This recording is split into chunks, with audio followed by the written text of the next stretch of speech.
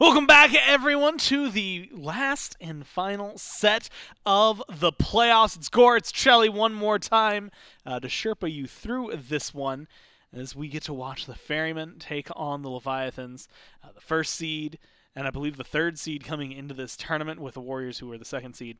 Now fighting for first and second seed going into Worlds, and Chelly, a lot of pressure, it feels like, right? I mean, you got money on the line, you got seeding on the line, you got a chance to completely skip the Warriors in the Worlds bracket on the line. There's a lot that can go right for you if you win here. And realistically, losing isn't necessarily the worst case scenario in the world. You're all still going to Worlds, you're still the top two seeds, but it does create just a little bit of difference, as well as that power of choice. I keep mentioning it.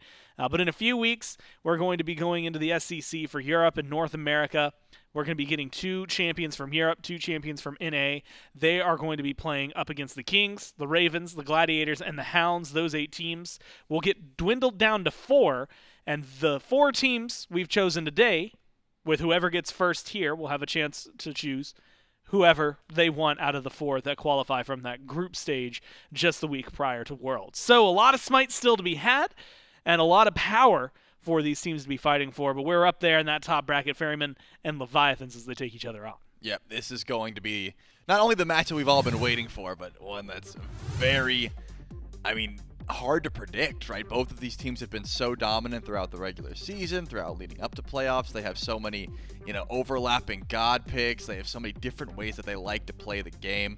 It's just going to be – you couldn't have asked for a better finals as far as I'm concerned. This is just going to deliver on all fronts. It's going to be very competitive. I don't know why, but for some reason I'm predicting a 3-1. I don't know which team's going to get it. know. That's just the vibe that I'm feeling. Well, it is worth mentioning, not too – well, I guess I say not too long ago, but about a month ago, these 2 teams fought. It goes 5 games. Leviathans win 3-2.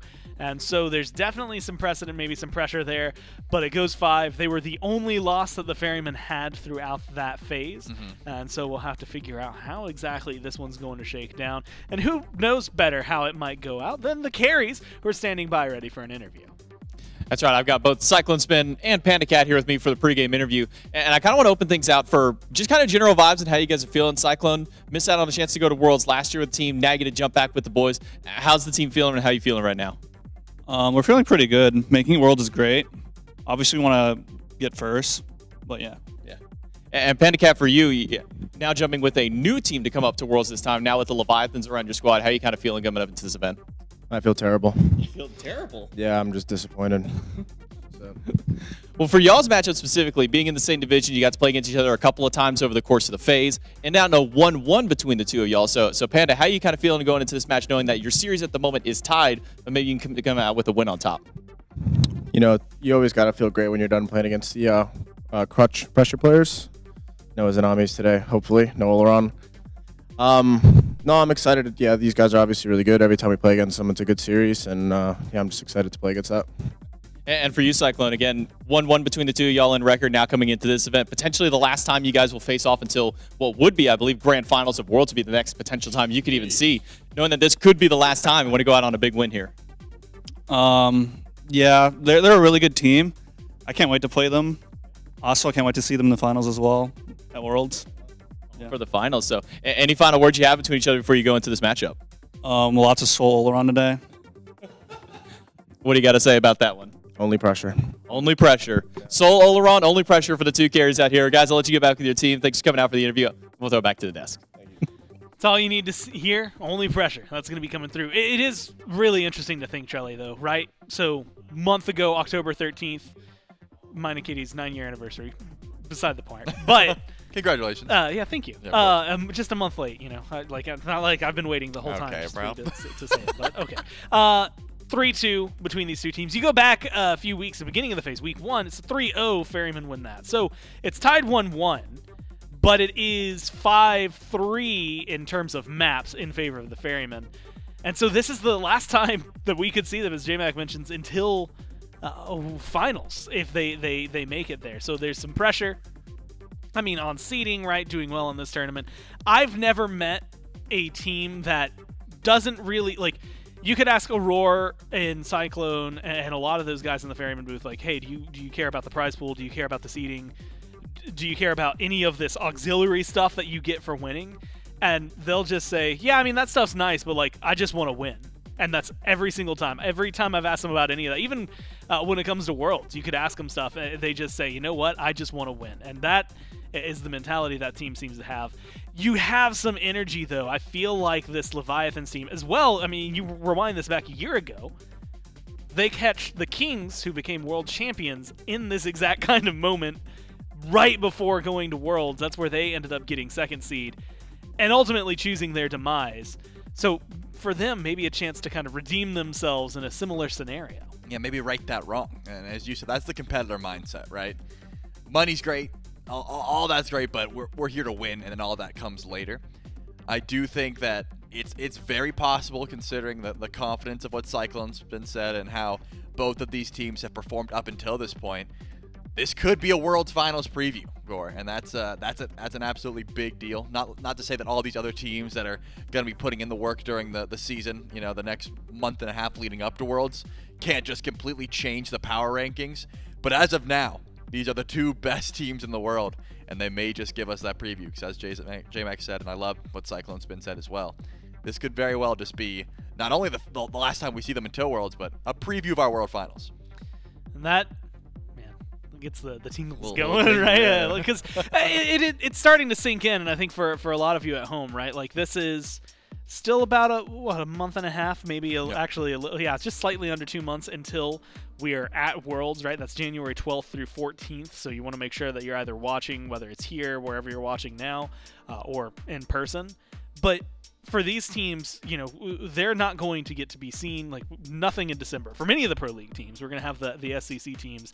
So a lot of grinding, maybe changes, like, who knows? I know there's at least the bonus update that's going to be coming, so who knows what the game is going to look like the next time that we get to see them. But then on top of that, you know, you don't have that qualifier lead-in. We don't get to see them until they're on the world stage. And so it's tantalizing, Shelly, to know that it's A, as close as it is, but B, that we're gonna be missing them for a little while, and then we're gonna get maybe swiftly reminded how good they are. Of course, today they're gonna show us exactly how good they are. And this matchup, it feels like the jungle one is relatively big, right? For Cyno, sure. Facilitator, adapting, highlight player. It feels like so much that can go right in the jungle. The carries, I think, bringing in Panda and CycloneSpin, these two impact the team incredibly. But of course, mid, Paul, Sheento, man, there's not a bad name matchup on that list. And it's going to be a lot of fun to watch. Picks and bans for Game 1 roll out. Ferryman first pick, and it will be Poseidon that gets banned first and foremost. Ratatoskr is the response, with a Raijin in third. So now we're starting to see, Trelly, again, a little bit of the... I'm going to call right now the Cyno effect, right? Naja being the lightning rod for the Leviathans. He is more or less staking his own claim on the Leviathans ban column. I mean, throw Pele in there, and that's just a good portion of Cyno's god pool, right? That has just been what he's been playing recently. There are still so many gods that you have to consider when talking about the Leviathans and the Ferrymen. Just by way of meta, the Chernobog still available, the Outwash. Yemoja is still a pick that, Athena. you know, Aror doesn't love. You have the Athena as well, these Guardians that are still very highly contested between these two supports, and also many other roles, as you would see. But with that, the Styx Ferrymen don't want to try and first pick that Cherno. I wouldn't be surprised if Outwash was on their minds at the very least as that first pick selection. Can flex between Baskin and Paul, and it's very valuable as a flex, because if you want to try and counterpick your solo lane matchup, if you want to try and put Paul down, you don't know who you're up against, right? Especially since only one pick that's been revealed, so it would be valuable if the Atlantis Leviathans took that away. But are they just trying to focus out Cyno? That's the question. They definitely showed that in the top two, but I can't imagine a Pele ban comes through. Not with everything that has been, you know, so highly contested so far in this tournament.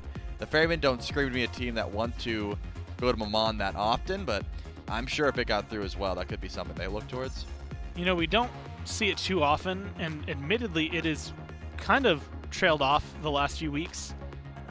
But Paul's Baba Yaga, grand scheme, career-wide, 65% win rate, which is high. You go to just the road to Worlds, Trelly, his KDA did tank at one point, finally, right? Still ended 10.9 on that god and had a 100% win rate with Baba Yaga. So that's another one of those mid laners that is just absolutely available. He had 11 gods this last phase that he had played, so who knows what they're going to go to. As you had mentioned, the Opwash, the Raijin, or no, sorry, not the Raijin, the Morgan Le Fay, all still available. Athena gets banned out by the Leviathans in that last slot. Yeah, I mean, I'm surprised and it took that Opwash long. is there. I'm surprised it took that long. I would have insta-locked the Opwash from the Ferryman. Sure, you know what you're giving up, but it's a valuable flex pick. The Leviathans don't know if that's a matchup that fineokay has to worry about, or if it's a matchup that Sheento has to worry about. I'm amazed it took that long, but I think they were just, okay, if we pick this, where do they go? Obviously, Sheento has the ability to look towards that Maman. He's been going to it a little bit. There is still the Baba Yaga, the Morgan Le Fay, as you said, so there's options, but for me, the Outwash is a no-brainer there. It shows me that the Ferrymen are still taking this slow and trying to, play as smart as possible. But with that, a pick that we saw completely banned out the last set we just watched was that Anhur. We're talking about crutch pressure. Anhur is going to bring it. Yeah, and honestly, it has just been so fun watching Anhur fights lately, right? It feels like he brings an aggression to the lane. I mean, you had mentioned pressure, but and we've talked about it, both me and you and me and Mifflin, where you really aren't picking the Anhur for his late-game team fight. He's good in late game, and he's going to be able to kill towers, kill people, but realistically, his main goal is 1v1s in lane and pressure early to mid. And so it'll be fun to watch what he's going to bring. Specifically for PandaCat, because that guy's not going to have any chill. He wants to fight through and through, and I feel like him and CycloneSpin will definitely box each other. But Maman picked up early up in this lineup, and we've seen her priority. I know you favor her in the jungle, but does this scream adapting style to you? Oh, that's a Sheento pick through and through. There's no way adapting goes towards it. He is a traditional jungler through and through, right? He likes his Thors, the Kuangs, the Susanos, all those picks, and the Rat, like all those traditional junglers that he can go to. That is adapting's way, and he does not stray far from it. So I would be willing to bet there's no way that he takes that Maman. I'm sure he can play it, but Sheento has shown the propensity to want to go to it more often. So yeah, I'm locking in the duo lane and mid there, unless things change. There is a world where I suppose fineokay could play the Baron, but doesn't have the best matchup into Morgan Le Fay. It's fine in Outwash. In fact, you can get very good value from Life of the Party, but Ronngyu has went to that Baron plenty of times, and he's looked great on it. If I remember correctly, you like the way Baron plays into Yemoja, right?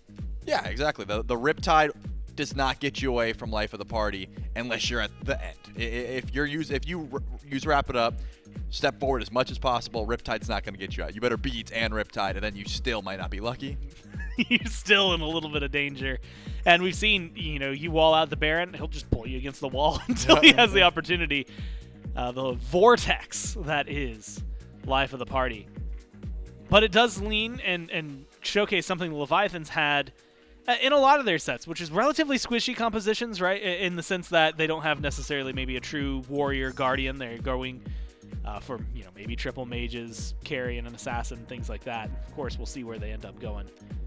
As you think, it's duo lane and mid, so we're still looking for a solo. We're still looking for Adapting's pick. They ban out Erlong Shin and Ull. The Ferrymen ban out a Wheelish, since they realize they're going to have some struggles there, and the Amaterasu to try and limit it. And Charlie, what a weird day it is. AMC is getting hovered right now. While they look to lock that in, I'll tell you, because I still have Paul's numbers up. Morgan Le Fay, since I was locked in for the Ferrymen, and presumably is going mid. It doesn't necessarily have to. Like you said, we've seen him play the Opwash, but I think we've had enough discussions that Opwash solo usually is the way to go. But Morgan Le Fay played 8 times, which is the same amount as Baba Yaga, 62.5% win rate, so pretty good for the Ferrymen overall. And while we wait for them to lock it in, I will ask that question. Opwash, Morgan Le Fay, do you like solo Opwash mid Morgan? Yeah, it's fine. I mean, it's hard because I think the Outwash does so much better with the tank stats, but it's not like Morgan Le Fay can't be a disgusting solo laner as well. There was a lot of different hovers in that last spot, and it ends up being the Cabrakan. Like I said earlier, if fineokay is confident he's up against Outwash, I could see a world where it's him on the Baron, but I'm going to wait. I got to see the last pick before I completely lock in. Because Ronngyu loves Cabrakan. Hasn't loved it recently, but used to love it back at the start of the season. It was very consistent that he was going towards it. Not to mention, Cabrakan has been played on and off in multiple different roles. So let me see the full 5 before I truly commit to where the mountain man's going. And then we could talk about, yeah, I think it's still up in the air, but I don't hate a world where Paul takes the outwash either. Like, it is just whatever Baskin and Paul are feeling on the day. Well, they played it a couple times up to this point, playing through the Road to Worlds, and they've got a 25% win rate on the Cabrakan. So we'll see how well that goes. Serqet. And, Charlie, the thing I wanted to ask, especially now that we see Serqet locked in alongside Ishtar, so there's going to be questions about the Ferrymen, but for the next pick, Thor is one of the most picked gods. It's one of the most iconic. Could you see that potentially going into the jungle for the Levi's, or do you maybe like this hover where they're over a new wall right now? I mean, that's what I was talking about. So when they hovered the AMC, that told me that we weren't exactly sure everything was going to go. Now that we see the Hun Bats, yeah, you still give Sheento the Maman. It's just the flex potential between, you know, Fino taking the Baron or the Cabrakan. And in this meta, with the amount of clear and the amount of sustain you need to have to exist in that lane, I think Fino should definitely take the Baron. It's just now the Ferrymen have their choice, right? That was the benefit of taking the Outwash. You look at your matchup. Okay, if I'm Outwash, I'm not going to have a great time into the Baron. He's going to get value from life of the party every single time. So maybe we do that swap where Morgan Le Fay, she's got her CC immunity. She can get out of life of the party. You give that to Baskin and let Paul just take the Outwash mid. Sure, he's going to have a hard time, you know, traversing around the Cabrakan walls or the Hun Bats blink, or since we've seen how this Maman plays, also the Maman blink. Like, it is usually double blink early when you have a Maman mid. It's going to be difficult, but Paul, one of the kings of positioning for a reason. The man doesn't die too often. Now, the biggest question I have, especially looking into the Leviathans, how do you feel about the Serqet pickup? We don't see Serqet a whole lot, period, let alone in such a maybe heavy, important set. Yeah, there's a reason we're not seeing too much Serqet, and that's because her full burst build is consistently getting better, like buffed towards the way you want to build her, and the tank Serqet has been falling off. And the way that most junglers want to build Serqet is tanky, right? You want to be able to survive. All of her kit, up close and personal. Her ult, you have to sit there for a solid 1.5 seconds while you cast. Her 2, you need to get right up to their face. So yeah, you have extra crit chance. You have extra 100 to 0. You do a lot of damage, but you can also die very quickly. So it's all CC. That's the way that Cyno likes to play anyways. His Erlongs, his Rads, like he likes to play to facilitate his squad. Serqet can do that, but you got to build her a little bit survivable. You need like a breastplate or some sort of tank stats to get in there, get out. I don't see Cyno as the guy that's going to slap a Rage and a Deathbringer and try to 100 to 0 you, you know? Like, that's not his game plan. I assume this is going to be a slow burn sort of tanky Serqet that is just trying to set up for, you know, the carries on the Ferryman, which is pretty much just Baskin, Cyclone, and Paul. I thought it was really fun because the minute you said, you were like, yeah, her items have been buffed, so like Serqet's good. Cyno's not going to build any of those. No. That's not even on his mind right now. It's going to be a fun Serqet to watch and a fun game to watch. Again, winner of this gets first seed and a pick of anybody they want out of the group stages, but it all starts here in Game 1. Ferrymen Leviathans, potentially the last time we see them play at all this year. Maybe the last time we see them until potentially World Finals. We'll have to find out how this one goes as we jump down to game number 1 with your casters. Yeah, thank you so much, Gore and Trelly. Game 1 and the battle for first seed between the Styx Ferrymen and Atlantis Leviathans kicks off here and now. It's J-Mac, Mifflin, and Doug here to bring the action for game number 1. We do get to see the Cabrakan come out. I think that's the one that probably stuck out to me the most whenever it came down to the drafting phase on the side of the Leviathans. We've been seeing a little bit of Cabrakan over the phase, but seem to have really fallen off by a lot of players, has traditionally stuck towards this support role. How do you kind of feel about the Cabrakan into the comp the Ferrymen have built? I mean, it looks good into what the Ferrymen have got here, J-Mac. I'm seeing one answer in kit, truly, and it's from Cyno. Otherwise, that cage going to find a whole lot of value until Phantom Shell's picked up. Decent auto attackers, though, so maybe some potential for the Styx Ferrymen to just bust their way through it. But otherwise, keep your eyes on Ronngyu as primary initiator for the Leviathans. And I've gone on record in saying that year 10, no more warriors, you know, it's essentially a no initiation meta. People are really struggling to figure out how they want to start fights. Looking at the Leviathans draft in particular, I don't think they struggle to start any of these engagements. I really like how Hunbots fits into this meta right now. It plays well into what Charlie was saying on the desk. Just a standard OG assassin. He's been doing it since 2011, so I'm sure adapting maybe in top 5 players for hours on Hunbots in general. So expect him to get the party started pretty frequently. And then speaking of getting parties started, fineokay also an initiator on this Baron Samedi. The Leviathans have a composition that is very, very good in PvP. Imagine they'll be the ones getting aggressive, so long as they're not playing from too far behind come team fight time. I think this is one of the few compositions really over the course of this weekend that the Leviathans drafted F, where you got an abundance of initiation possibility, as you mentioned. fineokay adapting, Ronngyu can all get in there, and then we've seen what just about every mid laner loves going with on this Maman Brigitte. The blink usually fairly early in the build. If you don't go up first, you go with that second. Alternate timeline has been such a prevalent factor for the Maman's mid, and maybe it's why I've been kind of enjoying the Maman mid. You get that second chance of life, and we've seen some crazy plays come from that one, so excited to see what Sheento brings in this game. But kind of going to that flip side, talking about the Serqet that the desk was bringing up. Feels like we're not really in much of a Serqet meta. Not many people are still going to this. I think maybe Oath, one of the few other junglers who still kind of go towards this pick. Is it just that the way that you itemize Serqet isn't as strong right now that's maybe kind of led her away, or is it that there's just other picks that are stronger than Serqet at the point? My thought process on Serqet is pretty simple. The meta is kind of dictating this new full burst style, air quotes new, it's originally how she was played. Full burst style, maybe a bit of crit, Deathbringer Serqet, hit my taunt, hit my one, pray that they're dead before I can leap away. You don't really want to do that, though, at a competitive level. There are so many gods that are just better at that full burst style that's why we saw Serqet shift her playstyle over towards Tank Initiator. High mobility starts your fight well, but Tank Initiator Serqet has been nerfed by itemization throughout the years, so a little bit of an awkward position for her. Still certainly capable of absolutely dominating a map. A Serqet with a lead is incredibly threatening and then can still leverage that mobility to be threatening everywhere. But it's not as consistent as it once was. I've seen both junglers show face on the right side of the map already. Not going to get too much out of it, though. We did see Cyno try and pull beats from fineokay, but Fino recognizing he's got enough HP to be able to deal through that. So we'll still hold on to them. I haven't seen any presence towards the left side from them, though. Instead, still kind of holding around right, waiting for that second round of blue buffs to drop down. 5's on the horizon for both these two teams, and I guess the next question I have for you for these junglers is, where's the best option for Cyno and adapting on the map to get active early? Well, Hunbots is fortunate in that Fear No Evil works against everybody, always incredibly good, so adapting, I mean, you can go literally anywhere, and if beads are down, it's going to work literally anywhere.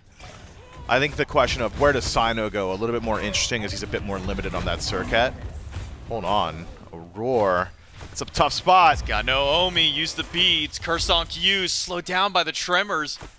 But not going to have enough chase. Cyclone now level 5 on the Ishtar. Poses just enough threat from Ronngyu, and PandaCat don't want to chase into those blades of light that Cyclone now has access to. 5's now achieved for both of the junglers. Adapting heading over to the left side of the map to join Cyno. Shield buff will go to the Styx Ferrymen, but maybe without having gone back to base just yet, neither jungler want to use those ultimates before their cooldowns come up. Yeah, so like I was saying, Cyno, I think, maybe a little bit more so wants to play in mid, has interesting interaction to Maman Brigitte. You know, utilize that taunt, go immediately into the ultimate. Maman can dash away if she immediately beads, but I'm not sure that she'll be able to get onto the Serqet herself. And even if that's the case, if you utilize any of your other mobility to close gap and you instant leap back towards Paul, could just be delivering a Maman Brigitte to an even tougher situation. So shutting him down, I think, very significant, would be a great usage of his time. Cyno also gets the additional benefit of having significant 1v1 presence up against adapting, at least for the next few levels. Serqet just deals a bit more damage and does it much faster. So if he can find adapting in the jungle, send him back to base, or force out Fear No Evil defensively, be a great use of his time. And then back to adapting. Anywhere. Anywhere you can land Fear No Evil, it's a good place to be. Maybe go towards Aror. No beads on him still for 80 seconds. Could be an option, but Yeah, it's never Thieves fun is finished, ganking. though. Never fun ganking into a River's Rebuke, though. Instead, it's over towards fineokay, trying to pull Baskin back to the coffin. Does get the stun and adapting with the ult right after. Seals first blood for the Leviathans. Cyno gets a nice double taunt, but he's rooted in place. Has to jump out from the heal coming from fineokay. Leviathans, they strike on the right side of the map. Perfect startup and setup for fineokay. Yeah, Fine does it all. Wins out on the 1v1 up against Baskin. Baskin, of course, nearly able to return a good deal of damage. Would have just needed a little bit more. Maybe that corpse explosion, excuse me, connects with adapting, and all of a sudden Cyno's got a bit more kill pressure. But fineokay winning out so significantly simplifies the engagement. Adapting rolls through.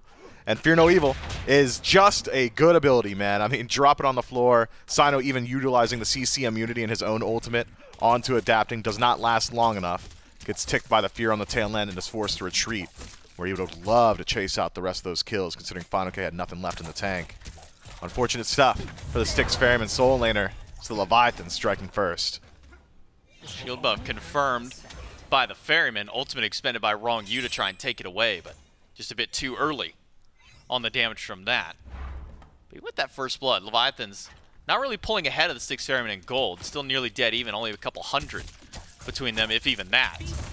Same in the experience department for the Leviathans. But getting that first blood onto adapting can be a great look for the team. That extra gold bounty can start to expedite his build a little bit here. We've been seeing a little bit less of the Transcendence jungle. I think if we come into this matchup maybe 2-3 weeks ago, Transcendence jungle for adapting has been something he's been common to go towards, but been seeing a lot less of that so far this week. Yeah, Transcendence is just so slow right now in a pressure meta. I think adapting, making adaptations there. Cyno, no beads, teleport forward, Sacred Monkey looks good. Use your beads earlier on. Get hunted in your own jungle, adapting. Always looking for plays exactly like that. Puts himself even further ahead. Was already nursing about a half-level lead, maintains it, and keeps Cyno away from farming on map. That's not exactly what you want to see, especially considering it seems to me Cyno's going for a bit more of a utility build. Big Whoa! burst damage, not going to get it immediately after. A little bit of extra dot puts Paul at critical health, but Sheento playing aggressive on this Maman Brigitte. And something we keep going back to is Maman's early game isn't great. Her laning phase is not fun. But her 1v1 capability, even this 1v1 matchup, has just been so strong. And you know, there's an adaptation in build from Sheento here. We were seeing a lot of Book of Thoth first slot from Maman Brigitte mid. I like this a lot more. Bancroft's Talon early. You're not getting penetration, but you are getting a lot more lifesteal. It's a little bit faster. It's a massive power infusion. But primarily it is that lifesteal, I think, that changes up that laning phase a bit. We've seen Tiamat bully Maman. We've seen Morgan Le Fay bully Maman. But if you haven't got sustain, Maman can just trade out HP bars, back up to wave, heal up, try and control those mid camps, heal up there too. So we're in a position now where Sheento is allowed to play a little bit more aggressive in this lane. Paul, of course, has got the ranged advantage. We'll be landing more damage abilities than Sheento will, but it doesn't matter because the damage won't stick. 2 kills for Leviathans. Both of them on the jungler. That last one started up by Sheento, trying to even get a kill of his own against Paul. Sends him back to base at the time. But even with that, Paul's still slightly ahead in farm, hitting that level 11 before Sheento. Cyno trying to get active against Sheento. Used the ultimate, but fast dash out. Sheento will be just fine. So now an ultimate down for Cyno. Decent bit of cooldown in the build, so he'll have that back up soon. But Sheento didn't even feel threatened. Held on to the beads the entire way. Yeah, does use his ultimate though, so kill pressure onto Paul takes a pretty significant hit, but that's a trade you're willing to take. Sheento loses out on his own pressure in lane, but alleviates pressure everywhere else on the map until Cyno's ultimate is back off cooldown. Good stuff to him. And a nice read at that. Generally, you'll see Serqet start the gank with the second ability. Sheento says, I know what you're going to do. You're going to ult me immediately. You're going to try and deliver me to Paul. It's not going to work. Just drops the Spirit Bomb on his feet and walks himself out of there scot-free. Maintains those beads, so maybe not as much 1v1 pressure, but could still make rotations over towards side lanes and still be a massive threat. Impale tags Aror. He's got a Riptide to bail himself out. Cyno. Gonna do Cyno things, not go towards damage second slot. Instead, classic Relic Dagger from Cyno. Starting out beads, so the 50 seconds removed off of that pretty hefty cooldown that beads are afforded, but whatever relic he ends up going second, also going to get the benefit from there. Blink. Not just that, I mean, massive health infusion you get from it. Just feels like it's almost like a Cyno style of item. Yeah, just picks it up a little bit early. Had he had a faster early game, likely would be benefiting from the blink relatively soon. Unfortunately for him, has to wait a few more levels until 12, but even just keeping that beads cooldown shorter, certainly valuable, and will allow him to be a bit more of an initiator. When we had seen the OG tank Serqet build, it was a lot of bruiser items. Back in Glad Shield had power and defense on it, things along those lines. Now this new age utility, still pretty decent. And something we don't talk about enough about Relic Dagger is it is a movement speed infusion. And that is going to be very helpful for Cyno finding priority targets in the back line. We saw the stats that got pulled up. It was health, CDR, CCR, movement speed, and then the passive on top of that. That's a statted item right there that we just really didn't see a whole lot of. Now with the recent buff, I'm honestly surprised that we haven't seen more from him. Typically been the supports kind of picking this one up, but now seeing what Cyno might be able to try and do with this one as the game continues to progress. I mean, it's not without weakness, J-Mac. Wait till we see him jump onto somebody and he's doing. hit very hard. Yeah, he's hitting like a pillow right now. Fortunately, though, Serqet uniquely suited to utilize that item in that there's true damage in the kit, so don't exactly need that power scaling as much. We're sitting at about 1,000 gold between the two teams. 2 kills up for Leviathans. No pull towards an objective just yet, though. Pyromancer not quite up on the map yet. Gold Fury been chilling for a while, but really there's been not any pressure on the left side of the map. I mean, we saw Aror try and go for an invade to purple, but the dual lane's kind of been playing it a bit passively over on the left side of the map. Haven't really seen the junglers try and get active over there compared to what we've seen in sets of past and really in metas of past with them. Instead, it's been a lot of focus over towards the right and the middle of the map.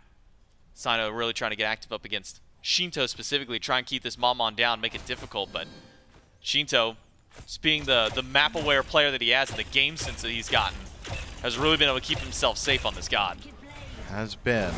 Next hurdle for Sheento is how he wants to address this beacon spawning up. Seems to me Leviathan's unconcerned for now. And so we'll just go ahead and let that one go. I wonder which team's going to be first to Gold Fury. Because generally around this time, right before the Pyromancer comes into play, teams will try and desync the neutrals before they're both up. And looking at drafts alone, I really do like how the Leviathan's DPS on objectives starts to line up. They've got great space control as well, so finding a pick here could be massive. Unlucky bounce, though, for adapting. If it gets him a little bit further in that back line, I think we might have seen that fight start up. Yeah, had that toss hit CycloneSpin instead of the shield buff.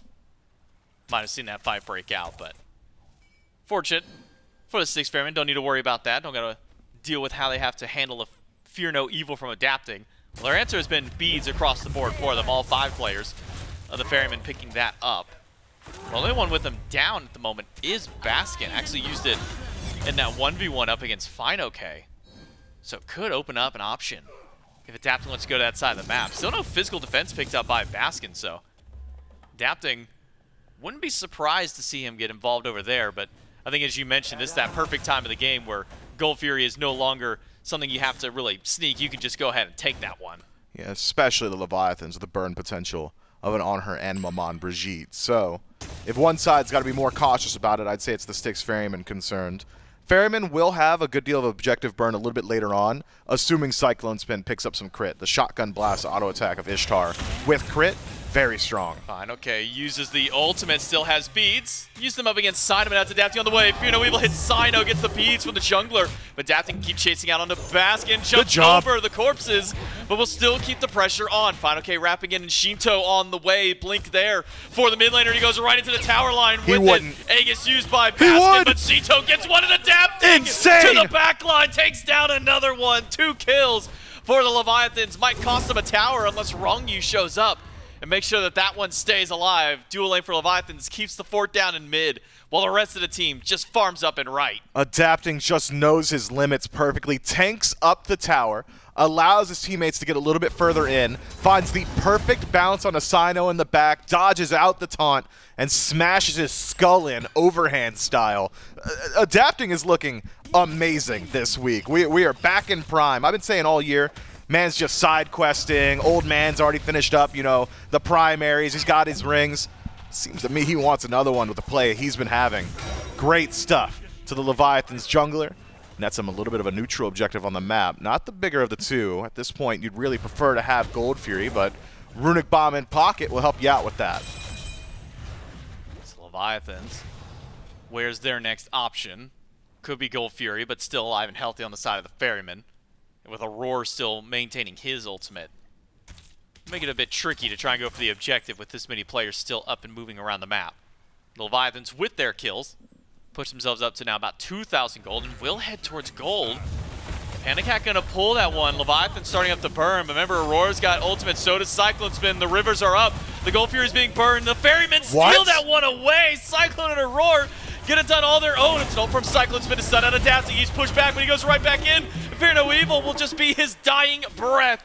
It's the damage from Cyclone to steal the Fury and to pick up the kill on the jungler. Yeah, that's a really awkward commit for the Leviathans. Once you're stuck inside River's Rebuke, it's PandaCat saying, okay, well, use the bomb. I'll put it in range with Desert's Fury. You've used all of your ultimates to secure the objective, and you come up empty for it. CycloneSpin, 184 damage on the Rolling Thunder, secures the objective, and the team fight afterward looks simple. Adapting force to fully engage after he's caught by the ultimate from CycloneSpin. Drops a decent Fear No Evil in the back line, but the rest of the Leviathan's too far away, not able to follow up. That was nearly a back-breaking play. If Leviathans grabbed that Fury and disengaged cleanly, their gold lead and a control on map would have just been ridiculous. So the Styx Ferrymen fighting back in and wrestling back control. Not just stealing the objective, getting the shutdown on adapting. Just Massive. 3-0 going in there, and now Paul getting the credit for that kill has spiked up that gold all the way back to only a 300 lead for the Ferrymen, but closed up that near 2,000 that the Leviathans had. And it keeps Paul in a comfortable spot in mid. A lot of pressure was coming from Sheento, but that kill should help him out. Along with this third item that he's picked up, we've been seeing kind of the fall-off of the breastplate for the mid laners. And Paul wants to see if he can help out Cyno on this pick towards Sheento. Ultimate's traded out between the two. Sheento, though, misses the stun and the snake immediately afterwards. He's not going to have too much fallout damage from there. All the while, Aror can walk in, just keep the team healed up. Good adaptation from Cyno, switching up how he's initiating onto Sheento. Waits out the ultimate, makes sure that his is able to throw him back, so burns away the ultimate and the beads this time from Maman Brigitte. Bit of an easier target now in a few moments. And that blink cooldown is real short for Cyno. 100 seconds left on Sheento, and Cyno's only got 30 on his, so another initiation going to be coming his way shortly. And a Runic Hammer tells me that Cyno is going to commit fully to the defensive style of build. Really wants to be the one starting up these fights. In a world where your solo laners aren't exactly initiators, someone's got to do it. Cyno's picking up that mantle. He's also got Scorching Blink now. That hits hard. That's a very early pickup of that relic. I mean, typically we see, you know, relics like this upgraded usually last for the junglers. Get your full items, then start on your relics. But Cyno now with the Relic Dagger, 50 seconds off that. The cooldown you get for upgrading for upgrading your Blink. Now you add the true damage to it. And he still has a minute to play before Sheentos even comes back up. Want to see him maybe try and use that, get a bit active, and couple that with the Rune Force you were talking about. That's a lot of extra damage that Cyno's going to output. It will be. And a tight window now, if he can find a pick. Pyromancer spawning up very shortly, catching out Sheento in that time.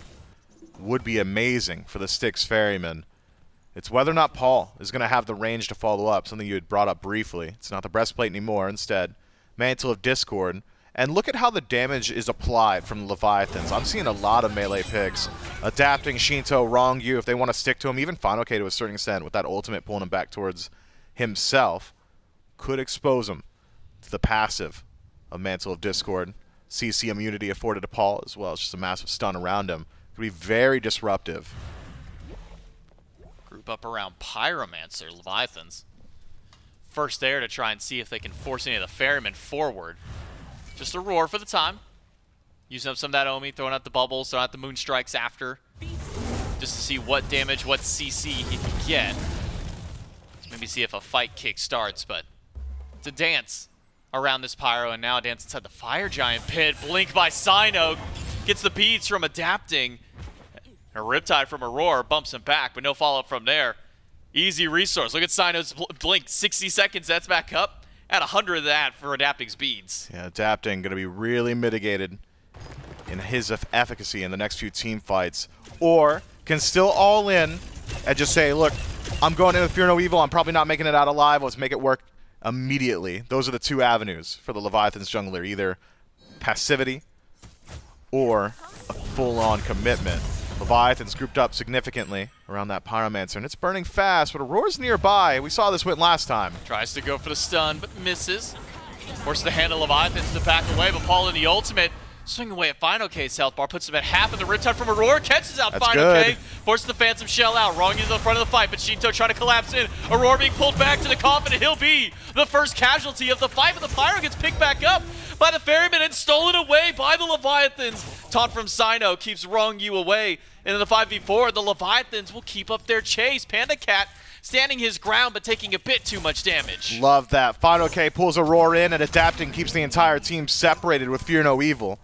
Leviathans immediately afterward, with the help of Ronngyu, able to walk themselves forward and steal away the Pyromancer. Styx Ferrymen similarly separate the fight with the Empty the Crypts, but unfortunately for the Ferrymen, nobody's on their side of the engagement, so the Leviathans just happy to avoid it entirely, knock down the support, and grab themselves a fortuitous objective steal, putting the Runic Bomb in pocket of Ronngyu. Will help out a good deal on this next round of neutrals. Fire Giant 21 minutes in. Pretty feasible, I'd say, but gold lead, not exactly massive. Experience lead, not exactly massive either. Leviathan's going to want to really find a pick first. And if either side's going to be looking for picks, you got to think it's the one that's got the minute-long blink cooldown. Keep your eyes on Cyno. Blink's already back up, and we're still a minute out from adapting speeds. See who Cyno's next target is, being level 16. He's tied with the lowest level right now on the Leviathans. Hasn't gotten that same level of farm as some of his carries. Cyclone 19, Paul hit level 20 already. Hasn't had a chance to go back and finish up his starter item, though. You look to the opposite side for Sheento. Alternate timeline has just become that staple for the Maman Brigitte, already picked up by Sheento. Now gives him that second level of safety, should he commit a little too far into his dive. Should do. As well as just getting a little bit more penetration in the build as he finished up that Typhons. Will help out a good deal. Probably don't want to force a fight on the Leviathans until Sheento finds that power spike. So we keep my eyes on him. Where does Sheento go to find that farm? Seems to me Leviathan's really concerned about this Fire Giant pool for now. Both teams posturing on that right-hand side. But time spent in the jungle just hovering is not time spent farming. And so the Leviathans missing out on a few opportunities here, whereas the Styx Ferrymen have pushed out a few of their own waves. Neither side's got the global presence that we've become accustomed to so far this meta, so split push not an option. Might just be a true fight on the fire. Leviathan's in first. Not exactly burning fast, though. With that sky lighting up, the Leviathans know somebody was at that beacon. Start up the Fire Giant, half health on it now. Ultimate's up for all sides on the battle, and nearly every relic as well. Low. Fire Giant's down to a quarter, and the fight breaks out. fineokay tries to pull back into the company, only grabs a roar, and a Fear No Evil from adapting. Massive. As CycloneSpin falls down into the double for fineokay, as a roar claims another death onto his side. It's PandaCat with a kill onto Cyno, but Baskin and Paul still alive, and Paul healthy as health bars are chipped away and nearly dropped on the Leviathan side. We're 23 minutes in. There's plenty of Smite to be played, J-Mac. I am confident in saying this is the best game Adapting's had all year. These ultimates are perfect. He's everywhere on the map. I couldn't track him with the bird's eye view. Sacred Monkey is turning him into an after image that I'm chasing as a spectator. There's no world the Styx Ferrymen know where he's going. 1 second he's dropping a 3-man Fear No Evil. The next second he's on the other side of the wall. The next second he's jumping back over it. And all the while the rest of his team is just running down the Styx Ferrymen. Fire Giant pulled again. Ferryman in a way worse spot. Baskin and Paul even get to the pit is the question. fineokay is playing zone duty and drops about a third of Baskin's health. Just pull him back in the coffin, but that gets the beads from one and the beads from a second one. Paul gets caught out but able to walk away. Riptides from Aror make sure there's that extra safety net of an escape path out. And all that Fire Giant cost the Leviathans in the final push was fineokay's ultimate, and what does he get from it? 2 different sets of beads. So, I'm keeping my eyes now on some of those timers. 150 seconds for Paul, and just about the same for Baskin. Baskin, a way more difficult target to knock down, but certainly not difficult to kill, clearly. Leviathans made short work of him just previously. Let's look at the siege potential, though, of this composition from the Leviathans. Fire Giant on all 5. You better believe they want to knock down all these remaining towers. A lot of that's going to lie with PandaCat. Initiation's good, but it's an all-in style initiation. We're not seeing a lot of non-committal CC. It's all in all the time. Really, it's only fineokay that's going to be displacing anybody on the Styx Ferrymen. So if Aror's beads ever get burnt, simple. Paul still safe with the CC immunity ultimate. Won't be an easy target for fineokay. Baskin maybe a bit, could be pulled in, and would be a great start for the Leviathans. Otherwise, it's going to have to be adapting into that backline with his ultimate or Ronngyu right in their faces just the same. And under Phoenix, the Styx Ferrymen have got so much damage to play with between CycloneSpin, finishing up his Deathbringer. Paul, of course, Obsidian Shard and Pendulum done as well. Baskin, massive no-play zone with his own ultimate. Could make it tough. Cyno, fast speeds away from the fear no evil of adapting. It's 120 seconds on those relics. Cyno still has access to the blink. Adapting can't catch doesn't him. Realistically have a way to chase him down, but can't keep him from going back to base immediately.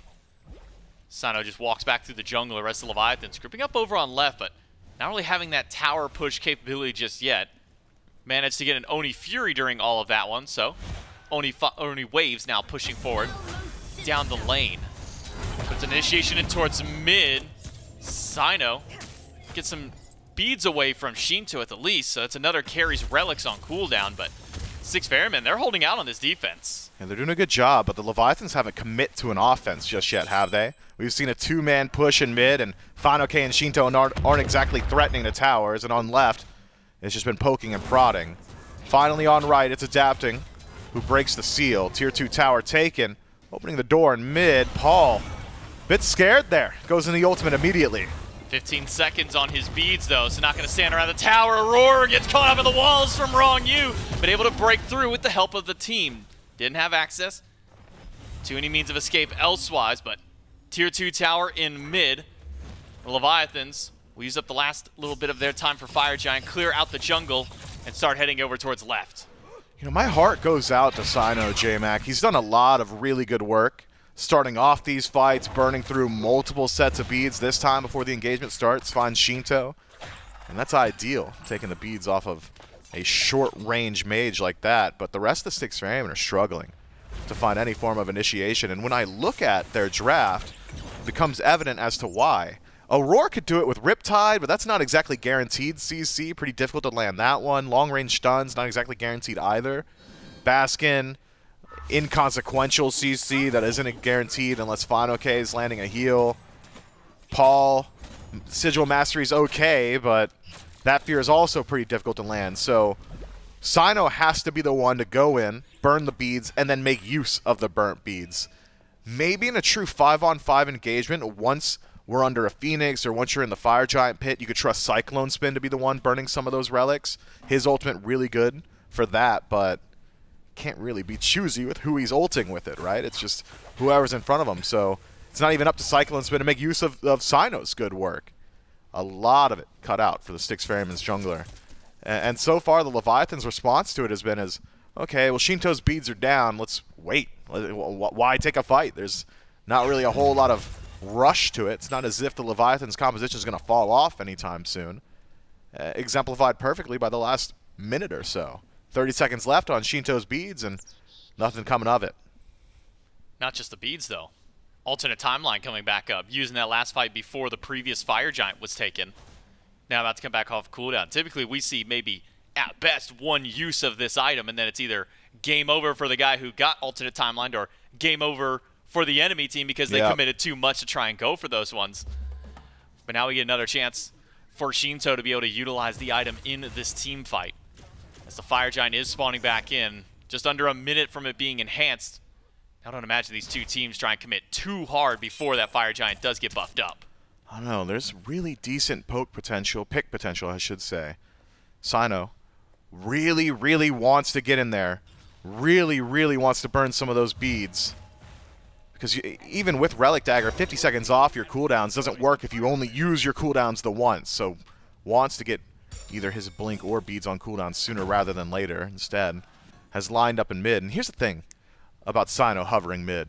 Generally, the four-man grouping from both sides in the pit with the 1v1 in the mid lane between the junglers is a little bit more nuanced. There is not a whole lot of nuance to it this time. Adapting would just win that fight, but adapting similarly, very important to the engagement of the Leviathans.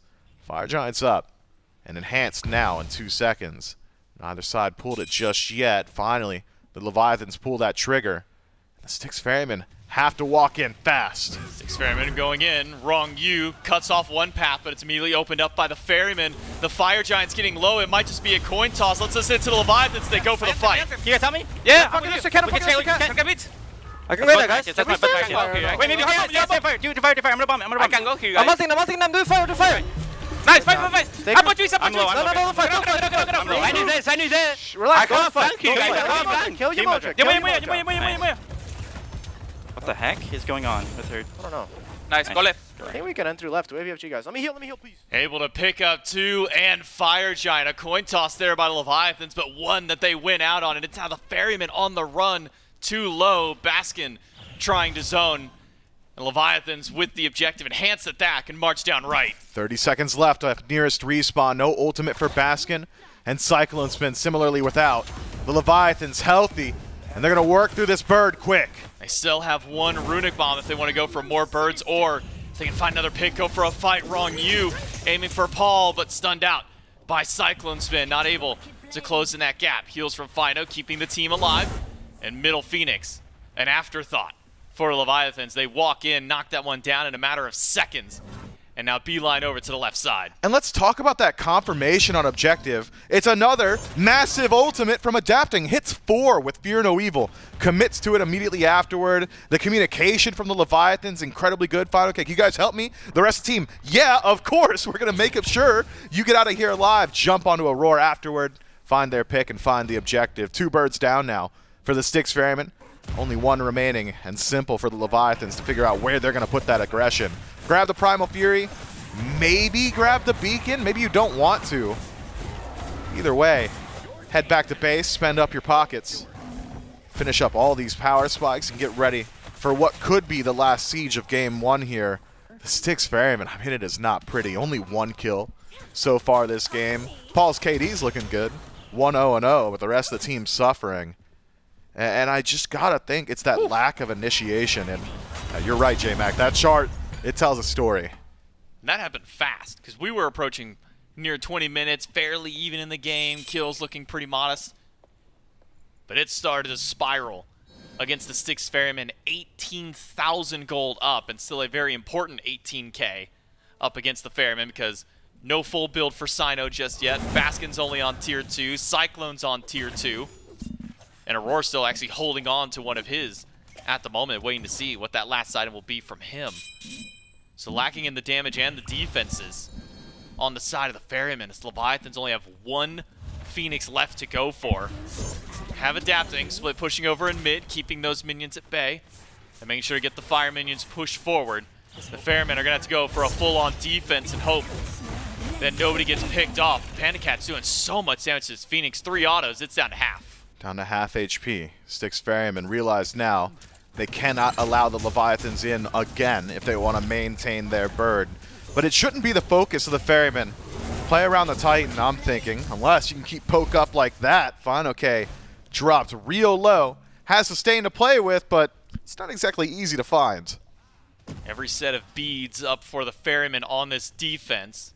So eyes go to Adapting to see if he can pull some, or maybe exploit if a few of them can get taken away before that Fear No Evil.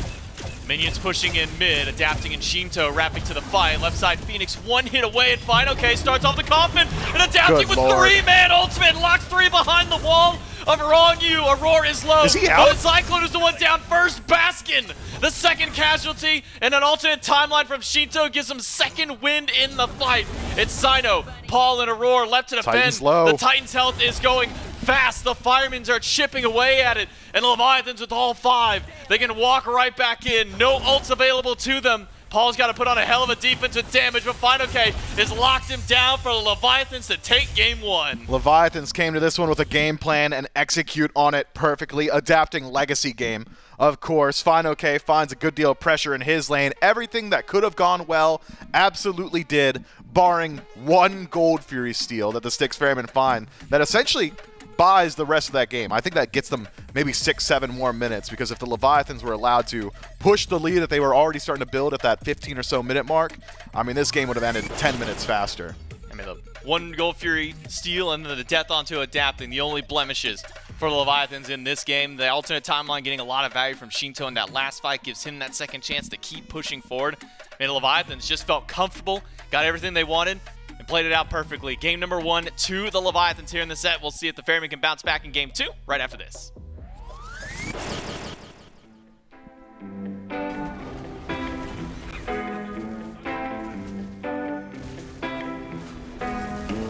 Get this party started. I got the music playing loud. How you like my outfit? I have to say I'm kinda proud. I got my dancing shoes on, and I'm feeling dangerous. Let's get this party started. Yeah, we gon' be adventurous. We went to the club like we always do. This girl caught my eye, said, how do you do? She said, I am not interested, thank you. Then she left the room. Bartender, I'll have the usual. Give me the usual. I'll take the usual. I'll have the usual. Give me the usual. Another usual.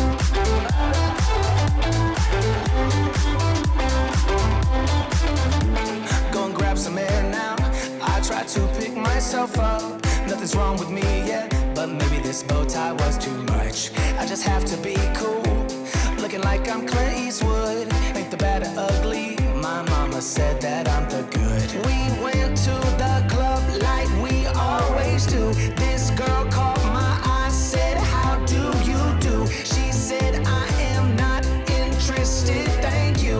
Then she left the room. Bartender, I'll have the usual. Give me the usual. I'll take the usual. I'll have the usual. Give me the usual. Another usual.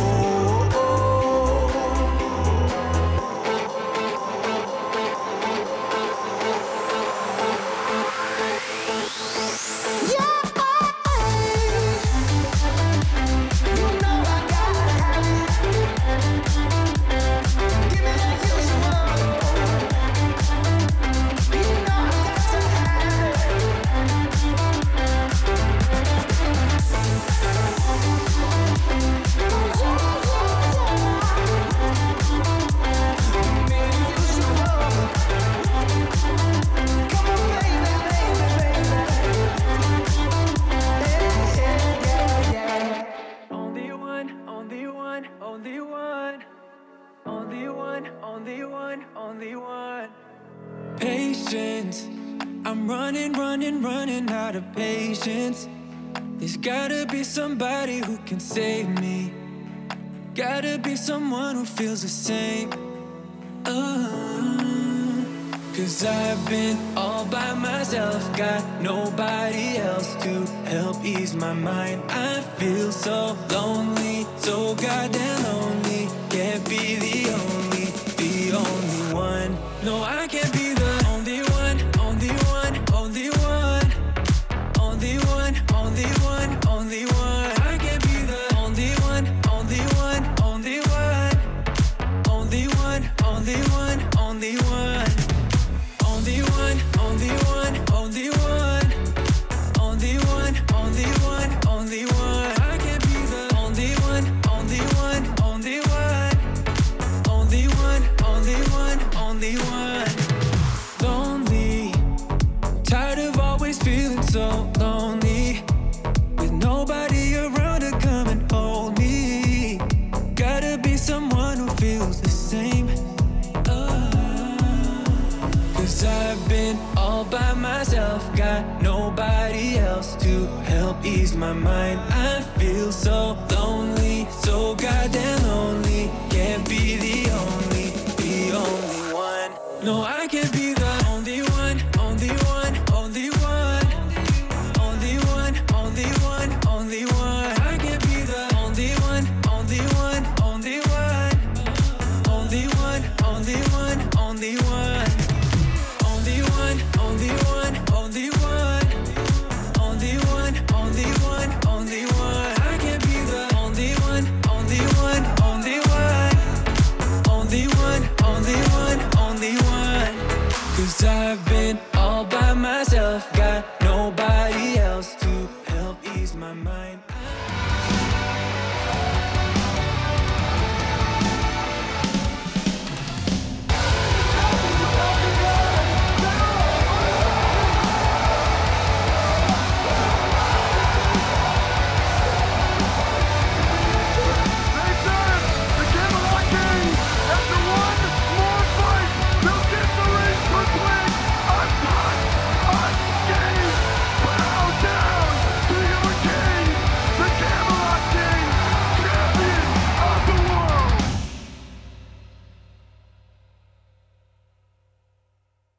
That's right. That's what these teams have been playing for. That's what this year has been all about. January 12th through 14th at the beginning of 2024. You'll be able to see us there, but it'll be the SMITE World Championship, whether you're watching on YouTube, on Twitch. If you're there in person, it's going to be a fantastic event.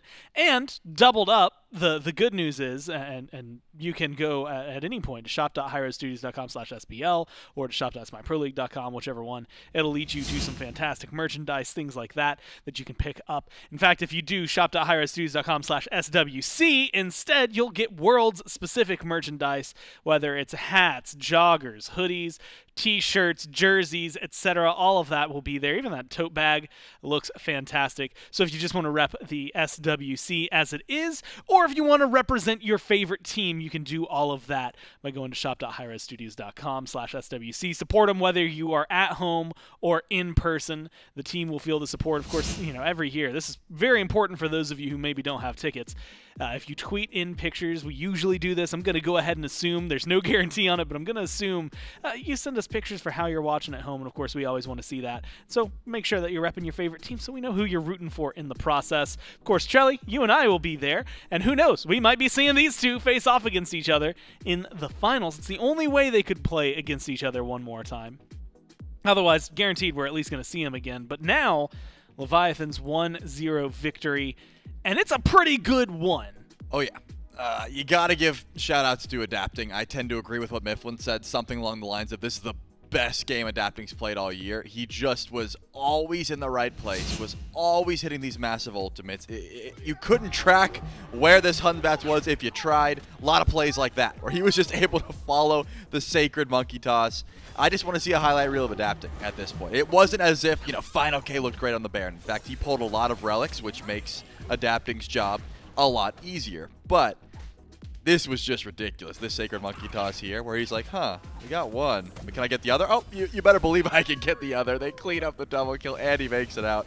Just ridiculous, man. The Leviathans looked real good, and I think from picks and bans alone, they set themselves up for a pretty darn good game. Sure, you give up the Outwash, you give up the Morgan Le Fay, the Yemoja, but it just didn't matter, right? The Leviathans did not care. They had the CC. Paul was virtually dealt with. Baskin was sat on as well by this Batz. It just seemed like they knew exactly how to, and this combo was disgusting as well. The triple Fear No Evil into the Cabrakan walls. They were just playing lights out, man. You know what? Sometimes, especially in moments like this or in games like that, there's a certain point where it really does have that feeling of just like, you know what, we got a little outplayed, boys. And I feel like that happened Just kind of off in there. Unfortunately for Cyno, Baskin 0-3 and 0 for Baskin, 0-4-1 for Cyno. Just not able to find a lot, get the ball rolling. The other side, 4-1-8. Adapting has a stellar game. Your carries, in fact, he's the only death for the entire team. The carries plus Ronngyu go undying, and a 0-0-8 there for the support. And so they set themselves up, as you mentioned, for success from the draft, and then they played to that success. And now, Charlie, you have to imagine they've ignited a little bit of a fire, because the Ferrymen hate losing. That is the one thing they maybe hate more than anything. And so it does make it really intriguing to me to see what they're going to do to adapt. And that's what I want to ask you. I mean, you know, you're not banning the Hun Batz. Where is it that things go wrong for them in draft? I don't think that banning the Hun Batz is so wrong. I don't think they have to, right? You just need a little bit more of that presence around the map. The Serqet was not it for me. Cyno, from the get-go, didn't really seem like he was going to have that same level of impact. Of course, he built exactly what we assumed he would. Things like Arc Druids, things like Relic Dagger, not much damage. There was a few times where I saw Last Breath ticking, and I was like, oh, maybe this is the comeback. That Last Breath poison is going to spread, it's going to pop. And then you realize Cyno built no damage, and it's just not going to get value. So if you're going to just be a CC bot like Cyno likes to be at times, you got to prioritize getting that Erlong Shen. You know, that's the kind of pick that he likes to play. It just doesn't seem to work any other way. And if he wants to camp solo lane, try and get through Baskin, which is exactly what both junglers did. Adapting and Cyno met many times over in solo towards those blue buffs. I just don't think you can show up as Serqet. But this time around, the Leviathans take away the Naja and the Erlong. And they say, nope, we're just going to keep focusing on Cyno. The Ferrymen don't look as clean if Cyno's not on one of his signature picks. You know, the Rat Gun, the Naja, the Erlong. Meanwhile, like you said, Alpwash, Raijin, Poseidon on the other side for the Ferrymen, who are first pick, and they opt into the Athena, who is left open at the very top. Global presence, taunt, CC, it's all good. A little bit of flexibility, but Charlie, do you think in this day and age, does Athena have as much going for her in, you know, let's say, jungle? We've seen it in mid, we've seen it in solo. Like, can it play any of the other roles that we've seen in the past? I mean, it can, but I don't suspect that's what we'll see. At the moment, I'm going to lock that one in for Aror. There's probably... there's a world where Cyno would take it just because he likes, you know, setup, right? He likes CC for his team, but I think, yeah, that one's going towards Aror. We'll wait to see how the rest of the draft goes. But interesting that they chose, you know, let's not put priority into the Chernobog. We've already seen time and time again the Ferrymen don't prio that Maman. They just let that pick go through. But the Athena can have a lot of explosive presence. There's a reason it's been banned so much. So we'll see if that was a mistake for the Leviathans to let it through as the rest of the picks and bans come. Morgan Le Fay locked in. Still, Paul piloted it last game. Looked good. Top damage. 1-0. You know, it's not like it was a bad pick. Just not enough to, you know, carry the game away. But still, with Alpwash, Raijin, and Poseidon banned, looks a little more like a solo pick. We'll have to see how the rest of the draft peers through. Well, that is a bit of a surprise because we don't get to see too often, Charlie. Xbalanque, A, and then B, locked in the top 3. But that is something the Ferrymen have opted to go into here. Something Cyclone has been able to pull out. And if you go at various points in history, of course, Cyclone's been playing long enough that Xbalanque has been a solid pick. You know, Morgan, no idea where the Maman's going to be going. Presumably, as you had said, Sheento, since he likes playing it. But has that flexibility for them still. Chernobog versus Xbalanque seems like the matchup that is going to be very likely, though. And it's Xbalanque Athena. How do you like that matchup in the duo lane? I mean, it's not going to net any kills, I don't think. As far as just Xbal and Athena, what do they bring early on? Not much. Sure, there's taunts, there's setup, and if they get beads, they get relics. Cyno might be able to go over there, but I imagine you're picking Xbal for that ultimate, right? It's a pick. You got to remember, Cyclone's been playing this game since it released, right? Like before then, even. Like it's been a while, and Xbal's been a staple in his god pool. Even when he was playing solo lane, this man just played anything. So has always liked to go back to the Xbal time and time again. This is no different. Just a pick that, you know, can be very annoying in the middle of a team fight. You turn the lights off, can sort of stop exactly what the Leviathans might want to do. So I don't hate the Xbal. I think it's a good pocket pick to have ready at any moment. And this is one of those times when if you want to try and shake up the comms of the Leviathans, if you want to try and shake up the momentum of this set, Xball could be the way to do it, and throw the global presence that Athena brings into that can be very annoying to deal with. Talk about rough picks left for the jungle. You've already got the 3 up top, the Rat, the Naja, the Erlong Shin. Depending on who you are, you maybe want to throw Poseidon into that conversation. I don't. Then you get the Nemesis, the Hunbats, and potential for even more than that to come through. Yep. For both the Ferrymen and the Leviathans. The Leviathans are spending their time thinking about it. But, Trelly, we are definitely going to the point where your assassin lock-ins, granted we just saw Serqet, so it's not like we aren't used to getting a little further in there, but like a Wheelish, I believe, was on the last one, or the last line. It's going to be a little rough for both these junglers to lock in whoever they want. Amaterasu is what the Ferrymen opted to ban, and Baba Yaga takes the last one from the Leviathans. A strong Paul pick, and then a strong fineokay pick, and I guess in a way what we've seen kind of pseudo-adapting pick. So we saw some Ama jungle earlier this week. Thor still available, things like that. What are you looking at if you're looking at the assassin pool right now?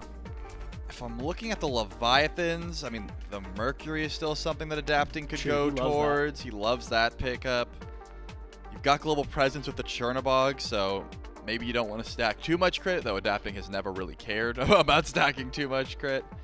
The Camazotz, oh, yeah, I mean, that's pretty much it. I'm thinking the Merc or the Camazotz, but the Ferrymen, if Baskin does take the Morgan Le Fay, I mean, Thoth Pele, I suppose, would be a decent look here just because it's a pick that Paul can go to, but he also could just take the Morgan Le Fay, and then we're looking at a Baskin matchup, which, considering Alposh, Raijin, Poseidon, Morgan Le Fay are all missing, it becomes more and more difficult to dive into that solo lane God pool. So I would just let Baskin take that Morgan Le Fay for sure, and Tiamat, Thoth, Pele, like those are the gods that come to my mind first. Sure, Cyno has things like the Warriors in the back pocket, but we haven't seen them in a bit, and that's probably for a reason. And yeah, the one that we've seen most recently is the Erlong, and it's banned for good reason. Yep. When you look at like the Bologna, it didn't do too hot in a lot of its games. It had a couple of big wins though, so who knows? Ferrymen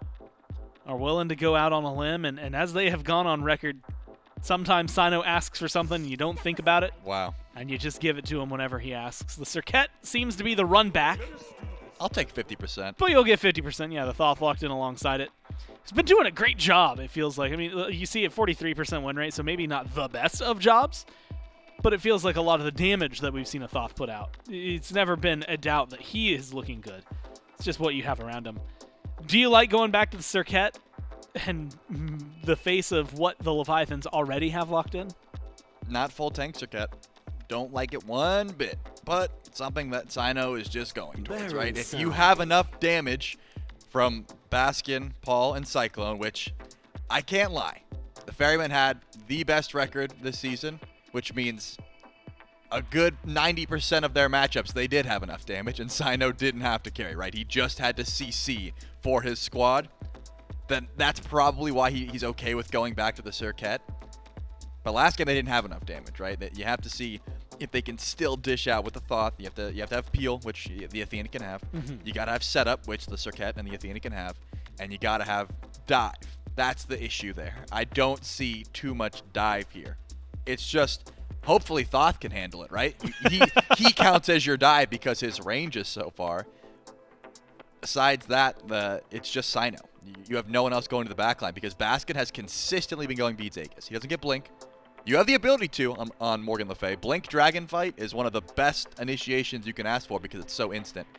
But Baskin doesn't do that. He gets Beats Aegis. So you're counting on Aror for Dash Taunt and Cyno. We'll have to see if that's enough because if you look at the other side, Maman's going to have Blink almost certainly.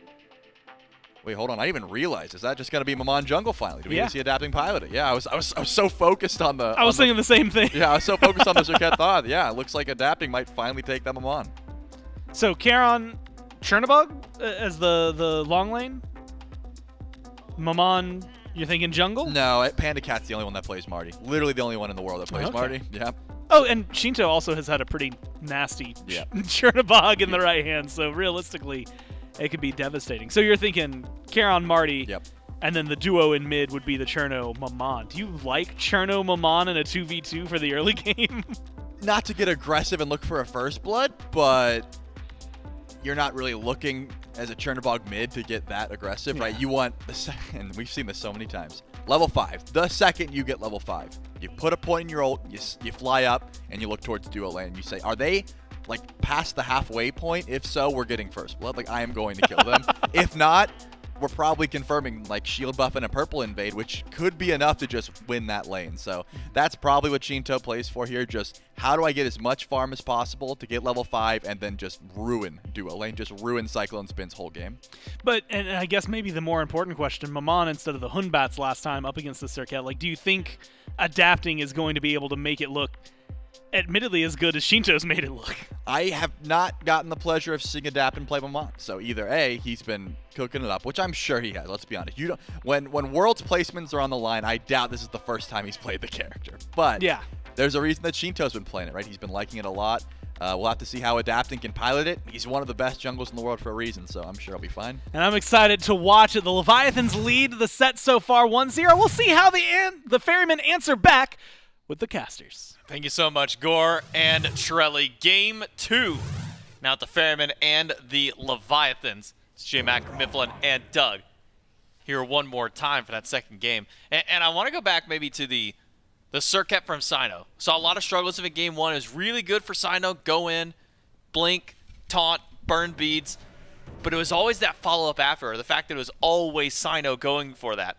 Do you like the switch up for Aror getting the Athena to maybe make that job a bit easier for Cyno, or to have somebody else be able to follow up once those are down now?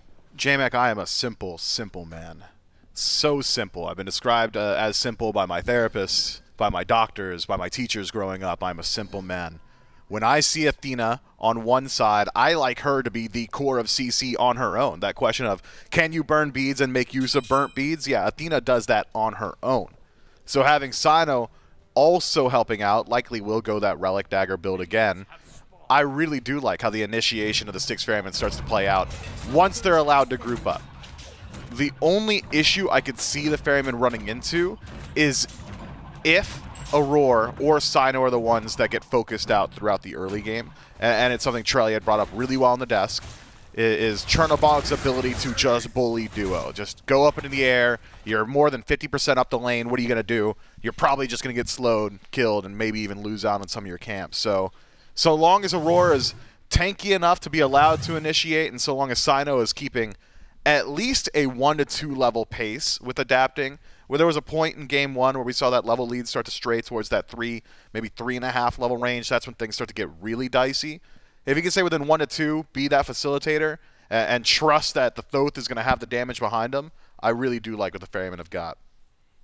I'm excited to see what Adapting can do on the Maman. We've been seeing it exclusively in Sheento's hands for this team. We've been seeing a lot of the mid, seen a few junglers get their hands on it. PandaCat did a great job over the course of this weekend on the God, once he got a little bit of time to warm up on it. So now seeing what Adapting can do. He's been sitting by, watching a lot of teams, watching his own teammates kind of play this pick.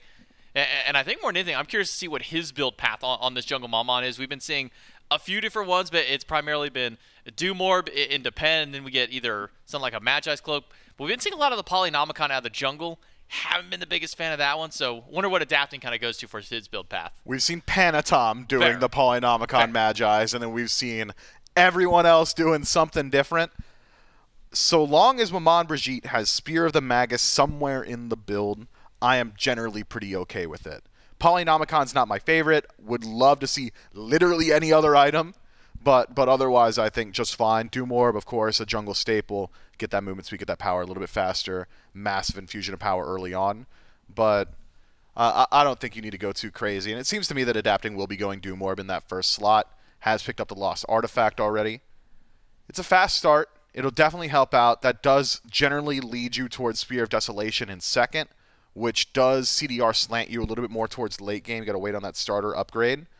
But good power infusion, good damage output. I'm not going to argue against it. So now immediately into the duo lane. Aurora and Cyclone getting a bit of the advantage in the wave clear. So I like to see what happens at really this level 2 point. Does Aror go dash? Does he go taunt? Answers taunt right into some damage from Cyclone, but follow up on PandaCat. Aror's just standing right in the face of Ronngyu and PandaCat, taking quite a bit of damage from it, but trying to keep up that pressure in duo lane. Allows CycloneSpin the most comfortable time on the Xbalanque. A pick that we're no stranger to seeing from some of the older heads of SMITE, from some of these older Hunter players, but bring it out here in game 2 in a meta where we haven't really seen him a whole lot. Not necessarily a risk, but there's something a bit strange from Cyclone. Yeah, I've been racking my brain trying to figure out what is it exactly that makes Xbalanque appealing. We saw Barracuda playing it in Phase 1. We've seen Cyclone break it out here or there throughout the year. I believe Zapman has taken it for at least one game as well. Vote was going towards it pretty consistently too. It's good poke in lane. Global presence always going to be pretty decent. It allows him to get some assists from across the map, so just a little bit of free farm for him, so long as he's on time with that cooldown. But it is also very telegraphed dashes that can be canceled pretty easily, has a good amount of pre-fire on it. Poison darts is a decent ability, but it's generally short range and up against what is essentially the current meta of lots of damage on the board. It's pretty difficult to utilize poison darts in some of those later game engagements. I'll be excited to see what he does. It does certainly have boxing potential, though. But here's the thing. PandaCat's on the god of anti-box. I'm not here to fight you. I'm going to throw out Acid Rain from halfway across the lane. Like that. Yep. But immediately responds back from those poison darts onto PandaCat from Cyclone. Do you think maybe it's just maybe more of a communications clutter kind of thing? Because there's very few gods in the game that really do muck up the comms compared to a Xbalanque. You turn the lights out for the entire enemy team for a few seconds. Makes it almost impossible to see anything around you. Do you think that maybe that's one of the big factors with a comp like the Ferrymen have built up? It could be, especially for maybe Thoth Ultimate. When Xbalanque was at the top of the meta 2012 to 2014, it was generally, hey, we've got a Thor on our side. We don't want people knowing where the Thor is coming from. So you throw up the Xbalanque Ultimate, and it just works out like that. Also had the added benefit of being a stun if you weren't playing heads up. Doesn't have that stun on it any longer. It could be that it's a decent answer to the dive potential of the Leviathans. Darkest of Nights, Xbalanque Ultimate also gives you enhanced range on your auto attacks. And if we see CycloneSpin go for like a crit build, could be that he tries to remove adapting from the fight very early. And that could be it. It's really hard to say. I'll have to ask some of these ADCs exactly what it is about Xbalanque, but he's also a niche pick. We're not seeing him every game or anything like that. Maybe it's got something to do with the Athena ultimate, similar to that Thor ultimate strategy. Well, you don't see him coming. We'll see how Cyclone uses the ultimate throughout the course of this game when we start to see some of these globals get active as well. Roar goes in for the taunt onto Ronngyu, takes a heap of damage from PandaCat. It's all his own for the shield buff. Making sure that one goes over to CycloneSpin and get the XP. Try and keep themselves afloat there. We've already seen Paul fire the ultimate once in this game, but just to clear out the wave. He's now met by Sheento and adapting in the middle of the lane. We'll dash back to safety for the time being. This is still a very slow-paced game. It was similar to what we saw in game number 1, especially from the junglers. Didn't really see either of them get involved until that first full item was online. Yes, and I don't think that's going to be any different here. Adapting's on a much slower pace on Maman Brigitte jungle. Really want that 2 or 3 item power spike before you get too active on map. Already starting to see some of the strength of what Athena can do. I am such an Athena fan, man. Dash taunt is just good. A ridiculous series of abilities, so hard to deal with. Guarantees you a bit of damage. Aror, one of the better ones at it. Will certainly be allowed to throw around his weight in this lane. Even CycloneSpin alone, confident enough that he's just going to sit on tower line here. Dangerous. Stopping some backs, wow. That's why he did it. That's just toxic. You used an entire ultimate to throw one auto at Ronngyu to cancel a back. Is that value to you? Is that value? You use an entire ultimate just to delay a support back by 15 seconds? I'd sacrifice 3 days of my lifespan to stop a support back, so absolutely. Sheento uses the beads, get away from the taunt from Aror and the ultimate out of Cyno in response along with it. But now, without beads, they can just keep walking up and doing this. Dash taunt should be up shortly from Aror. Ronngyu on the way might mean that Stygian tidal wave that comes out from that ultimate. might be enough of a detractor. Stuff, Ronnie. Ronngyu able to secure his green buff that was being stolen away by the Ferrymen. Make sure they don't lose out on that XP. Yeah, that's good for him. Cyno, I don't think, had his one backup just yet, so was not able to secure that one for himself. We'll see if Ronnie can get that magic rolling again over the shield buff. This one's a little bit less likely with Aror walking him down. So a little bit more pressure over towards the Styx Ferrymen's duo. But that's generally what you'd expect now. Trelly brought it up briefly. There's one guy on the planet playing Martichoras, and his name is Maxime. That's PandaCat. It's not exactly a pressure pick anymore. His ultimate doesn't do as much as it used to. This god really has been hit by the nerf waves throughout the years. So I'm surprised to see Ronnie hanging out in lanes so much. I thought the strategy around Marty was leave him alone, let him farm, and he'll be able to hold his own because of how much safety he's got thanks to death from above. But instead, just hovering the duo lane, and the Leviathans are slowly losing out on farm already. You can start to see it in net worth in particular. So many of these waves shoved in towards tower. I'll do some quick math for you. 200 gold loss on PandaCat already to tower. CycloneSpin benefiting from that. And then about 100 or so for Aror. 7 minutes in, not massive. 300 gold difference. But it is starting to build up. It'll stop building up once Transcendence is done stacking. Once Soul Eater gets picked up, all of a sudden Acid Rain is just going to clear the wave on its own. But until then, opportunities for the Ferrymen. Or in Cyno, right, for pushing against Ronngyu. Taunt will connect. A taunt from Cyno. Ultimate available for the Serqet, but not going to use it. Maybe without CycloneSpin there, not confident in their damage output. Nice, smart. To be able to kill the Charon this time. Ultimate was still available for Ronngyu as well, so maybe just seeing if they could try and bait that out of him, but come up empty-handed this time. Styx Ferrymen still trying to play aggressive in that dual lane, giving Cyclone as much free farm as he can, just to try and get up and ahead of PandaCat. But with this kind of sitting around and waiting style of game that's being played here, at least by the Leviathans, is this something that benefits them? Is this a composition that is fine not taking these fights and just waiting till that 25, 30-minute big team fight moment? I mean, the scaling on the Leviathans is incredibly high. Adapting Sheento, PandaCat, making up the bulk of that analysis. But I could see a bit of a struggle for the Leviathans in initiation come late game. A lot of it's coming from fineokay. Rongyu's in your face the whole time. Not exactly an initiator on the Charon, though. Ultimate great at disrupting Fire Giants or Gold Furies, but starting up your fight consistently, not exactly his job. So hard to say how the 5-on-5 looks for the Leviathans, but I can see them saying, hey, look, Adapting's just going to be really strong, and he's gonna look for 1v1s or isolate Paul, or Sheento's going to be really strong, and he's going to split the map and force responses, and we'll have numbers advantage because of Chernobog ult. That could be the answer for the Leviathans. But as stated earlier, simple man, Athena for the Styx Ferrymen just gives me so confidence in their ability to win out on those engagements later on. Aror playing aggressive, maybe just to stack up that sturdy stew, but walks up to two people with no fear, double taunts, hits him with a shield wall after.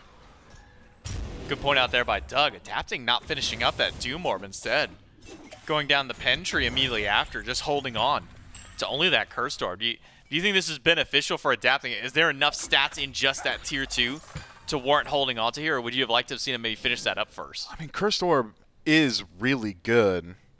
I mean, 2% movement speed, penetration's there, power's there, finishes up the Desolation, gets his CDR online a little bit faster. I think maybe the most significant part of it. It's a personal preference thing. I don't think the stat lines on one or the other is so significantly better, or the timing of it so significantly better that it's something he'll go towards every single time. I don't hate it. It's not even as if like a full stacked Doom Orb is something you're super excited about. Doom Orb to me is a stat item, whereas Desolation is a passive item. So getting that passive available a little bit faster might be the value Adapting was looking for. Maybe also just a byproduct of the pace of the game.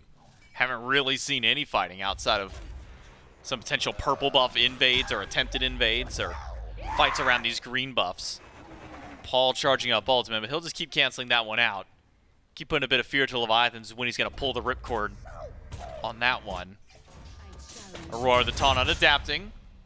Fine for now, but now it's Cyno jumping in, gets an ultimate in response, plus the beads. both down for adapting Aror. We'll have Dash Taunt here shortly to go back in. And now they've got a perfect target in the Maman Brigitte.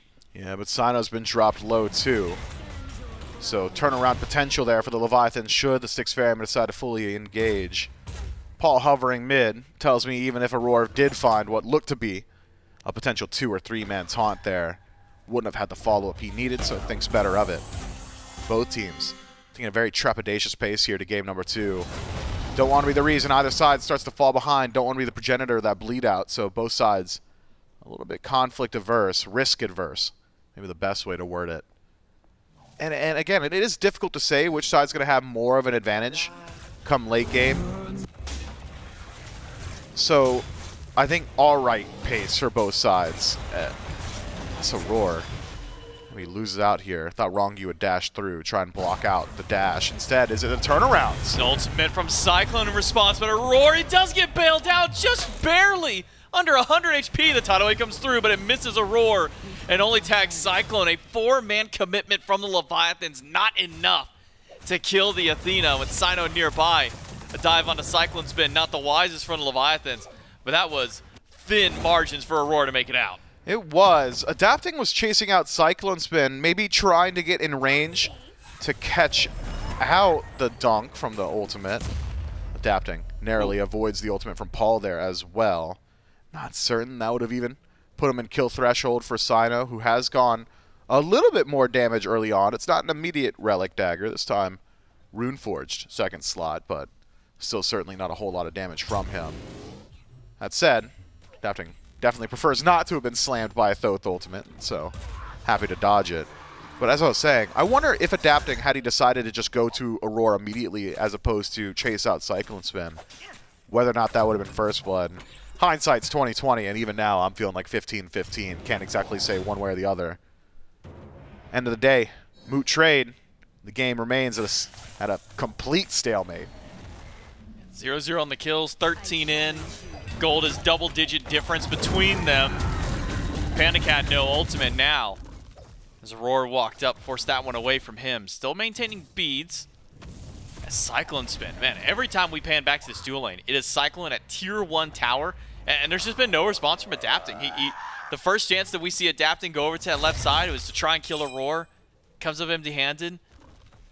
And Cyclone just gets to sit at this tier 1 tower line time and time again. So much so that we haven't really seen Ronngyu leave this side of the map. I don't even know, outside of just walk up mid for a wave with Sheento, if we've seen Ronngyu be able to do much of anything. And he probably doesn't get much of a chance now as he's taunted out of the row, picked up by Cyno, thrown back for the Yo, but he doesn't even get a chance to fire off the wave. First blood for Cyno and the Styx Ferrymen. So first blood at 14 minutes just about. What can the Styx Ferrymen do at this time? 20 seconds left on Rongyu's respawn. And healthy HP bars on the Ferrymen. Thought maybe we'd see either an invade attempt, Aror, the only one here for that, or perhaps a Gold Fury. Instead, content with just the kill, seems to me. Aror will be stripping away that purple. Not a lot of vision for PandaCat on the left-hand side, so concerned that maybe CycloneSpin had passed through Gold Fury towards him. Won't be defending that one, so another significant win over to the Styx Ferrymen. Death of 1,000 cuts begins at the 13.5-minute mark. Leviathans, for the first time, starting to play at a bit of a deficit.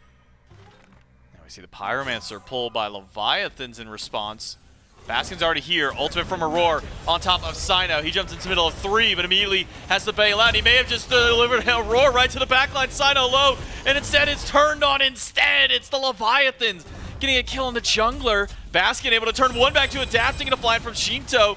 Hits him into a whole bunch of CC from Baskin on landing. It's the Styx Ferrymen still in control as Paul dashes forward, gets beats from fineokay.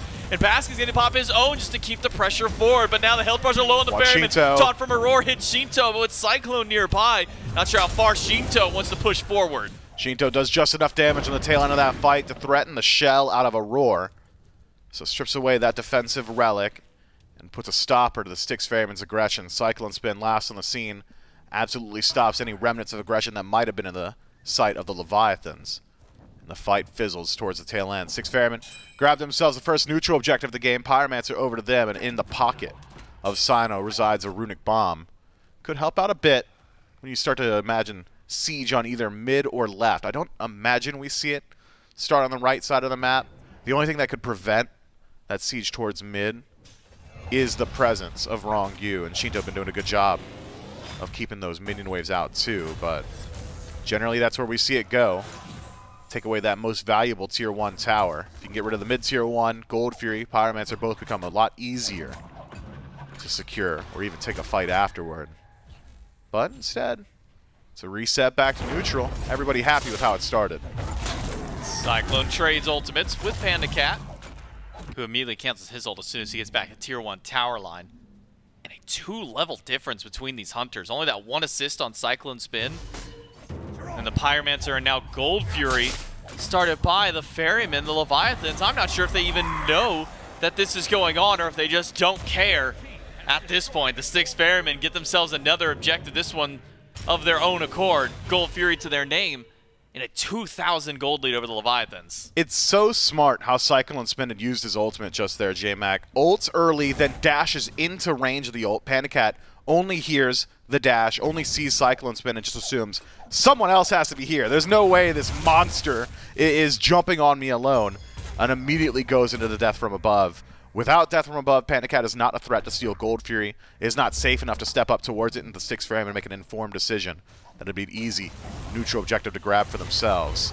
We'll see, though. Have they stuck around a little too long? CycloneSpin drags Aror out of the fight. Sheento has already used his ultimate. I think they're out. The ultimate from Ronngyu thrown towards the side of the map into the lane. So Aror and CycloneSpin bailing themselves out, but another command from Adapting and Sheento to the left comes up empty-handed for Leviathan. Didn't even get beads.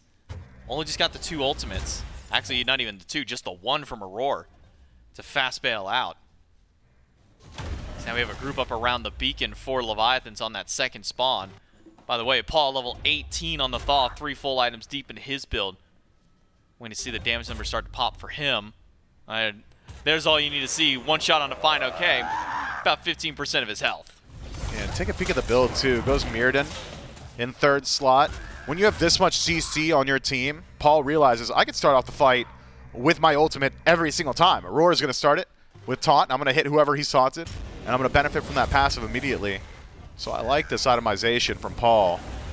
Tier 1 mid tower, taking some damage early, but not a commitment just yet. Cyno's not on this side of the map, instead hovering the right-hand side, so no runic bomb in play here for the Ferrymen. So it's just slow play. See if you can poke him out. fineokay being on the center of the map, though, has left some farm to be grabbed, and Cyno could use it. He'll take it out himself. Head that direction. Team up with Baskin. Tier 1 tower for CycloneSpin.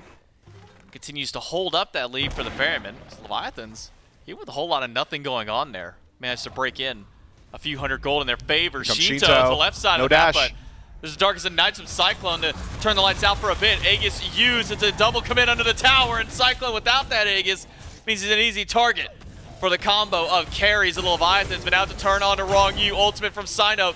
Throws him back after the wave, but he's able to roam himself right back out.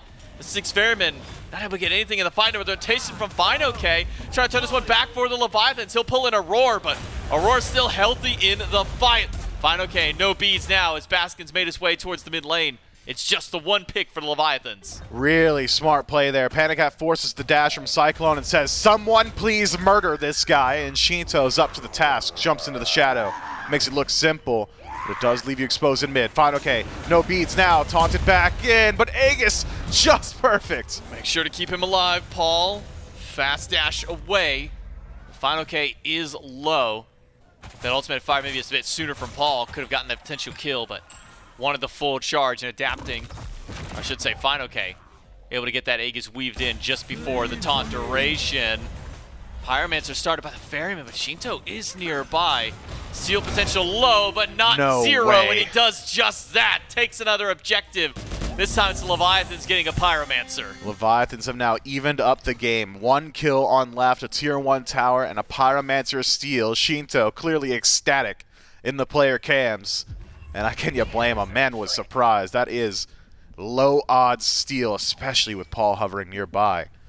Leviathans right back in this match. I wonder now, how do they play it? This is the portion of the game that most Chernobog team comps are really aiming for.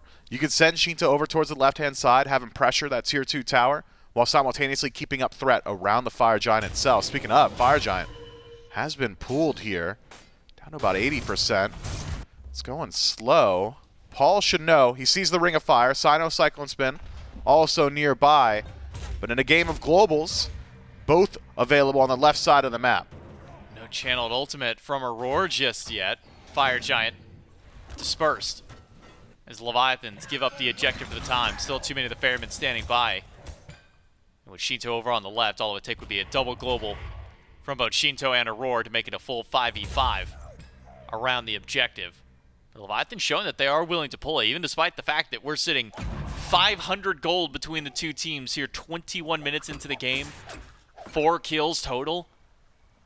This is a slow-paced game from the both of them. Was it 13 minutes that we saw first blood happen? Since then, only a few more in the pocket of both these squads. The objective game hasn't even necessarily been high either. It's been 2 Pyromancers and a single Fury that have now created the lead that the Leviathans have.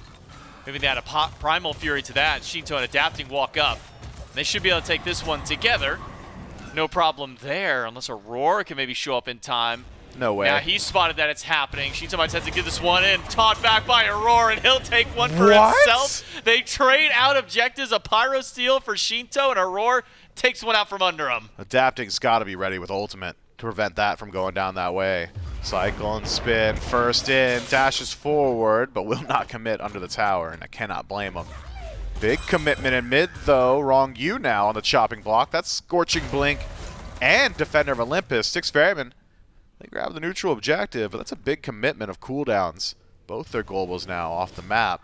Leviathans might be willing to take a fight. Cyno, though, not content with just the one attempt, goes towards fineokay. Taunt hits him, but it puts him to Ronngyu. And now the Coffin to pull back in. Tidal Wave hits Cyno, pulls him back for the damage. But Baskin's falling low from PandaCat. Sheento dashing forward, but rooted in place by Paul, who just keeps pumping out damage for the Styx Ferrymen, keeping the Leviathans at bay at the Pyromancer pit, not wanting to walk through the jungle into enemy lines. Leviathans use a lot of resources themselves.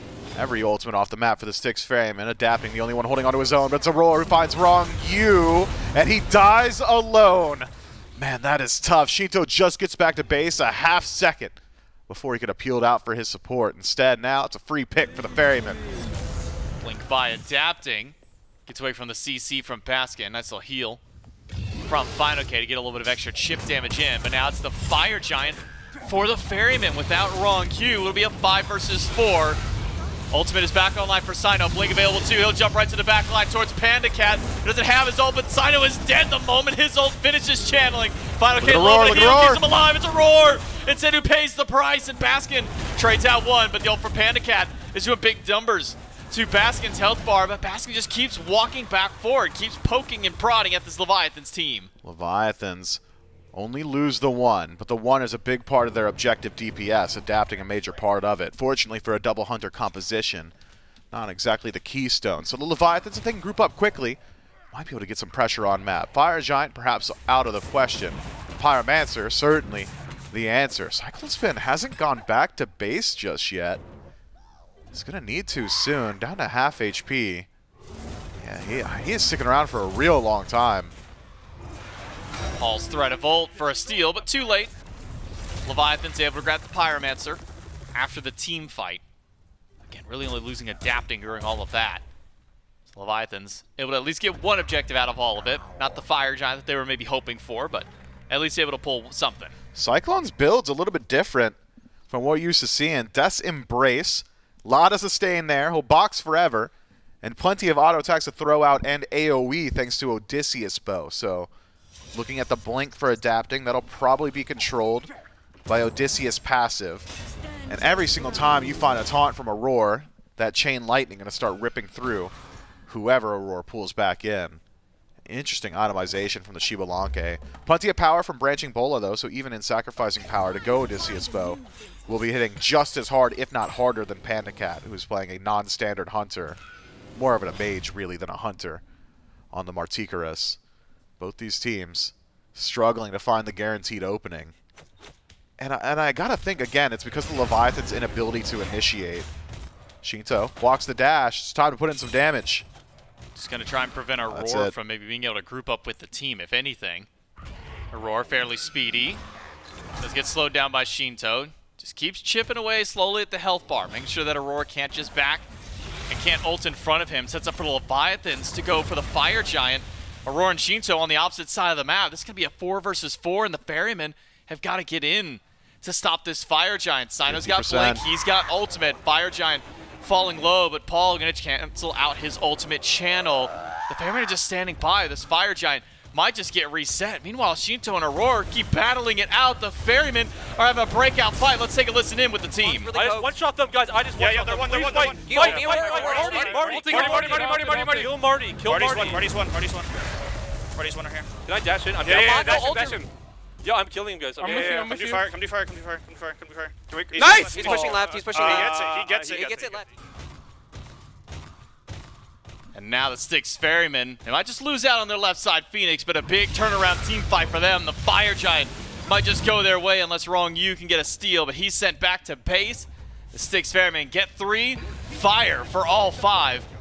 But it does cost them the 1 bird on the left, but I'm sure they're happy with the trade they got. Depends on what they can get done with that Fire Giant, and they've got plenty of time to get things done. 20 seconds left on PandaCat, 20 on Adapting, and 10 on fineokay. Tier 2 tower should be guaranteed, but I'm not certain they'll be able to knock down a Phoenix here, not just yet. Styx Ferrymen playing through Paul, find every single opportunity there. It's his ultimate that gets everything started. It's the first thing we heard on Listan. I one-shot them all, and the rest of the Ferrymen search for it afterward. Seems to me they want the bird. Paul charging up, won't let it fire just yet instead. But away at fineokay's health, goes up in the coffin, might only pull Baskin back, but in response, Baskin jumps up into his own ult. Is able to keep himself away from the clutches of fineokay. Titan helps push down and gets half the Phoenix's HP. That will regen as the Leviathans have respawned back up. And are now pushing back into the Styx Ferrymen and keeping them away from Bird. Styx Ferrymen slow on the reset.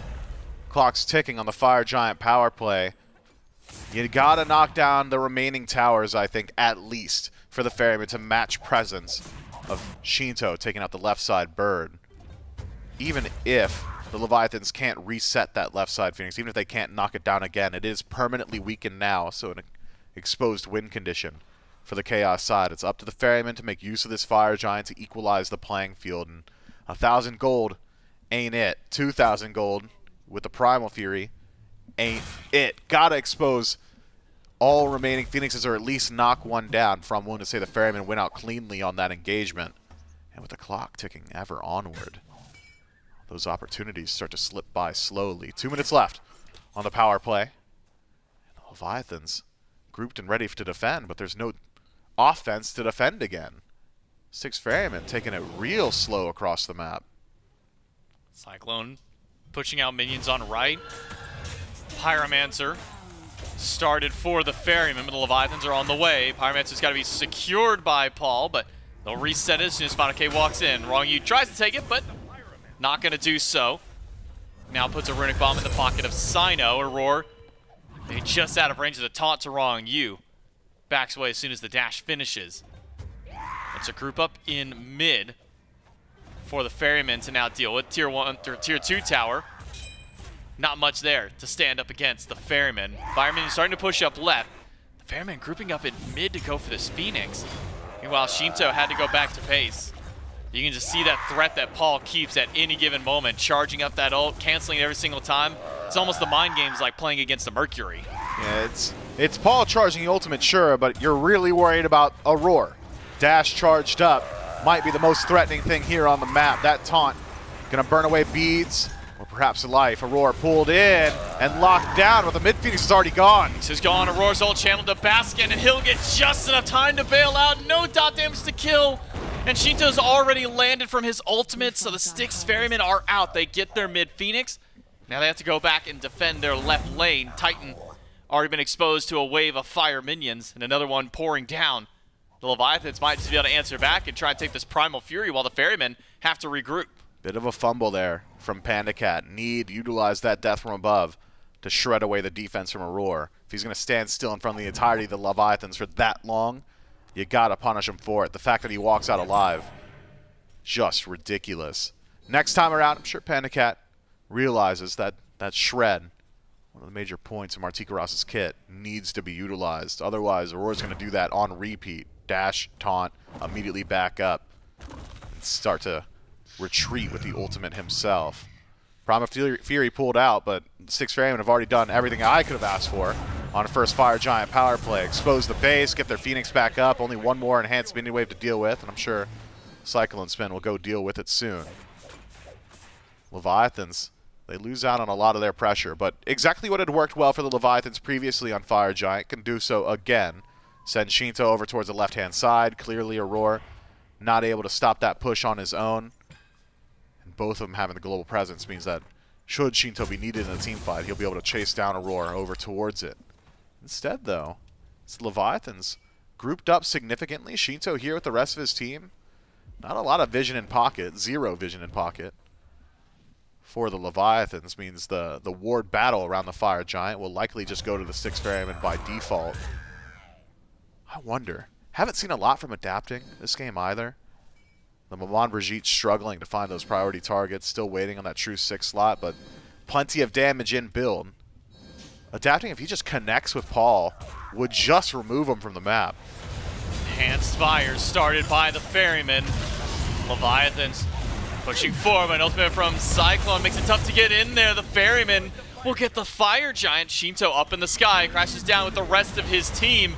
The 6 Ferrymen, will they stick around for the fight? Do they go and try and call for the retreat instead? Damage from fineokay in the coffin to try and pull back Aror, but adapting to the backline and getting melted by the carries. It's Paul to put him down, and Aror's still alive through all of that. Didn't go down after being pulled into the clutches of the Leviathans. It's still all 5 strong from the Ferrymen. And adapting looking pretty uncomfortable on that Maman Brigitte. Throws out the ultimate, hits air, goes to the backline, dies alone. Now it's the Leviathans on retreat. Cyno got eyes on all 4. Baskin, Paul, not too far behind. Cyno's got ultimates used on fineokay, but Aegis after means that he'll be just fine. Meanwhile, CycloneSpin split pushing mid, while the rest of the team pushes up. Paul lands an evade and punish on Sheento and gets his Aegis, and now Baskin zones out PandaCat, taking beats from the Marty. Paul fires off the ult, but just off the mark from hitting PandaCat this time. Low health bars from the Ferryman means it's Phoenix and get out of the fight. Leviathan's not anything on the chase here. Won't be able to stop the 6 Ferrymen from making out like bandits. Right, Phoenix down, mid Phoenix on respawn, but coming back pretty unhealthy. The Styx Ferrymen piecemeal taking apart the Leviathans. The initiation just too strong. Leviathans no answers. There needs to be an answer either directly to Aror, kill him on dash taunt with PandaCat's ultimate, or there needs to be an answer to the backline. Wait for dash taunt, jump past him, and try and deal with Paul or CycloneSpin. Backline dive coming from adapting. You see more from that Maman Brigitte or Ronngyu as well, but he's proven to be relatively squishy every single time he makes contact with either CycloneSpin or Paul. Both of them doing just immense damage up against him. Now you're right, looking at that player damage chart, that is not what you want to see. 9,500 from Maman Brigitte. And here's the thing. Cyno's only doing 300 more damage, but Cyno's only got 2, call it 3 damage items in the build, whereas adapting is only itemizing towards damage himself. Still trying to get that 6-slotted item too. Party Punch sitting there. How much gold has adapting got in pocket? Nothing. 1,100. Yeah, that is nothing. My man is struggling on the farm. Now it's 6 Ferrymen. Still with a minute and a half to play with the enhanced Fire Giant. Yeah, he's broke. Go towards tier 2. Knock that one down. Continue their push up left. Cyno marching down mid as Mid Phoenix has respawned. Cyclone can just utilize that ult to do exactly that. Stand outside the range of Phoenix. Chip away at its entire health bar. Now open up for only the one weakened Phoenix. Paul holding on to the ultimate. We'll cancel it once more, and it's all 3 Phoenixes down for the Leviathans. Dashed off by Aror. Is responded to by the coffin from fineokay, but it only pulls Baskin back. Meanwhile, fineokay's health bar starting to get chipped away from what Paul's able to do. Just constant shot after shot from Paul is just melting through the HP of the Leviathans. As Aror goes for another dash taunt, just misses adapting this time. I mean, Paul's under 0 threat, J-Mac. Nobody's gone towards him in the back line. No one's stopping Aror, the core of the 2 of them. just decimating the Leviathans, and now with no birds between them and the throne room, it's just about escorting minions. Starting to work your way in towards the Titan itself. Minions on right, pushed up. Minions on left, not far behind it. Mid, already pushed up too. Leviathans can't leave their base. Roar dash. Response from Ronngyu. Sheento in the sky. He'll jump in the middle of 5 of them, but he gets turned on instantly. The beam's not available to him, and he gets melted by the Styx Ferrymen. Now, in a 5 versus 4, Aror still just comfortable, as well as Paul. He dashes into the enemy lines and gets some damage up against fineokay. The Titan under fire, but the health bars looking horrible for the Leviathans, and so is their Titans. The Ferrymen tie up the set. I'm a simple man, J-Mac. I seize Athena and I put my channel points on it. That is a clear support diff. I like what I saw out of Cyno from the jungle, but he didn't even really need to do a whole lot because Aror carried so much of the initiation. CycloneSpin dominates his lane, and then Paul just pouring out damage. I'm not even sure the Leviathans hit that guy. He might have 0 damage taken. I would not be surprised. I would actually love to see that number at the end just to see how little threat Paul is under, because those last couple of team fights, and you even take the last maybe 3 or 4 dashes that Aror went for, he didn't taunt anybody. It was, I dashed forward, oh, here's an ultimate from Ronngyu response. I dash to adapting, oh, he dashes away from me. I'm going to go in the throne room, no, let me just back out again. Aror didn't even get any value from taunt because he didn't need it during those last 2 fights. Yeah, just so threatening. Sometimes there's just instant response ultimate or instant response pre-beads. And you have to, because if taunt hits, Paul's been charging the ultimate the entire time. That combo of the two, Athena and Thoth, I don't think you can give the Ferryman that one again. Yeah, definitely got to get rid of the Athena. Thoth might be in that same conversation, though. Looks great for the Ferryman, and they tie up the set. Next game puts the teams on match point. Will it be the Ferryman? Will it be the Leviathans? We'll find out right after this break.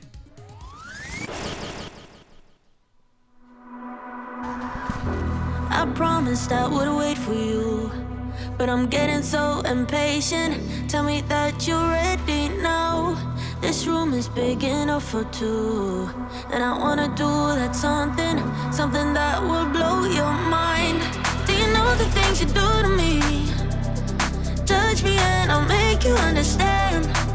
Yeah. Do you know the things you make me feel? I can show you if you take my hand. I just wanna dance, dance, dance with you. Let me take you under where nobody can see. I just wanna dance, dance, dance with you. Hotter than the summer, so put your hands on me. Put your hands on me, on me, on me. Put your hands on me, on me, on me. Put your hands on me, on me, on me. Put your hands on me, on me, on me, on me. Put your hands on me, on me, on me. Put your hands on me, on me. Put your hands on me, before you, I was paralyzed, all broken down from heartbreaks. Then you came and set me free. You've taken me to paradise, where nothing is a mistake, where we move so flawlessly. Do you know the things you do to me? Touch me and I'll make you understand. Yeah. Do you know the things you make me feel? I can show you if you take my hand. I just wanna dance, dance, dance with you. Let me take you under where nobody can see. I just wanna dance, dance, dance with you. Hotter than the summer, so put your hands on me. Put your hands on me, on me, on me. Put your hands on me, on me, on me. Put your hands on me, on me, on me. Put your hands on me, on me, on me, on me, on me, on me, on me. Put your hands on me, on me, on me. Put your hands on me, on me, on me. Put your hands on me, on me, on me. I just wanna dance, dance, dance with you. Let me take you under where nobody can see.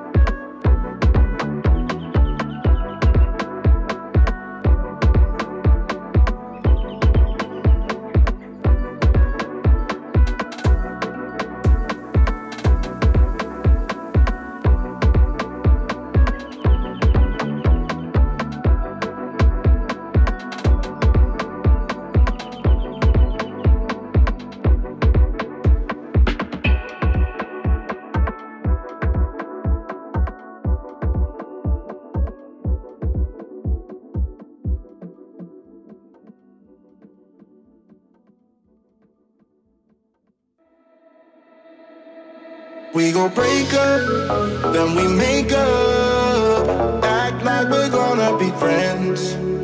Flames the fire, take me higher. Leave it all over again, all over again.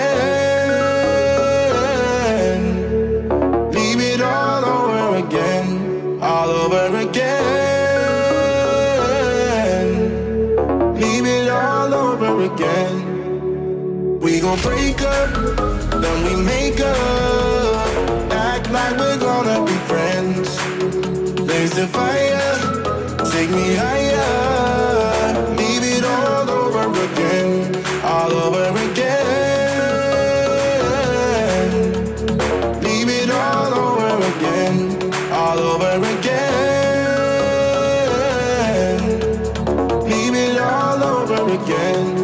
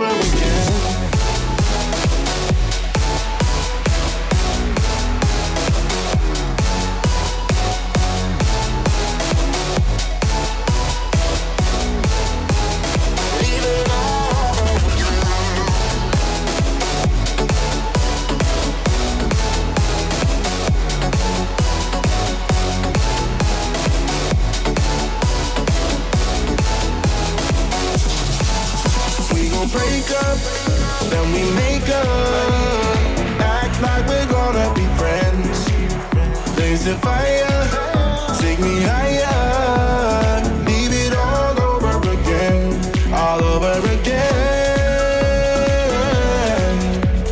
Leave it all over again, all over again. Leave it all over again.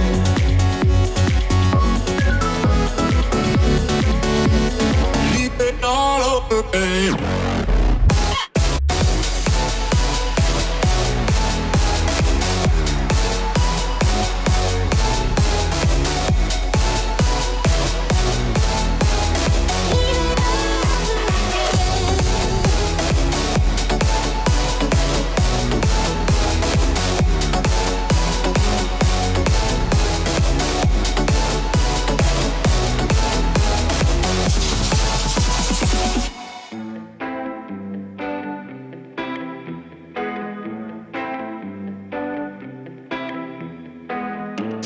This party started, I got the music playing loud. How you like my outfit? I have to say I'm kinda proud. I got my dancing shoes on, and I'm feeling dangerous. Let's get this party started, yeah, we gon' be adventurous. We went to the club like we always do. This girl caught my eye, said, how do you do? She said, I am not interested, thank you. Then she left the room. Bartender. I'll have the usual, give me the usual. I'll take the usual. I'll have the usual, give me the usual. Another usual.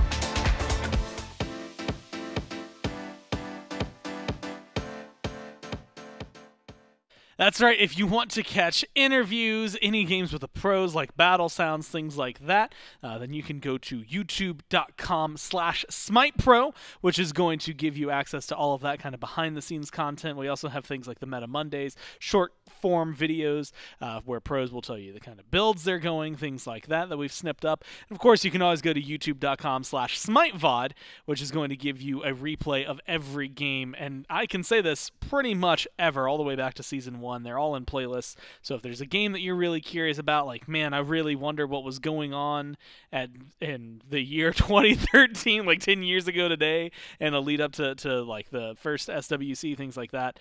I guess that would be, around the right time, maybe 2014. It was all just a lot of fun, so you can go ahead and go watch those. I also recommend subscribing now to youtube.com/SmitePro, the first one that we were talking about, because not only does it have all the content that we filmed with pros up to this point, including interviews and things like that, it also is going to have some really key videos related to interviews that we were filming over the last week, and so especially in the build-up to Worlds, right? There's going to be a lot more Worlds-related content, so thoughts from the players on teams, thoughts from the players on players, thoughts from the players about everything that you can think of. And so make sure that you're tuned in, subscribed, and catching all of that. But it's Gort's Trelly, and it's 1-1 here, and the Ferrymen, that game, Trelly, they do, first off, it stays kind of even for a little while, feels like it's going back and forth, but eventually the Ferrymen do find their leg up and take the Leviathans out. Yeah, I was a big fan of the ease of execution of that composition. You know, we talked about it previously. Who's going to be diving? Turns out it was as simple as Aror dash taunts in, Cyno dash taunts in, and then they just had so much range. And it's something you don't think about at first. You see Paul, he's got incredible range, but yeah, CycloneSpin, he can just ult, and he has increased range. You got Aror, who's able to dive the backline, and Baskin also has that late range. So I just love the way that the Styx Ferrymen were able to execute their composition late game. Just Athena taunt into all sorts of damage and all sorts of CC. We did see. The double objective steal was pretty cool. Yeah, it wasn't as if the Leviathans didn't have some fight in them. You know, they were able to find some objective steals, oh yeah, and Aurora stole the gold at the same time. I forgot about that. Yeah, it was the steals at the same moment. They were able to fight back, but it did seem like the real issue was the damage dealers on the side of the Ferrymen. They were constantly way too far in a really close gap onto. It wasn't as if there wasn't some attempt on the Leviathans to get to like Paul, get to Baskin, get to Cyclone, but it was really, you know, just, I believe Cyclone. Paul and Baskin were just untouchable this game. And honestly, yeah, when you have a Thoth that is firing as much, I mean, look, that's like a beautiful Aegis that just pulls you deep into the team. There's not too much you can do about that if you're adapting, because you went for the style of trade. And that really is what it is. It feels like the setup they had, as you had mentioned, like double taunts, things like that, into someone who can do, let's say about 30,431 damage in the game. Is going to get the job done. That was weirdly specific. Yeah. Did you mean like someone like by that or no? Because Paul did exactly that much damage. Well, yeah, but like someone like Paul, you know, like he's capable of doing that much. I don't think I didn't have him in mind when I said the number, but definitely someone like Paul who does happen to do something very similar to that in this game. And that's really, like you said, that's what it is, right? When you have a backliner who gets to stay alive that long and has the setup that the team has, it feels like it goes pretty easy for you. And unfortunately for the other side, you know, we don't really get to see it. We saw PandaCat's one kill, 18 minutes in, and it was over in duo. Sheento able to only put one up on the board. fineokay adapting, only able to put one up on the board. And so even though I think the gold lead for a long time in the state even, kill struggles were there for the Leviathans. Yep. And that's, you know, finishing kills is a big deal, right? You've got double ADCs who are doing fine, PandaCat top damage in the game, but then you look towards, you know, adapting's damage. And Cyno, as a Serqet, you don't have poke, right? It's just the all-in, whereas Maman, sure, she doesn't want to get too close, and her poke's not great, but that tick damage starts to add up. So I think that, you know, my assumption going into this game that Sheento is the Maman player on this team and adapting probably doesn't want to play a god like that seems to be a bit correct here. Maybe it was just a rough game. You know, that could have been it. There is a lot of CC that he was piloting the Maman into, but didn't get the most value out of that pick, clearly, and I doubt the Leviathans go back to it in the jungle. They may go back to it in mid, but it's just not a goddess that I think that adapting wants to go back to, especially with the game that he had in, you know, game number 1. That Hun Batz ran the whole map. This Maman, not quite. Yeah, there's definitely like that what's it called? That wiggle room right now, right? For a lot of these teams to flip that one around. And more specifically, when you have such a good win record on there as Sheento does. Yeah, like you said, maybe you flip that up. It doesn't seem like the Ferrymen are prioritizing it too heavily overall this weekend. In fact, to the point where, I think we asked Cyno in a way kind of about it, but they have not played it. And it doesn't seem like they really care too much about it. I mean, obviously shown there, they think they can beat it, and they can. So do you think, does Maman stay high prio for Sheento and shift over just to mid? Or do you think, does she even just disappear from the set? I don't think she'll disappear. The Ferrymen clearly don't want to grab her, and that's fine. Like I said early on, I think that the benefit of Maman currently is that not everyone knows how to play against her yet. Not everyone knows how to deal with Spirit Seas, her dash ability that is not easy to play around, right? There's got some odd counterplay to it. So the Ferrymen, if they have that figured out, they're not going to care. They're like, go ahead, play. If we can get adapting and have a performance like that every game, yeah, we're going to continue that.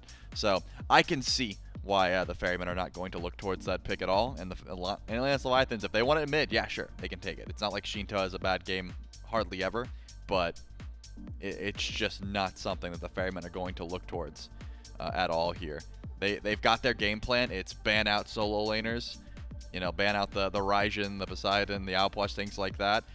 Well, as the Leviathans are like, ban out Cyno, right? they are just looking towards Naja, Ratatoskr, all these sort of junglers. So it's 1-to-1.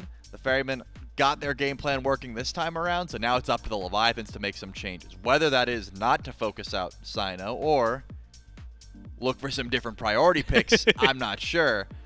But I don't think Aror gets the Athena again. That would be my assumption. If we had to guess what the Atlantis Leviathans learned during that game there, it was that Athena's not worth giving up. Yeah, so you give up the Athena. They banned Rat, they banned Erlong, they banned Naja. Yep. Cyno as well. So we've seen a couple of Serqets. We saw the Naja game. Pele was relatively big earlier this week. Yep, that's what I thought he was going to go to. And so, yeah, a little surprising to maybe see like a lot of focus, admittedly, on Cyno, very Cyno-specific gods, and admittedly, Cyno gods that enable Paul. When I see Erlong and Naja, that's kind of what I think of. And Paul, we only saw it the one time, but like willing to play the Vulcan, things like that, right? Where suddenly you're having a much more, in my mind, intriguing conversation about what exactly you're getting out of the Ferryman. Do you need to see maybe any priority towards Paul? Do you want to see... we ask this all the time, but like if he gets banned out, it feels like you're not really banning him out. He's just going to be like, oh, okay, cool. I'll play this other god that no one's seen me play in a while. It's just, I like the plan that the Leviathans have went for. I don't see any reason to try and ban out Paul. It doesn't make sense, as you said. He's always got I still think he could play Hell at this level, and no one's banning that. So I do like the idea of focusing out Cyno. It's a lot easier to do, right? They already beat the Serqet game #1. They don't worry about Rat. That's the highest prio pick in this whole set. The Rat is not getting through this game. Both Adapting and Cyno are looking for that god. It's not going to come through. So I don't think that's going to happen. But, yeah, the Erlong, the Rat, the Naja, and then you force Cyno on a Serqet. Like, you're okay with that. This time around, Paul had the damage to back it up. Baskin had the damage to back it up. And throw Aror into the mix. He was also pulling beads. That was the conglomerate of things that just made the Leviathan's life miserable. And I think the key piece there is the Athena. So once you take that away, maybe the composition works a little bit differently. It actually links up pretty well. We're jumping into picks and bans here for Game 3. Leviathans will be first pick. Now, Trelly, as they go through their bans, one of the things I saw in that highlight, and it's something that we actually saw a few times from the Ferrymen, Sheento landing in a fight before his team could get there on the Chernobog, right? How many times have we seen that? A little bit too many. So many Chernobog players go, we're chasing, I'm in there. And then so many teams against Chernobog go, did an ADC that can get 2-shot just ult into 5 people before his tank gets here? And Athena? I can just taunt you. Let's just pop this guy like a gusher and move on. And that's exactly what happened. So, yeah, you got to watch out with those Cherno ults, man. You will get there instantly. Your tanks have not yet arrived to the fight when you fly in. Almost baited in by your team to your own demise. And we saw that the Ferrymen versus the Dragons. I want to say they won that game, but they won that game more against themselves than they did against the dragons for that one. We were wondering what kind of adaptations Leviathans, as well as the Ferrymen, might make, and as opposed to just the swap over to first pick, the Leviathans do keep everything else the same. They go Rat, Naja, Erlong, Shin. So they have the opening first pick. The Ferrymen decide to deal with that the best way they can think of. Athena, Poseidon. This is interesting. And the Chernobog. So Raijin's still, I mean, a whole ton of gods are still up right now. For me, it's the Raijin or the Alposh. I can't imagine in any universe that Maman gets locked in here for the Leviathans. That just doesn't make sense because they know the Ferrymen don't care about it, right? So you take your favorite between Raijin and Alposh, or you leave them both open. But if you leave them both open, there's a non-zero chance that it's just Raijin Alposh locked in for the Ferrymen, sure. Right? Like Paul takes the Alposh, you give Raijin over to Baskin, and you say thanks a lot. So yeah, you take your favorite here.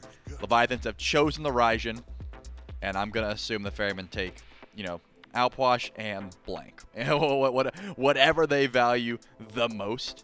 It's not gonna be Maman now. I just cannot see the Ferrymen caring about that god. Well, they haven't up to this point, so why start now? Yep. When you have the opportunity. I'm really interested to see, you know, Yemoja has been in that conversation. Aror has played her a couple of times, but she's not been incredibly high priority. Could be Morgan Le Fay Apwash, although it's interesting to see him get pushed as far down. Will still be a double mage Chelly. I like that, actually. But they like the Thoth more. Yep. I mean, the Pwash gets a lot more value into healing. Morgan Le Fay is a catch-all. You can play her into whatever. And Thoth has been insane for Paul. Like, if you can have a deathless Thoth game, which Paul hasn't died this set so far. So if you can have a deathless Thoth game, you are doing a ridiculous amount of damage. Like, it is just so hard to dive. It's so hard to push into. So yeah, I like this. If the Leviathans haven't found their counter to Paul on the Thoth just yet, let's see it. I mean, it's been played into double Daji. It's been played into Fenrir. There's so many different matchups that Thoth has been played into and still find success. So if that's the case, we'll have to see if Adapting wants to cook up one of those options. You know, the Daji's still open, the Mercury's still open, the Maman is still open. Or you just got to deal with dive, and hey, Rama can help. You know, poking Thoth out from a distance, that's an idea.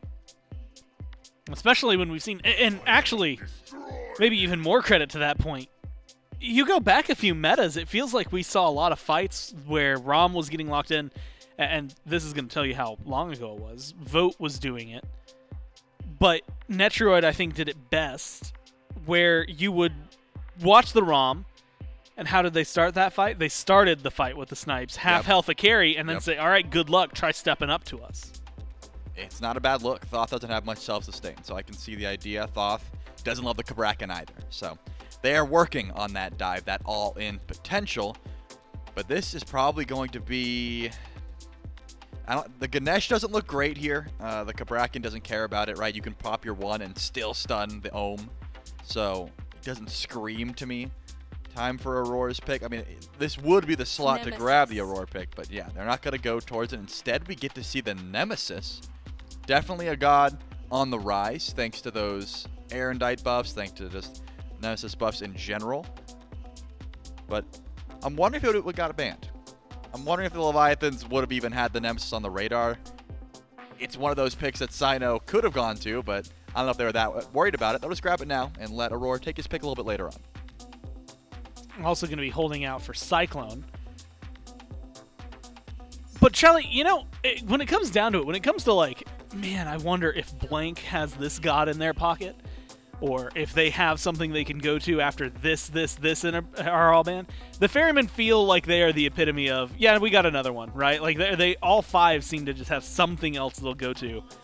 Admittedly, sometimes it gets weird, right? Cyno will pull out some things like the Bologna, the Surtur, and then make them work, which is even more impressive.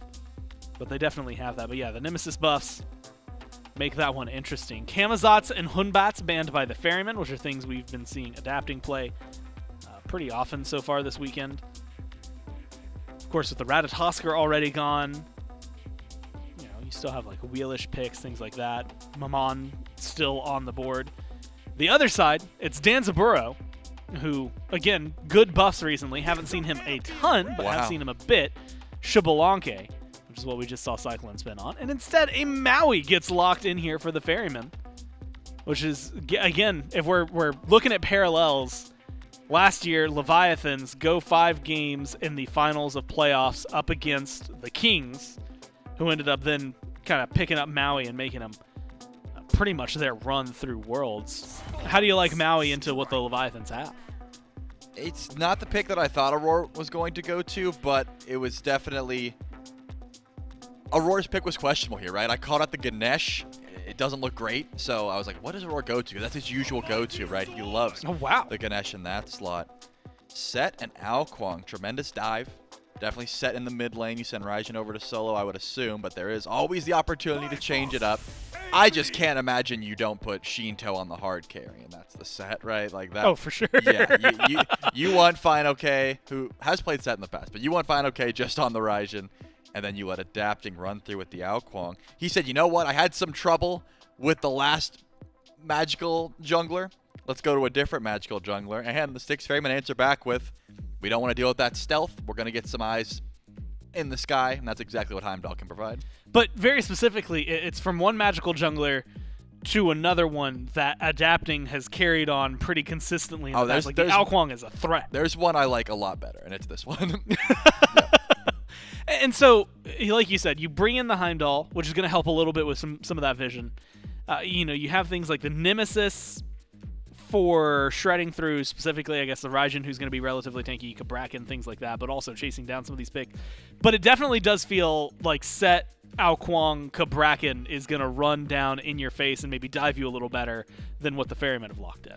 Yeah, I'm just worried about the Atlantis Leviathans composition seems pretty all in to me, right? Cabrakan wall, settle, run them down, execute a tank. If you don't do that, where's your engage? There's almost no CC besides that, right? It's you better kill off the Cabrakan walls. That seems like the game plan. Whereas if you look at the Ferrymen, Paul still is going to have so much range. I don't see him ever being out of position because Ronngyu doesn't usually get blink. That's another thing you have to realize. Cabrakan blink onto Thoth is great, but it's usually something along the lines of Bracer. Maybe you need an Onk in this game, probably not. Frenzies, Shells. There's so many options, but it hasn't been blink. This game you might need it because I don't see any way to get to Thoth otherwise. Set has a decent time just like skewering and hopefully forcing a dash and then teleporting. But Paul has been so smart with that dash. He will just hold it as long as possible until his team shows up. Then he'll dash away. Then you can't chase him down. You have to deal with Final Judgment. It can get very annoying. And the other thing, the 1v1 between Nemesis and Kuang isn't fun either. That shield just gets tremendous value. Unless you're ulting the shield as Kuang, which is not a good idea early game. Maybe late game you could pull it off. The solo lane fight, that's what I'm talking about. If you show up with the help of Morgan Le Fay, the Nem Morgan Le Fay fight over in solo is going to be pretty gross. I was actually a little curious. So I see Cabrakan, I see Maui, both like can enable fights early on.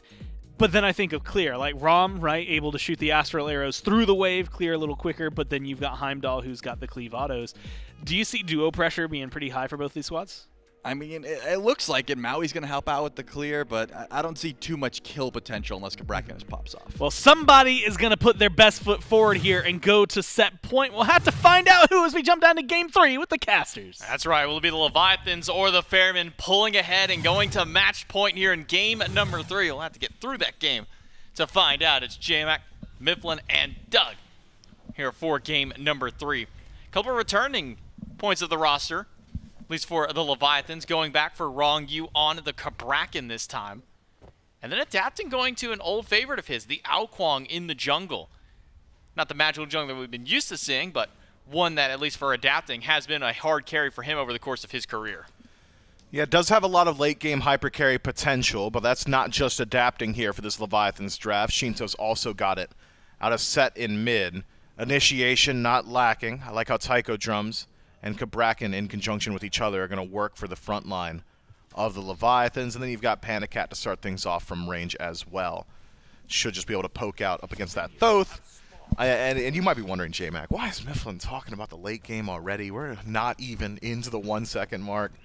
Game 2 has set the pace for my brain. What was it? First blood at 13, Second blood at 16.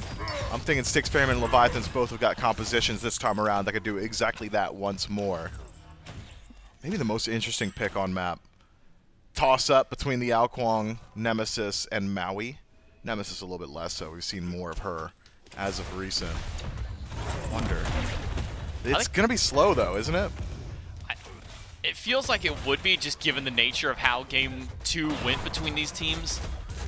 We talked a lot about the scaling that both of them really already do have, but I think also for me, looking at Sheento on this set, one of the biggest problems for in game number 2 against the Ferrymen was finding a way to dive Paul. Who's going to get to the back line? Who's going to deal with Paul? Before, it was just adapting on the Maman, and he really couldn't get that way. PandaCat, beads used off the stun from Aror. Ronngyu just going to channel that Tremor into the shell that's been popped by the enemy team. But going back in, I mean, the hardest part of last game for the Leviathans was getting to Paul. Do you think that this combination of Kuang and Set is enough to get to that back line? I think the issue was twofold for the Leviathans. It was not only that they couldn't get to Paul, which was probably 80% of it, but also there's the Athena. No one was able to deal with her either because they had PandaCat on a hunter that was not really a hunter, essentially a mage on Marty. So I think strengths there in that the initiation from Aror is a little bit weaker this time around, but also the ability to dive is much higher for the Leviathans. It's not just adapting, it's not just Sheento. Ronngyu as well can make it a little bit more difficult for Paul to exist. That cage really does put a hamper to evade and punish. No in-kit answers to it for Paul. Well, Paul doesn't seem too concerned about it as of now, and shouldn't be, because for what we know about supports in this matchup, they generally like to hover that dual lane until around the level 10 point. Paul gets some poke to Sheento, but adapting is returning quite a bit back to him. Paul send a few hieroglyphic shots adapting's way. Wants some help from Cyno just to alleviate some pressure. Now it's Sheento pushing Paul under tier 1 tower, but the range of that Thoth means that Poke can just keep poking away at Sheento's health bar and making sure that this set does not have an easy time in lane. So we see every time Sheento steps up to wave, Paul's not even really concerned with the minions. He's just been going for Sheento's health bar. Yeah, keep Sheento back, and as long as Sheento is under that 70% HP threshold, would make it much more difficult for that set to full in initiate onto Thoth. So I like that playstyle. It's something we'd seen similarly from like Thoth versus Maman. The answer is just poke, poke, poke, poke. Difference was Maman's got the opportunity to build lifesteal a little bit more easily. I'm not going to exactly see the same level of it from Sheento unless he decides to go crazy and move in towards a Soul Eater, and that would be wild. And I think pretty unlikely here. So this style from Paul of I'll just simply poke out and then I'll clear the wave once my next ability rotation is up is something that could be pretty consistent for the first 10 or so minutes of this laning phase. Mage is back in the solo. fineokay on the Raijin. Baskin piloting that Morgan Le Fay once more. See the level of involvement throughout the course of this game. Pretty quiet from the solo in game 1, or game 2 I should say, and I guess given the credit of how the game itself was going, probably a reason we didn't see too much of them rotating over. Paul lets the ultimate rip, dives in, gets beats from Sheento, still fires into the damage, but now it's Cyno showing up. Sheento jumps over the wall, and adapting is on the scene now. Paul in a bit of danger, uses the beads early just to remove the slow from adapting. Now Cyno and Paul trying to turn things right back to adapting, but now he knows he's got a target in Paul with no beads. Yeah, but who's going to close gap on Paul now? The only reason that opportunity arises is because Sheento was nearly able to be knocked down. Don't imagine Sheento's going to be playing too far up while his beads are down, and Paul can just switch up his playstyle from poke to clear waves for the next 2 minutes while he waits on his relic. So adapting, I think, going to have to work pretty hard if he wants to make that execute happen onto Paul. More likely than to be able to rotate over towards duo lane, maybe take out Aror, who's been playing pretty aggressively, but easier said than done on either side. Both these junglers, I think, are going to struggle to find easy lanes to gank. Beads for Baskin means adapting probably won't be putting too much time over in the solo lane. Maybe you can make a duo rotation if you're adapting, but it's really just Aror that'll feel that pressure. Cyno, on the other hand, I mean, just nothing easy for him. Ronngyu, immune slows. Sheento, that teleport over wall. Real good at avoiding just about everything Nemesis wants to do. Could be that Cyno's just here to hang out and shred defense come later on. Do you see? Blue buff started by both. For a moment adapting, just keeping eyes to see if any of the members of Styx Ferrymen try and rotate down to their blue, but not going to be had this time through. So I guess my next maybe kind of wonder, maybe you can give a little bit of insight towards is, how does the team fight really look for both these squads? You mentioned some of the strength or some of the weaknesses of Cyno into this comp, adapting, maybe having a bit of a tough time to kind of get towards this backline. So how do team fights really kind of break out for these two? Well, for the Styx Ferrymen, it's a lot of poke from distance, leverage Thoth, and a non-initiation's a good initiation, right? The longer we're staring at each other at max range, the more damage and time Paul's going to have to do that damage. Otherwise, Aurora's got non-committal initiation that doubles as a wall thanks to the landfall ultimate, so locking down either PandaCat or Ronngyu could be a way forward for him. Otherwise, for the Leviathans, ideal initiation is Ronngyu runs down Paul. Fine, okay, uses his ult, but that's not even enough. It's the Styx Ferrymen on for first blood on the hands of Baskin and Cyno teaming up to take down the solo laner. Ultimate, not even enough for fineokay. Jumps it immediately, but the damage is too much this early. Yeah, that's one of the weaknesses of mage solos, especially on that first item. Pythag's piece, great for sustain, not so great at dealing with the sustained damage of two enemy gods, and that's exactly what Baskin and Cyno were banking on. Adapting a little bit late on the rotation, gets there just in time for the farm. Not the worst thing. Making sure your Kuang pool's a little bit further ahead, so maybe about a half level now for him over Cyno. fineokay will be just alright, I think, in the solo lane. Falling down early, not a massive deal in this mage matchup because of Pythag's piece having so much sustain on it. Should be able to hold his own still. Roar trying to sneak away some mid camps if he can, but throws up the hook a bit too early, comes up empty-handed. And a fight over the shield buff goes the way of CycloneSpin. He's got a small level lead over PandaCat, about a half level up over his opposition. Stacks in his favor as well, though PandaCat's had time to go back and pick up a tier 1 item, so fairly even in the boxing trade. It's Ronngyu adapting to try and grab Aror. Misses out on the first shot, but not going to commit the wall. Paul uses ultimate, but misses Sheento this time. Want to commit towards Aror. No ult's used, though, and he still had the swing available to get out. And I'm thinking Paul's usage of the ultimate there speaks volumes to the mindset of the Styx Ferrymen right now. That ultimate was not, maybe I'll kill Sheento. It's not anything like that. It's more so, get away from my guy, back up, leave me alone. We don't need to fight right now. Baskin, wishing he could have that same level of disengage, just pulled back in and simply knocked down. Tycho drums, incredibly strong, adapting. Does channel the ultimate, but Baskin dies a bit too quickly, so gets to hold on to his cooldown and takes the beads off of Baskin. I think another rotation over towards the solo lane in the cards now for adapting. It happens almost the exact same way that it did to fineokay. Enemy jungle walks up, you're a little too far forward. Before you can even get to the safety of tier 1 tower, you're already half HP and then dead by the time you cross the line. Now the score tied 1-1, still a small gold lead for the Styx Ferrymen up at the time. And Aror making an early rotation over to solo lane. Soaking up a little bit of farm for himself now, level 9 on the Maui. PandaCat rolls in, but that's because he's got backup. CycloneSpin has to use the beads to go through the Bifrost. Gets an ultimate away from adapting, so now that one is on cooldown officially, but a big win for adapting to pull the relic away from Cyclone. And now a little bit more kill pressure in the duo lane that adapting won't need to be a part of necessarily. If Ronngyu can close gap on a Cyclone, just connect that stun, PandaCat likely will have the range with the Astral Barrage to knock him down with another Bifrost disengage. That's one of the unique strengths of Rom, is that boxing matches against him aren't over until he's already used the ultimate. So often we'll see these ADCs fight it out down to about 40-30% and then just walk away. It's not an option when you're playing against Rom. So PandaCat's certainly posing a threat here. But maybe a little while until he's willing to actually fight in. Just a light blade in pocket for PandaCat as opposed to the full executioner for CycloneSpin. Thought we might see a 2v2 breakout around the cooldown buff, but Cyno able to confirm that one with the slice and dice. Back away, but still keep the 4 players on the right. Even Ronngyu now rotating over to solo lane. With Baskin and Cyno so far back, not much follow-up the Leviathans have for anything over there, so instead Ronngyu just continue trying to harass Aror as he's walking through the jungle. But it's starting to get a pretty significant level lead now for Aror. 2 up over Ronngyu. Same point in itemization at the very least, but Aror's still getting so much extra farm than Ronnie.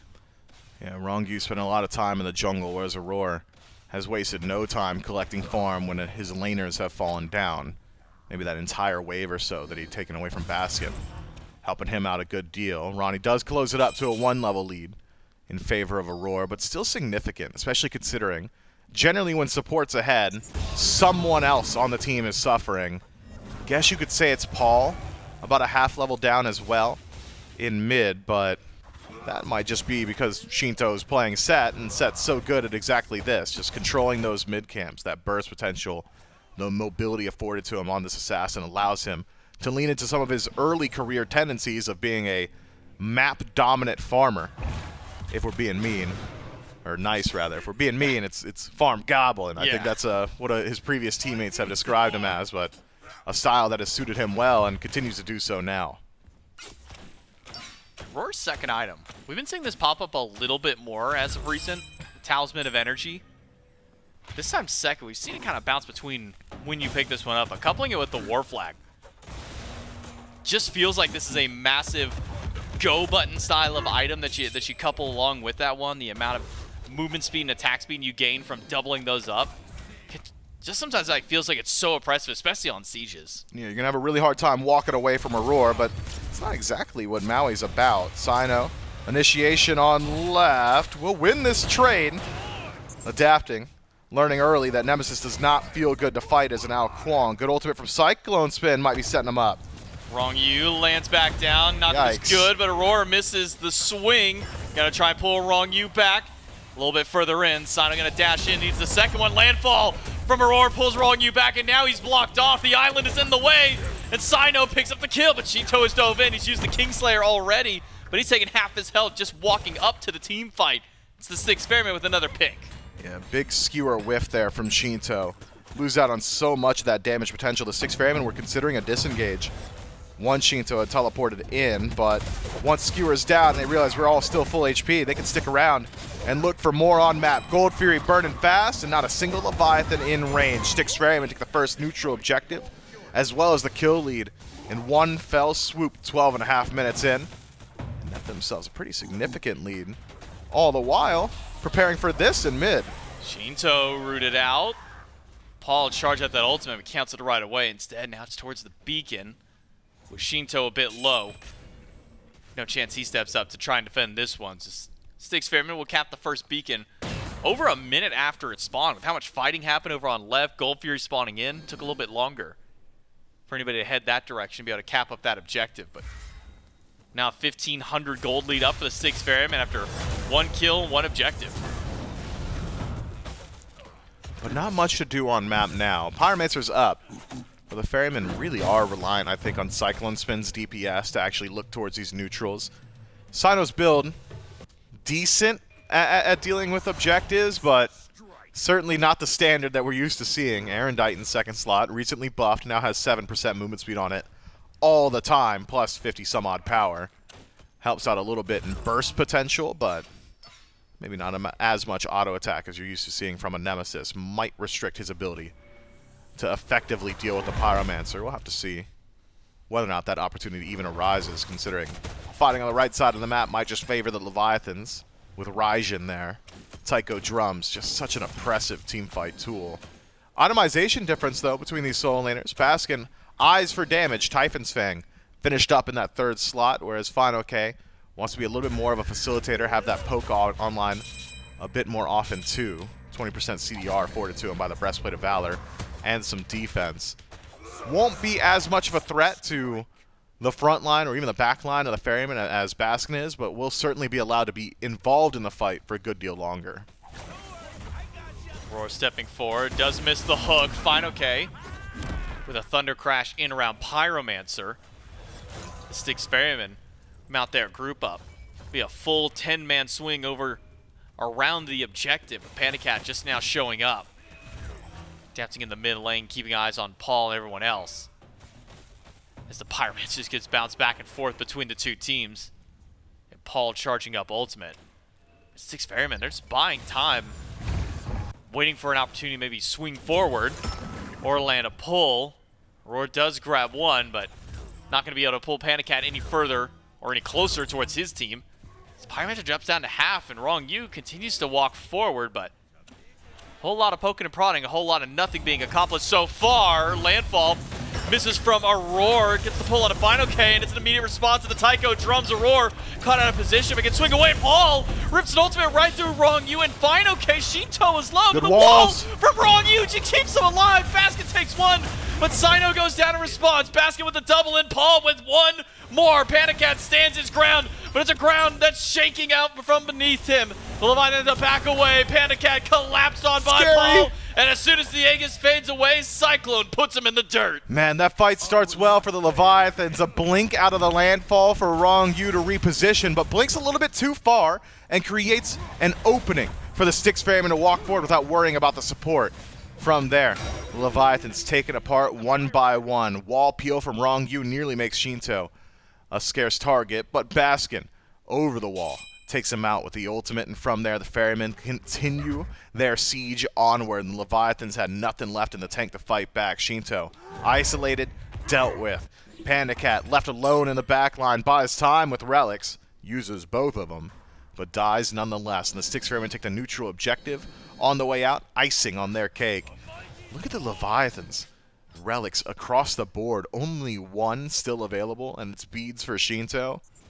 I'm thinking the Styx Ferrymen should try and force a fight sooner rather than later. They maintain beads on 3, Baskin, Paul, CycloneSpin. Maybe if you can move in towards that Oni Fury and force the Leviathans to respond again, we could be looking at a repeat of what happened on the Pyromancer.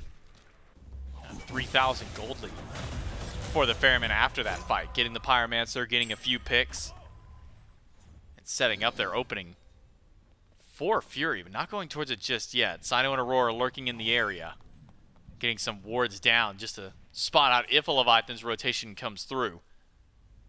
Paul can always just keep eyes on where's Sheento at. Sheento has been trying to get active in a lot of these team fights, but just hasn't been able to finish off some of these kills, missing out on a couple of skewers. Aror missed the hook. Fast dash out from Sheento. Escapes from the clutches of Aror. Styx Ferrymen, though, just mounting up this defense to try and start up the Fury. Yeah, those relics still not in a good spot for the Leviathans, but the Styx Ferrymen taking a much more subdued pace to the last few minutes than I would have expected. Chester, stolen, movement speed, over to Cyno, but the grouping won't lie. All of the Styx Ferrymen on the left side of the map. Oni Fury pulled out, down to about 50%. Cyno has spotted a few targets towards mid. Realizes now it should be an easy pickup for the Ferrymen, and it is. Oni Fury over to the Chaos side, and Stygian Beacon defended by Cyno. Cyno holds the point. Ferrymen walk forward, but the Leviathans can group up without PandaCat for at least a few more seconds while he marches up the mid lane. Styx Ferrymen on the platform. Hook is good on the fineokay. Gets the Thunder Crash out of him. And it will be the second beacon now going to the Styx Ferrymen as well. With no Pyromancer up, nothing much for the Leviathans to do. They scatter back through the winds, head back to their respective lanes. It's just the Ferrymen controlling every point of the game. Yeah, they realize there, the Ferrymen that is, that Sheento shows himself on right, so no world where the Leviathans want to fight. PandaCat rolls back, avoids the landfall. Has Aror done too much? Knockback from Cyclone, and he uses the beads to get out of Adapting's ultimate. Bifrost to get him out. Are the snipes on point from PandaCat? Needs all 3, but misses every single shot. Cyclone and Aror probably perfect bailout for each other, and both of them escape the clutches of death. Yeah, CycloneSpin just got a bit too far with that Bifrost. Looked to me like PandaCat was out of range. Couldn't have known. Doesn't know exactly where CycloneSpin had put the other end of that portal, so has to go up to the air and at least try. Unfortunately for him, comes up empty, but fortunately for him, had already done the work to burn through all of Cyclone's relics. Aegis by PandaCat, but 1v1 for Cyno. Sheento, will he take this fight? As soon as Cyclone shows up, I don't think Sheento wants to take this one, but he'll still go for Cyclone. Really? Not enough damage. The 2v1, can Adapting get it? No way. Bifrost in time. Another one? Adapting can't get it. It's used the ult to try and get Cyno away, but Aror has returned to the scene. The back and forth, the relics, the Bifrost. Somehow Cyclone lives through all of that. Cyno's just in the right spot at the right time to peel out for his ally. Cyclone playing well around his Bifrost. And Sheento and PandaCat fall prey to the bait. Styx Ferrymen push their lead even further. And just in time for the Pyromancer to spawn up. But is it the Pyromancer that they're after? Because fineokay has shown himself on left. He's headed back to base now, cancels his back. This is free. Adapting might be able to at least know that it's happening, but Adapting's not going to step into that pit 1v5. Fire Giant to the Styx Ferrymen after a back and forth fight on left. Then it's the Ferrymen a couple of kills, and now a Fire Giant, a Pyromancer. The Styx Ferrymen just ballooned this lead now up to nearly 7,000 gold, sitting around that 6,500 mark for themselves. And Leviathans, all of their efforts have been for nothing. They've tried 2-3 different team fights, and they've come up empty-handed in both of them. No executes from Adapting. Sheento hasn't hit pay dirt yet either. And both Adapting and Sheento are going to run into an issue pretty soon, and that issue is Nemesis has a great counter matchup into both of them. Either one of the magical or physical assassins of Leviathan, should they find themselves in a 1v1 up against Cyno, will simply lose it. Itemization favoring Cyno, a massive portion of it, but his kit also just counters straight up everything the Leviathans want to do, unless Adapting is using his ultimate to break shield. But even then, Cyno's got enough movement speed and dashes to just disengage afterward. This Nemesis, massive threat on map, has just done so much. All the while, the quiet looming threat that is constantly there for the Styx Ferryman named Paul has gone untouched and unscathed. Dude, Aror is keeping Sheento busy by himself, so the rest of the Ferrymen can push up left side, tier 2 tower. We're aiming for a Phoenix, but it'll be a bit too much for the Ferrymen to go for now. Tier 2 tower still standing both in mid and solo lane. So the Ferrymen group up in mid with the help of their minion wave and start pushing forward, but I mean, we're at the point where Aror is keeping a mid laner busy at full HP by himself. It's looking great for the Ferrymen. Or landfall at the mark. The taunts from fineokay's ultimate, though, are pulling him back into tower. Baskin is low, but a big ult from the mid laner. Paul puts Ronngyu at half. Snipe's not quite there, but Paul is low. Adapting tries to get it done to the backline, but he's just falling too low. Sheento forced out even to the Kingslayer, and Paul takes down one with the help of CycloneSpin. Set him up just to remove him off the map. Tier 2 tower. Now the threat. The Styx Ferrymen will head straight to it. fineokay taunted back, hit by the Dragonflight, and it's a double kill for Paul. PandaCat stands his ground, but only to fall down. Aror. Credit for that one. It's Adapting and Sheento left to defend. Leviathans are going to need a miracle here. Adapting, no ultimate. Sheento, no ultimate, and the Ferryman strong. Runic Bomb dropped down, but Sheento's health bar removed. Adapting out of the fight, and Cyno chases him deicide for the Styx Ferrymen and put themselves on match point. The Leviathans overcommit to a defense on tower and lose the game for their efforts. I understand the idea. Lose the tower, Ferrymen back up, put more gold in their pocket, can reset to right, and put even more gold in the pocket. You gotta draw your line in the sand somewhere, but that fight goes south so fast. Aror finds so much value from that landfall. Even with the Cabrakan cage from Ronngyu being perfect to lock in Baskin, there was not enough damage on the Leviathans to punish them. And from there, it's a resurgent reinitiation from the Styx Ferrymen, and the rest is history. Just walk it down. I mean, fineokay also just got a perfect use of the Taiko drums, kept two locked inside that tower for so long. But it comes back to a bit of what you highlighted earlier, which was fineokay went more defensive in his style of build with that breastplate of Valor. Just didn't have the damage follow-up. Sheento and Adapting try to get to the backline, and as soon as they step foot near Paul, they've immediately got a beeline out of the fight, and then they just get picked off one by one. And my mind goes back to the first Death segment. Trelly highlights beautifully that Adapting is one of the best traditional jungle players that we've got in the league. When he's playing his signatures, when he's playing the assassins, things look really good. That was a legacy Hunbots game, and since then has departed a bit from that standard. Kuang maybe close to it, but still a mage. Maman, Brigitte, a specialized character. And since then, since game one, we just haven't seen that dominant Adapting performance that the Leviathans need. Gotta see the step up from the Leviathans for game number 4 if they want to tie this and have that chance for game number 5. And now it's the Styx Ferrymen on match point. We'll see if they can close it out in game number 4.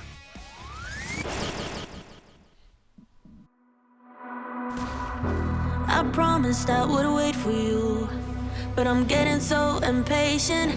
Tell me that you're ready now. This room is big enough for two, and I wanna do that something, something that will blow your mind. Do you know the things you do to me? Touch me and I'll make you understand. Yeah. Do you know the things you make me feel? I can show you if you take my hand. I just wanna dance, dance, dance with you. Let me take you under where nobody can see. I just wanna dance, dance, dance with you. Harder than a summer, so put your hands on me. Put your hands on me, on me, on me. Put your hands on me, on me, on me. Put your hands on me, on me, on me. Put your hands on me, on me, on me, on me.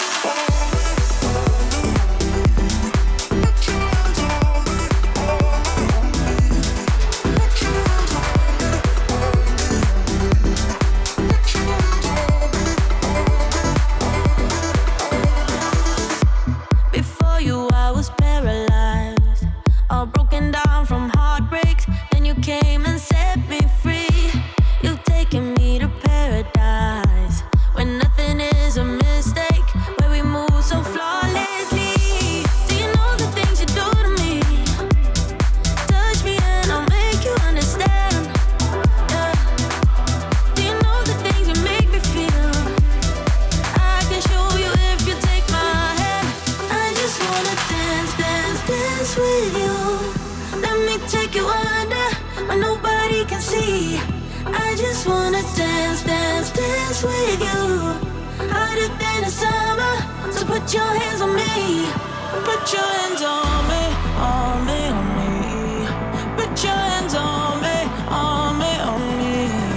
Put your hands on me, on me, on me. Put your hands on me, on me, on me, on me, on me, on me, on me. Put your hands on me, on me, on me. Put your hands on me, on me, on me. Put your hands on me, on me, on me.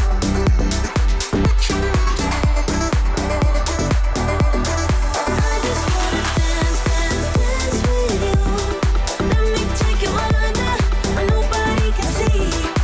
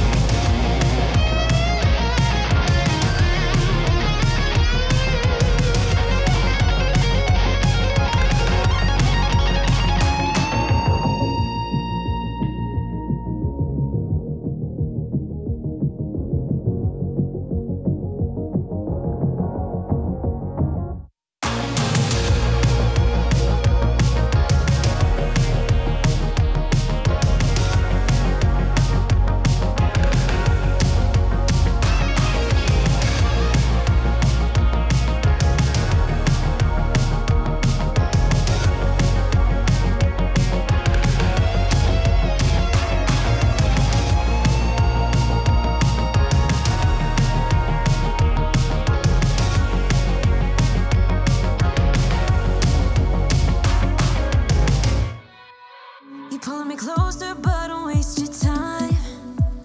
Don't have any time for all your empty lies. I used to think that you were only mine, but I was blinded by a shallow light.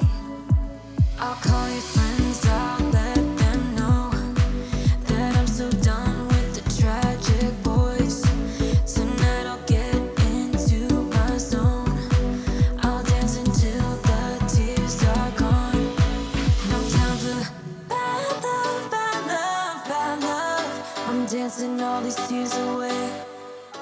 No time for bad love, bad love, bad love. I'm dancing all these fears away. Don't need you.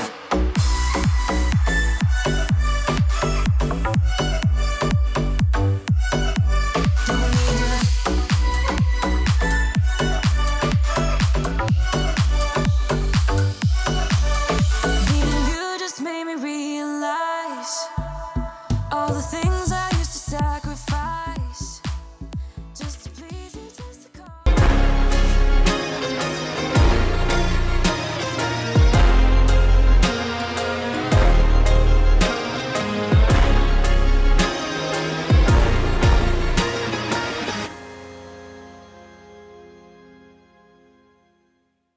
Well, it's a 2-1 lead for the Ferrymen. And Trelly, this one goes extraordinarily well for him, right? Yep. You know, you go back to game 2, it's pretty even for the most part, but there's several fights this time around where, okay, yeah, you killed off Cyno, you lost 4 if you're the Leviathans. Or, hey, you poked out most of the Ferrymen, also Paul, for some reason, still 75% health, and he's dealing a lot of the damage back. It just feels like that maybe more or less replayed on repeat for every single one of these fights. The Ferrymen just come out on top, whether it's DPS-wise, coordination-wise.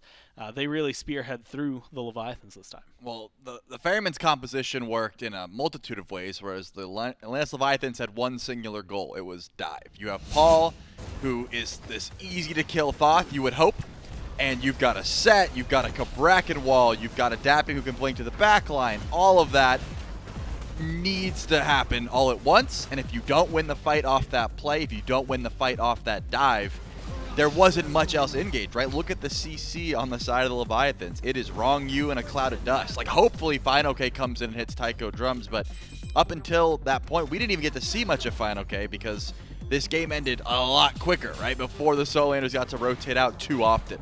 So because of that, if Paul's not dying, the comp's not working, and Paul has not died this entire set, not once, and he's going to the Thoth consistently. So, unfortunately, Cyno has a fantastic matchup into the Kuang. Just, you know, you never care about that 1v1.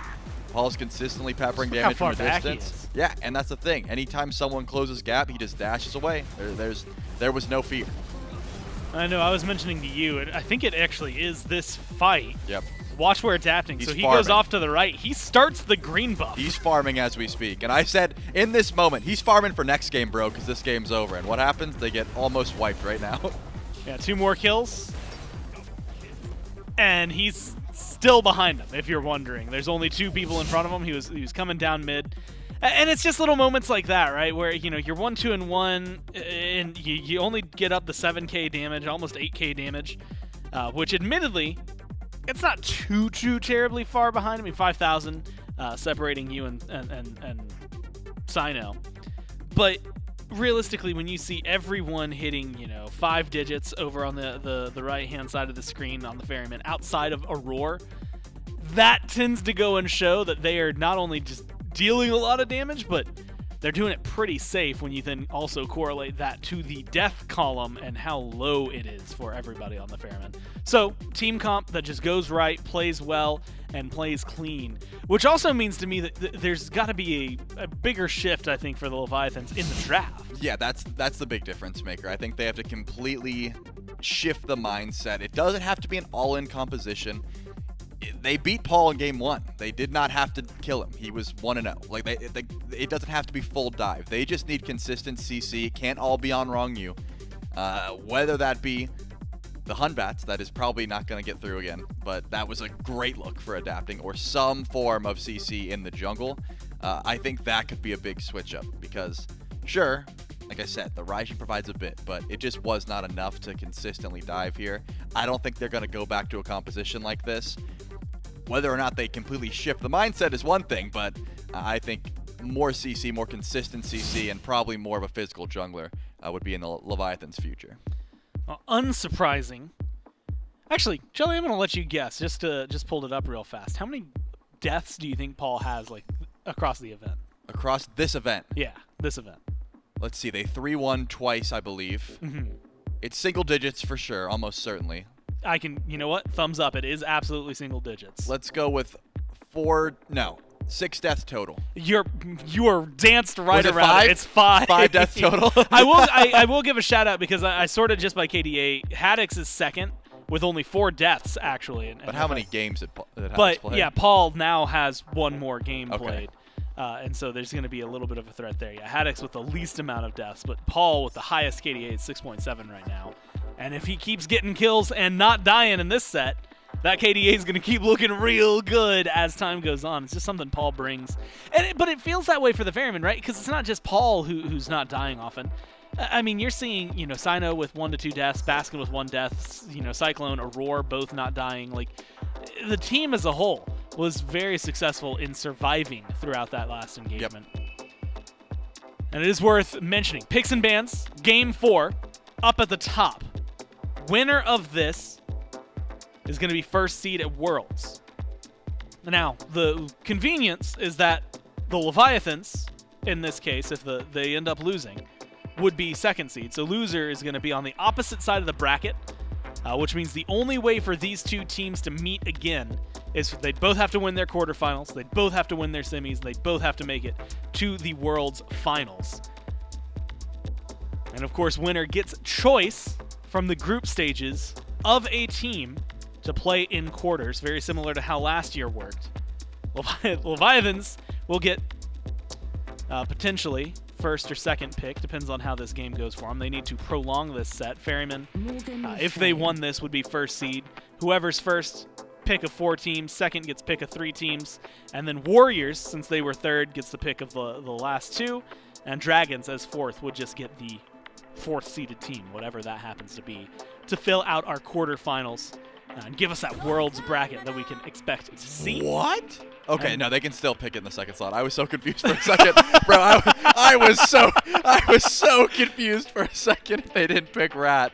I was like, they are trolling, but they did. They did pick the Rat. Yeah, so for the full catch-up, Poseidon, Raijin, Chernobog banned by the Ferrymen, Morgan Le Fay locked in, Naja, Athena, and the Thoth banned by the Leviathans. Yep. Maman and Rat gets locked in. Yep. Well, I said in game 1, Rat would be the most contested pick of this set, and if it just went through both of them, they didn't first pick it, I would have felt so silly. But of course, the Atlantis Leviathans gave up that Rat, got the Rat for themselves so they could give up the Erlong Shen over to the Styx Ferrymen. I'm not quite sure if it's worth it, right? You got to weigh the options. Of course, this Rat is fantastic. It solves a lot of the issues I had with the composition last time, where you get early CC, you get more engage, you don't have to rely solely on Ronngyu. But Cyno on Erlong has just been, I mean, that exactly what the Styx Ferrymen need. Like, that has been the answer. So we'll have to see. It's going to be a battle of the junglers, man. Who is going to be able to facilitate more adapting, more of a hard carry, more of a I'm going to get these last hits, I'm going to get these kills, and I'm going to continue to just make my mark across the whole map? Or is Cyno's more of a, hey, did you see how I set up for Paul there? You see how I set up for Baskin there? You see how I was at every single blue buff spawn? It's going to be difficult, but because this Rat has been contested by both teams, and the Leviathans were the only ones banning the Erlong, maybe the Leviathans got out ahead. Cyno has played 9 games in the Road to Worlds leading up to this on Erlong, and he won 8 of them. He only lost the 1 game on the Erlong Shen, has an 89% win rate, had an 87.5 on Rat, so it really makes sense to get rid of it. Meanwhile, at least in the Road to Worlds leading up to this, Rat was only played once by adapting. 3 times so far for this event. And he's got a 100% win rate across all 4 of those games. So, definitely a really good look And like you said, it gets the Maman, who we saw in Game 2, did not look great in the jungle, back maybe into the hands of Sheento to solidify that. Ishtar is well locked in for the Leviathans. Sobek, Heimdallr banned out by the Leviathans. Amaterasu. And who will be banned out by the Ferrymen? It will be the Charon that gets taken care of. How do you like the top 3 from the Leviathans so far? Specifically Maman and Ishtar. Oh, I have to ignore the rat. Yeah. You already talked about how much you like him. I really like the rat. I'm indifferent towards the Maman. I think that they don't matter because there's a rat. Yeah, I think that the players that have shown that they can pilot her very well, I've been impressed with. It's just hit or miss, right? Are you good with Maman? Do you understand the ins and outs of her passive? Can you get this Soul Seize ability and not get dragged the whole way, or Spirit Seize into the whole way into the enemy team? Sheento has impressed me, so I will give him the stamp of approval. Sheento can play Maman. With that, though, we see the Discordia come in. Is that Discordia support, or is it goes over to solo? Okay, makes more sense to go solo for sure. We'll have to see, but either way, that's a question mark. The good news for him, I mean, as far as mages go, you've got another mage on your team. Rat and Maman for the Leviathans this event, both rocking 100% win rates. So they are looking real good with those. Ares gets locked in. Okay, it's solo. So it should be Discordia solo. Maui, Xbalanque, so some successful picks from the Ferrymen to round things out. Morgan Le Fay, Puch. The one thing that is missing, I would say, is the combo, right? So when I think Erlong, and of course Paul right behind him, do you think Morgan Le Fay or Puch, whichever one goes towards mid, has the follow-up that Cyno is going to be looking for to make that pick work out? I imagine... I'm thinking in my head because, again, I've already said this. How many times have I talked about, Paul and Baskin taking Morgan Le Fay and Puch and then just going back and forth? More often than not, it is Paul taking the Morgan Le Fay. Yeah. But every once in a while, he'll be like, you know what? Give me the Puch here. Give me the Puch here. So it doesn't matter to me as far as matchups go, but I always think it's better to have the Morgan Le Fay. If I had to pick one of them to be full tank as opposed to, a full damage, Puch dies a lot quicker, right? So I'm thinking give Paul the Morgan Le Fay. He can self-peel, give Baskin the Puch. But the Ferrymen, they're going to do whatever they want. If I have to discuss about the value of the Discordia solo, though, that's an interesting one. As far as I'm concerned, mages are good in solo lane, right? That's just a blanket statement. We figured that out by now. Good range. The passive on adapting might go crazy because you got to assume this rat is going to get active early. But how good is her setup late game? How good is her ult late game? How good is her survivability?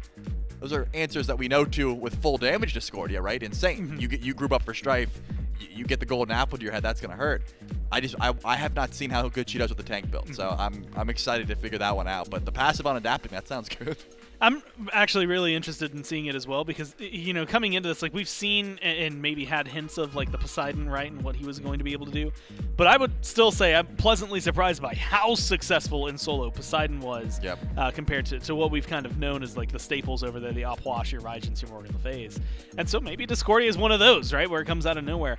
But Rat getting active early, that's not only a big deal for the Discordia passive, but it feels like a big deal in general for the Leviathans here. It feels like that's going to be the way they can kind of get this rolling. Him carry it over until Sheento on the Maman can start to pick things up. We'll have to see if that's how it ends up getting executed, though, because it could be the end of the road, and it could be the Ferrymen standing on top. We'll have to find out in Game 4 with the casters. Will the Styx Ferrymen guarantee their first seed in this game, or are we going to go to a Game 5? That's up to the Leviathans to decide if this one's going to end here. So we jump into game number 4. It's J-Mac, Mifflin, and Doug once more, giving us the views, the window into the battleground. It will be Discordia solo, another mage, entering the fray over on the opposite side of the map here, giving Sheento back the Maman Brigitte for himself. You think that Discordia was on purpose, or maybe a misinput, or what's up? Knowing fineokay, I think fineokay just wanted to try another mage over there. I mean, between him and Sot, we've really been seeing a lot of new mages kind of pop over there. Even if they're a one-time thing, we've really been seeing those two kind of flex a little bit more of the mages than what everybody else has. I mean, Discordia solo, it could work. It could work. It could work. All right, cool. I'm checking with you. It could work. I think Look, it could work. It's got Strife, you know, so there's like a little bit of that initiation factor. It's got the apple. You know, soul laners always get the Discordia passive anyway, so this way the Discordia gets to benefit herself. I just took the shortcut. Yeah. So I didn't have to rely on someone else. I just do them on my own. Yeah, if I'm going to go defense in 3rd and 4th slot, I might as well get a little bit more power somewhere. No, I can't talk myself into it. I'm not. Maybe he proves me wrong. Maybe he proves me wrong. And that's the best way. It is proven through action more so than just talks. It's all about that execution for what fineokay can do. I did look just to check and make sure I was right in the statement. The Ferrymen are the only team so far this tournament. I'm saying that so far as in these couple of minutes. Ronngyu did manage to steal that one away. Goat. They're the only team who hasn't gone to the Maman yet. They've banned it a couple of times here and there, but even in first pick or second pick when they get a couple of options too, they have not gone towards this Maman pick just yet. I'm not sure that they have a player that Maman's playstyle fits necessarily. When I think of Cyno right now, it's facilitator jungle, and when I think of Paul, it's long-range nuker or hell. So maybe you could put it in the soul lane, but I'm not wholly sold on Maman solo either. So I'm with the Ferrymen kind of sticking to their own game plan, sticking to their guns, playing their style. And it's clearly worked out well for them. Match point in grand finals, by the way. So maybe Maman Brigitte a pick that they are not overly concerned with. And perhaps one they don't value all that highly, because I believe they've let it through the majority of the games they've played so far. Further emphasized by Sheento being the one piloting it right now. There are answers to it. A lot of people on social media and Reddit saying the answer is CC. I'm going to sit here every single time and say that's the answer to literally every god in the game besides tier. But I think the true answer it really is persistent damage on field, so you can prevent people from just sitting inside of one of your allies and then dashing out to safety, and I think Opwash brings a good deal of that. Or perhaps just having some long-range nuke ability yourself to keep her back, and between Baskin and CycloneSpin, you got that as well.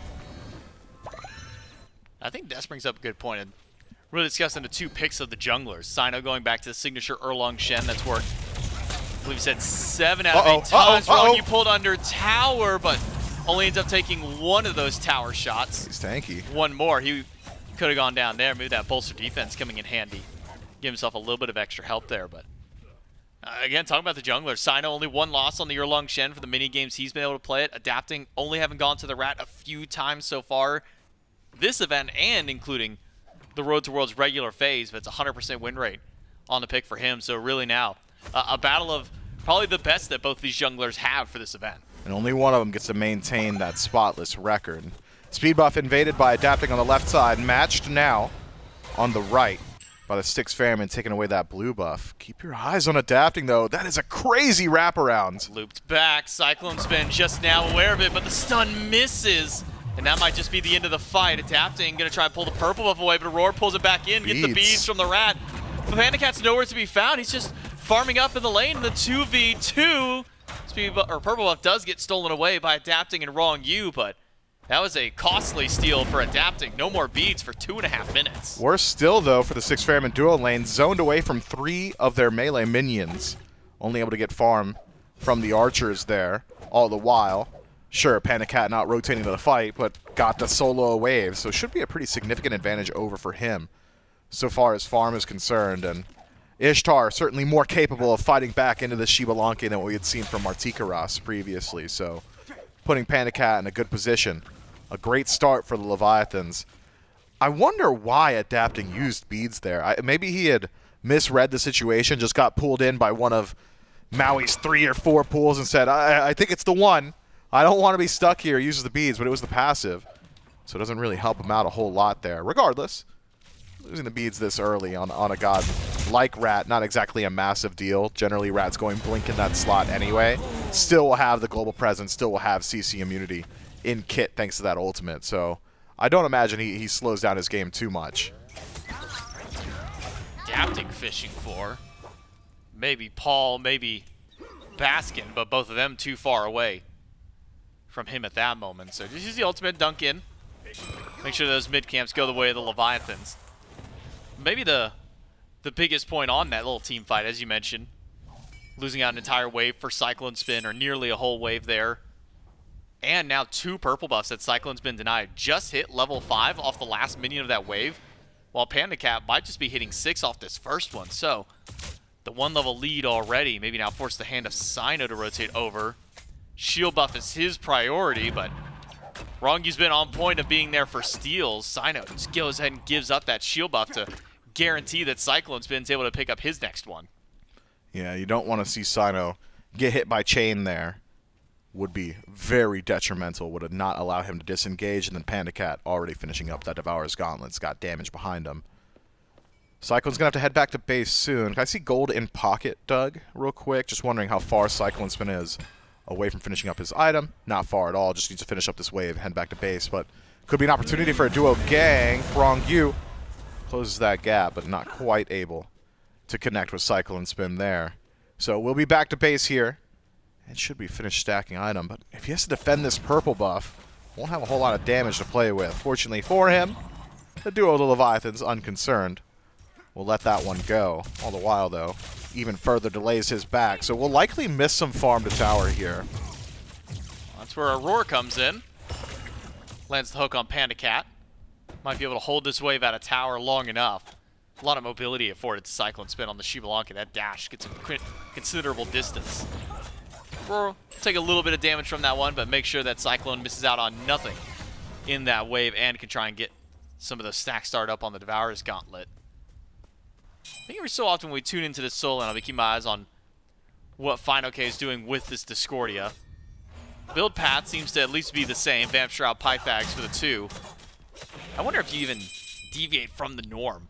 No, going on not. this Discordia. Probably just the exact same style build. I think so. Mage solo is a bit limited. You need to have that defensive capacity, but you still also want to have the sustain to deal with the poke from your direct lane opponent, so Pythags first slot makes sense. Defense second slot. The only deviation I can imagine seeing is whether or not fineokay feels confident to go towards Typhon's Fang in third, like we had seen from Baskin in the previous game, or whether or not it's going to be defense again. I would imagine with Discordia, you probably do want to lean a little bit more so towards some of that defense. Discordia, great poke potential, of course, but that leap being such short range really makes it easy to jump on her. So we'll see how fineokay develops his build as the game starts to go onward. Adapting.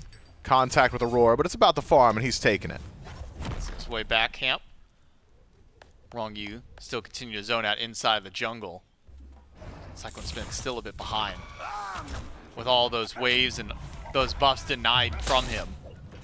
It's kept him still about this half level to a level down from PandaCat. We haven't really seen these junglers get too involved. We saw Adapting earlier go for the purple invade. Cyno's response was come back and help on the next purple, but haven't really seen them go towards this solo lane. This mid has been very quiet this game. Paul and Sheento just farming up like it's nobody's business, like I haven't got another care in the world for the two of them. I wonder where we see that first breakthrough for these two teams. Yeah, generally it's going to be in that solo lane before defense is fully finished. Junglers love getting involved against these mage solos. But both of them, Baskin and fineokay, have some semblance of safety in their kit. So maybe it's the duo lane instead. PandaCat uses the ultimate. Stunts out Aurora, but now PandaCat's got nowhere left to go. He's trying to box in CycloneSpin, but he walks in with the darts and takes him down with the Rising Jaguar. First blood over to the Styx Ferrymen, and it's off the aggression that the Leviathans had started. And look at the net worth charts. All that work that had been done just previously by PandaCat essentially washed away now. Parity in gold between both CycloneSpin and Panda. Experience should be caught up just about entirely as well. First Blood Bounty putting a lot of work in for that Xbalanque. And Xbalanque passive, how it works, power, all that itemization starting to catch up. Stacks at parity once more as well. Man, that was 9 minutes of pressure play from PandaCat, washed away in a second by a rotation from Cyno. I mean, you heard PandaCat dash forward, and immediately Aurora and Cyclone 180 pivot their head and say, oh, word, it's time to fight. Use that Darkest of Nights. Aurora immediately jumps in. Fight breaks out, and the Styx Ferrymen win out on that one handedly. One kill, give it over to CycloneSpin. Start up that passive stacking for him. for that free power. You know, I wonder if maybe we'll have to hold that as the junglers duke it out. Cyno drops about 40%, but Adapting's still going to lurk inside this jungle. Almost guarantees an opportunity to steal more farm away in the left side. Yeah, that's good play from Adapting. Just says, my damage happens much faster than yours. You're going to have to land a lot of auto attacks to match my output. Cyno not willing to commit to it. So in sending Cyno back to base, the Leviathans now have an opportunity to look towards that Gold Fury. CycloneSpin nearby. It's going to be close. Nearly takes it away with an auto, but not quite enough damage. Fury goes to Leviathans, but Aror wants a little bit more. Wants to get range for that landfall, see if he can pull Ronngyu back, but don't work. As long as Rongyu's got those flames, he's able to prevent being pulled back. Pin from Cyno, pulls ult from Panda, and a response from Adapting, but neither of them can go for the commit with Aror still lurking inside the left jungle. Just a couple ultimates traded out for effectively nothing. Good fight back from the Leviathans, finding their small opportunities on map. That was a risky play to pull the Gold Fury with both dual lane members of the Styx Ferrymen nearby. PandaCat also has to play pretty safe here. Has bead still, but would lose it if we were able to connect that pull. Instead, it's a reset as PandaCat clears out the wave, but half his tower gone in the interim. Styx Ferrymen keeping their slow pace. It seems to me the Leviathans are trying a little bit more so to get aggressive. Even the first blood going over to the Ferrymen, it was a counterplay to PandaCat getting aggressive. Ferrymen want to play for that 5-on-5 mid to late game. So far, been doing a good job of mitigating loss. The Leviathans taking that Fury. A great start for them. Can desync those neutrals. Might give them the opportunity. Let's go ahead and pull that Pyromancer. But that's where the unknown element resides, right? If the fight starts to shift over towards the right-hand side of the map, we get an idea of how well does fineokay play on this Discordia? What does it look like in the engagement? And also a very different relic selection in second slot for fineokay. He's picked up Frenzy. And he has gone towards defense in that third slot. What's the idea for Frenzy Discordia? I mean, it's just that he wants it, I suppose. It's going to help out on objective burn, but the objective burn is pretty decent on the Leviathans between Maman, Brigitte, and Ishtar. Very interesting choice. Ronngyu, chain up for 3, gonna pull back a couple, but it's a taunt by Cyno to grab Ronngyu back, another pull from Aror to lock him down in the landfall to try and block off the path, but Rongyu's able to weasel his way around and Adapting. Helps to set up for the kill for Cyno, picks up the double kill, and now it's just Aror left alive as Sheento collapses onto Paul, stun inside the empty, the crypts, big ultimate from Sheento, but he gets Angus out by Paul, who's trying to run through, but he's fighting into the crypts. It's a trade out of the mid laners. Sheento gets one, but Paul responds back. Styx Ferrymen overcommit onto Ronngyu, lose out on a lot of their value there. No pull available. We'll have it now, but Ronnie, a little too tanky, wouldn't have died to the tower regardless. So it's another small win for the Leviathans. An uneven trade. Fortunately, Paul able to at least take down one with them. If Sheento grabs that kill for free, things look real dire there. Instead, it is just a 2-for-1 essentially. Leviathans, though, push their lead significantly. Only thing they're suffering from is the fact that they had done too much already. Nothing for them to fall back towards and push. Nearly knocked down the Tier 1 tower on left. But the efforts of Aror go rewarded, and towers being a zero-sum game means even the pixel of tower HP there will prevent that global gold from going to the Leviathans. It is a 2k gold lead for the Leviathans after that. A bit late on the rotation from the mid laners. That 1-for-1 trade, very close. Sheento having his ultimate Aegis out by Paul. Thought that was going to maybe be the end of the fight there, but just enough of that burn. I mean, we didn't see the mid laners for effectively 12 minutes of this game. First team fight they show up into. They trade out their lives against each other. But now we're starting to see some of the strengths of Paul going for the more full damage style of Op Watch. We've become almost so accustomed to seeing him in solo lane. Maybe forget just how much burst damage the god really has. But it is Paul, so saying full damage, not exactly right. Full damage for Paul. Yeah, this is a Paul build. He's getting his cloak. Maybe a Mantle of Discord again. Wouldn't hate that into what the Leviathans have got for themselves. Pyromancer back and available for the first time this game. The Leviathans playing fast. Unconcerned with Oni Fury on the opposite side of the map. This one will go quickly. Aror doesn't really have a lot of steal potential. Goes for landfall, but no island, with the Pyromancer destroying that one on impact. Golden Apple thrown out by fineokay, and will be the Pyro guaranteed over to the Leviathans. I'm starting to wonder if maybe this frenzy was just because of what Ronngyu goes for first relic. Typically, and I'm a firm believer in the Blink Ares mentality. A lot of supports love having that Blink style, but we've been seeing so much more of them just going for the team fight style relics. Maybe if that was the decision, was wow, this is fast. You go Blink, I go Frenzy. Leviathan's going to try and put their team to use as the only Fury down to half HP. Aror pulls Sheento, but Sheento's level 16. Paul shows up with the threat of an Opwash nearby. The Styx Ferrymen force the Leviathans away from the objective. And pull it themselves. Gold Fury still down to about 50%. Ronngyu nearby has ultimate. That's a big threat. Got to use the Corpse Explosion to guarantee you the Ferrymen get the Fury, and adapting jumps up onto the tree. But will he land back in the fight? Is he not even going to bail out Ronngyu? He's just left to the wolves of the Styx Ferrymen. A 5-man collapsing plus the Fury now puts the Ferrymen in a bit better of a spot. It was starting to slide out of control for the Leviathans, but a good turnaround for this Ferrymen to keep alive. Should be another tier 1 tower to top off those golds as well. No way PandaCat can defend that one on his own. CycloneSpin been able to knock it down.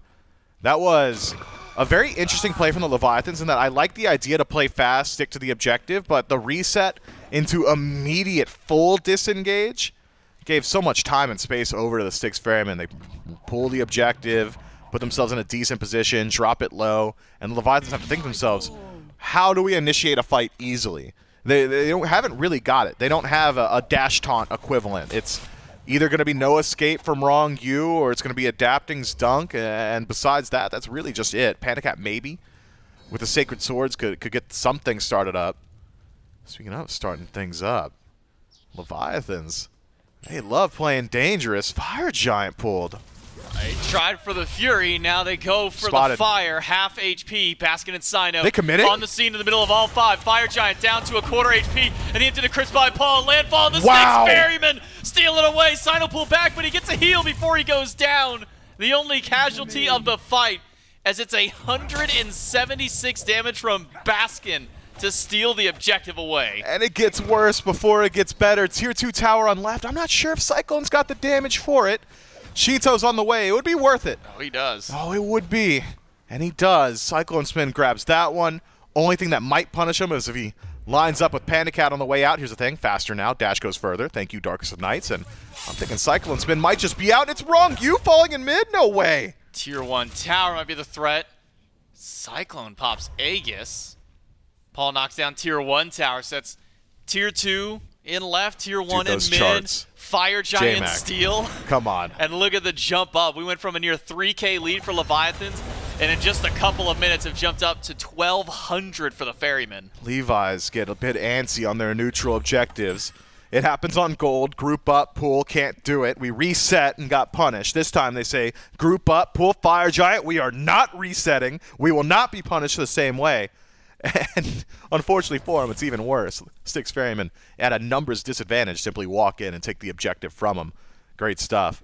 Paul's ultimate, a big proponent of that, as well as Cyno's disruption, the 9 turns blessing. And now it's the Leviathans off their own proactive play that find themselves on the back foot.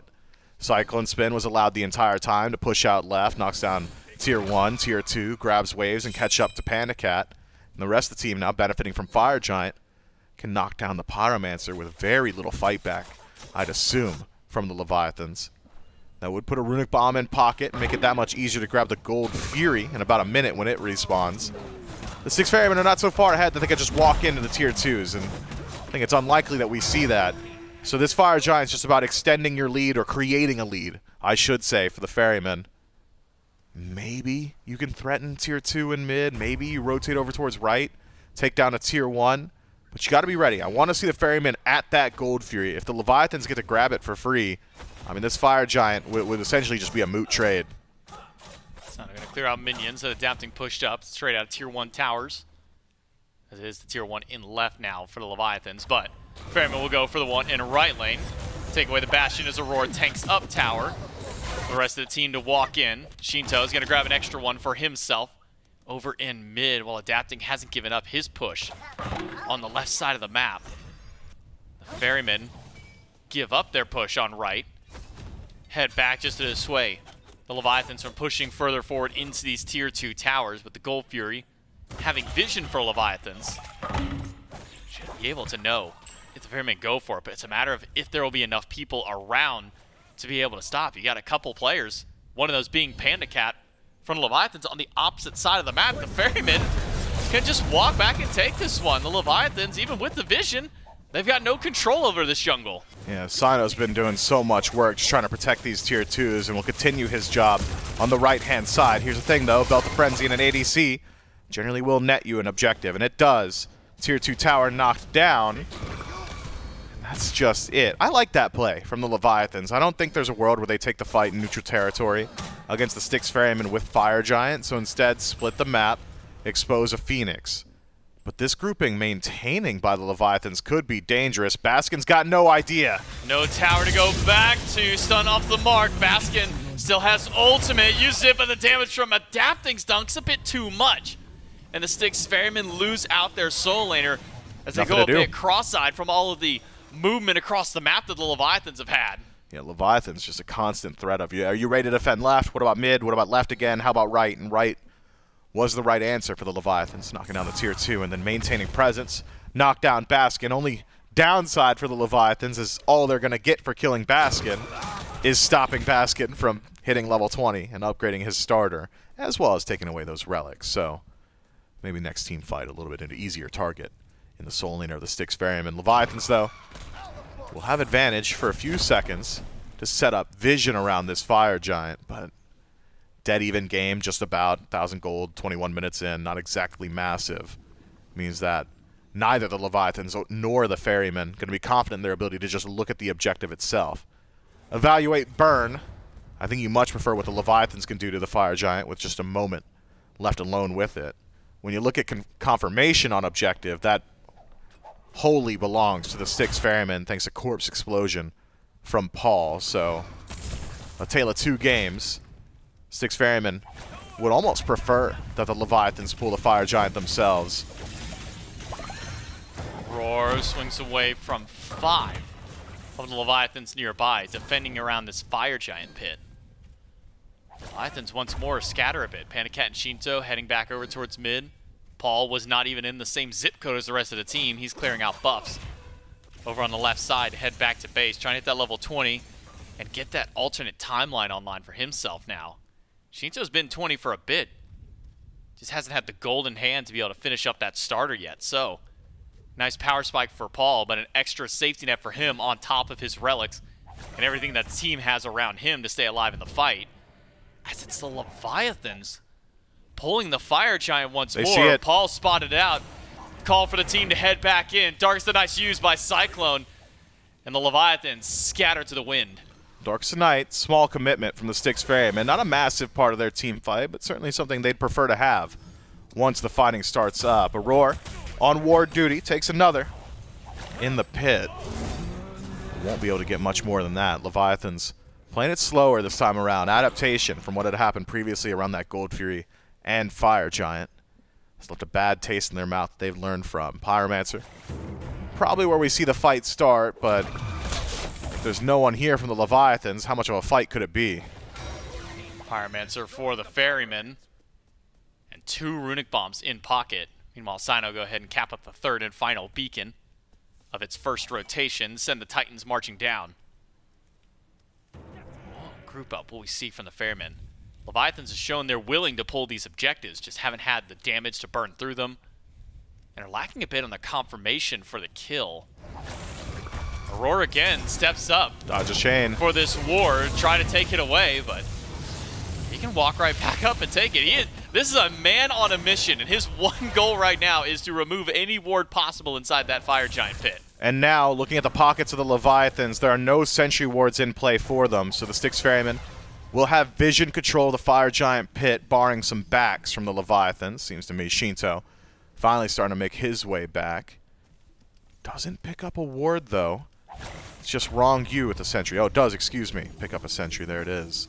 So 2 sentries in pocket for the Leviathans, 3 sentries still in pocket for the Styx Ferrymen, who have already got pretty dominant vision control, at least defensively, around the Fire Giant. So Ferrymen should maintain control, barring some pretty egregious errors from them. Titans start to move down the center of the map. And it's not the junglers lining up. Instead, it's the teams, both teams lining up here. You want to make contact with enemy Titan first so you can knock it down without sacrificing too much of your own. But how much of a fight are you willing to take around it? Paul trying to poke away at fineokay. Titans clash right in the center of the map. Cyno and adapting square off. Cyno's going to keep up this chase to adapting. Lands to the Ming, taunts him back, gets beads from adapting. But Cyno's just going to heal back up what adapting had done towards him. This 1v1 is not one that adapting is necessarily going to win, especially with Aror waiting around the corner. Chaos side Titan sent back first. Order side still half HP. And the Ferrymen beeline towards the Fire Giant. They might just go for the pull and make the Leviathans answer back. Adapting still has ult, so he can get there, but no beads means no safety on landing. Aror, first forward. Wants Sheento, pulls good. That's another set of beads. It's the ultimate from Sheento. The Ferrymen pushing forward with Ronngyu going in. Let's listen with the Ferrymen on the fight. Pull Ares, pull Ares. Rat in the air, rat in the air, rat in the air. He's in my ult. Look at Ares, can we go Ares? Literally in my ult. Yeah, you're good, Paul. Let's go fire, go fire. Puck Ares! Kill Ares, kill Ares, kill Ares. I'm stunned. They're fighting. Maman dash. Careful. Huge damage. Guys, we can't chase, guys, we can't chase. I'm hitting fire. I have embrace. Just the moment you thought they were going to stop fighting, you hear Aror, oh, I plucked Ares, and everybody turns on the dime to try and pump damage back. They go to the Fire Giant, but now it's the Leviathans collapsing back in. Their health bars are still fine from the team fight. And the Styx Ferrymen with Cyno at half HP, Cyclone similar spot. They won't commit to the objective just yet. Man, Aror could really hit the high note, huh? That was wild. That's one way to pierce through the noise of a team fight. Make sure the team knows. Unfortunately for Aror, Ares is very tanky right now with a 4-slotted build and a fully maxed out bolstered defense. So, not easy to knock him down. Styx Ferrymen able to reset a bit. Pick up a few more wards in pocket. 2 standard for Cyclone, 1 sentry for Cyno. No wards in pocket for the Leviathan. So again, this vision battle that has constantly been in favor of the Ferrymen remains as such. But look at the relics. No beads for adapting. No Aegis for PandaCat. On the other side, beads lost for Baskin, Cyno, and CycloneSpin. Around all at the same time. Means that the Leviathan should have slight advantage on initiation, but their composition isn't exactly suited for it. It's really just Ares that is posing that threat, and each of those picks, or for the most part, most of those picks, have got some form of CC immunity to deal with it. Baskin with his ultimate, CycloneSpin with his dash. So easier said than done for the Leviathans to optimize on this time. Roar goes for the hook, misses this time. Drops yet another bracer down around his team.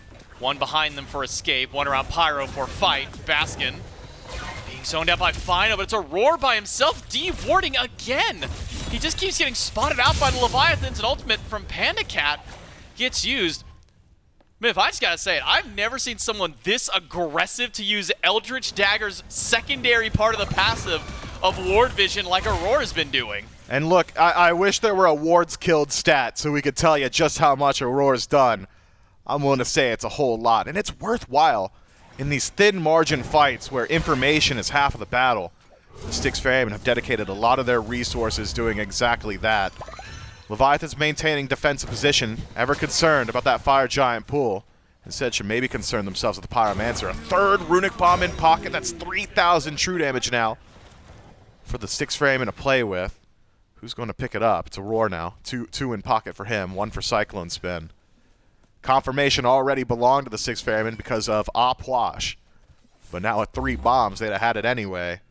Leviathan's got to play real cautious on this objective. Leviathan starting to group around Fire. Ferryman collapsing back in. Cyno's clearing out a wave in mid to now rejoin the team. You know, the thing about it, more props to Aror for it. Got the bracer. And Eldritch Dagger, I think, puts it on a 50-second cooldown. Reduce further if it is killed. Means less than every minute. Just does this, walk up. Oh, what wards are here? Found another one. What wards over here? Found another one.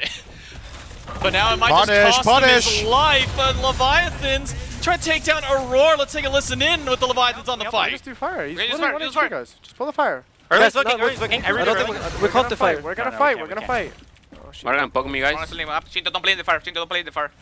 They have a ward right here. They have a ward right here. They're just gonna go fast. They're gonna win on us. Yeah, we should drop this. This is not good. We need to reset it. They're gonna pull it. They're gonna pull it. They're pulling it. They're pulling it. They're pulling it. I'm here, I can go. They dropped it. They dropped it. I need to get out. We dropped it. Maui has him back. Maui has him back. Maui has him back. They will pull this now. They will pull it as soon as Ronny backs. Leviathans nearly pick Aror off that time, but again, so slippery on the Maui. Able to roll out of the Leviathans fight. They pulled. That is the Leviathans to try and grab the Fire Giant away, but Styx Ferrymen just keep sticking around. Man, Aror just so tanky there. I thought for certain the Leviathans had him.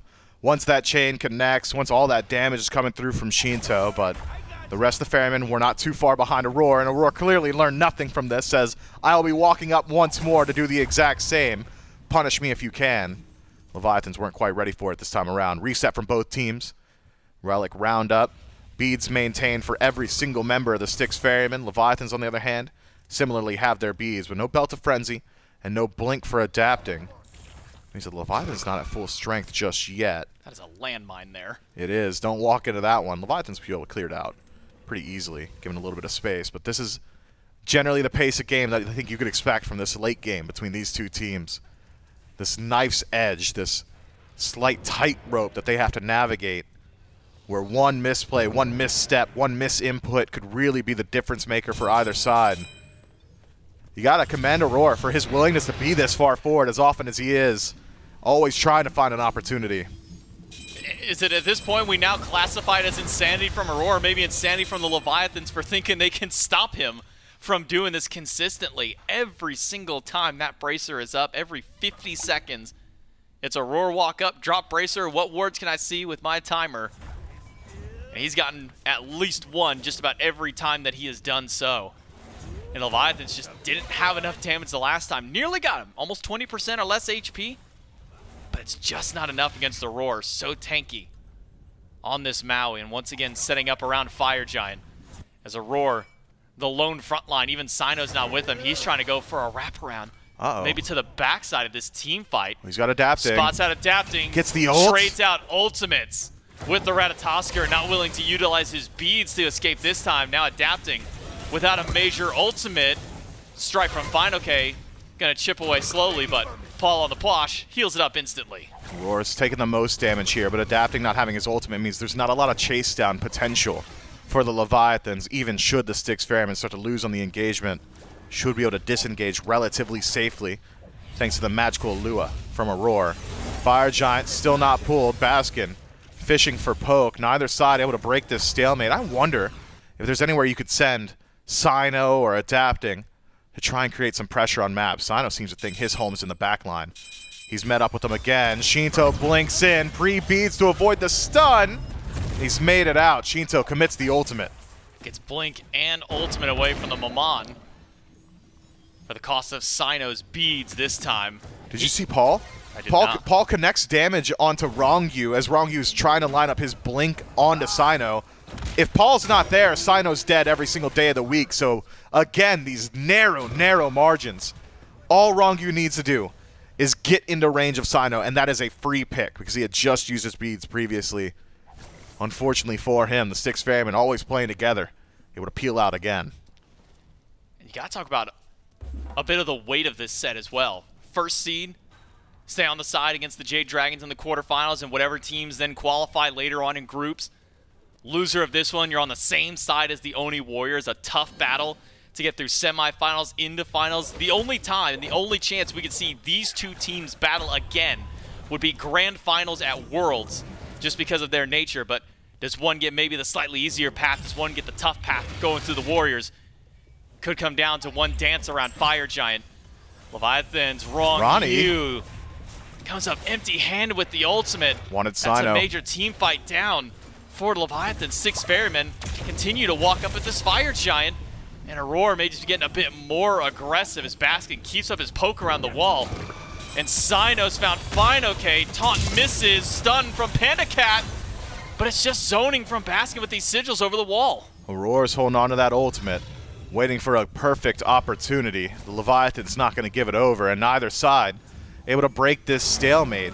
If Cyno pushes mid, he doesn't have safety until his beads are back up. If adapting starts to push, even with global presence, has proven that he does not win the 1v1 up against Cyno. And those are the only two I would trust to split. Instead, it's a Fire Giant pull from the Ferryman, but not committing. Not this time around. Auror's taking a lot of damage here. Might be forced back to base. Haven't seen Aror go back since the last time that he nearly died to Leviathans. He's sitting on 2,000 in pocket. Not enough for a full item just yet. Hasn't leveled up in like 10 minutes either. He's been sitting at level 18 for such a long time, sitting on gold. Maybe go into lane and get a little bit of this extra farm. Sell that sturdy stew, or maybe that stew is what's been keeping him alive during these. Does sell that one off. And what does he buy as his final item? Stone of Gaia. And maybe in response to Rongyu's ultimate. Maybe, or even Sheento's ultimate would proc it as well. Either way, if he's saying, I'm not going back to base often, and if I do, I'm worried about the Fire Giant, one way to keep your HP high is that Stone of Gaia passive. Will help out a good deal, and it is a massive HP infusion, but it will only give further value to PandaCat's build. Kin-size Odysseus bow. It's going to be a real difficult task for Aror to start walking through all that. That said, if Auror's already on top of PandaCat, the fight's probably gone pretty well.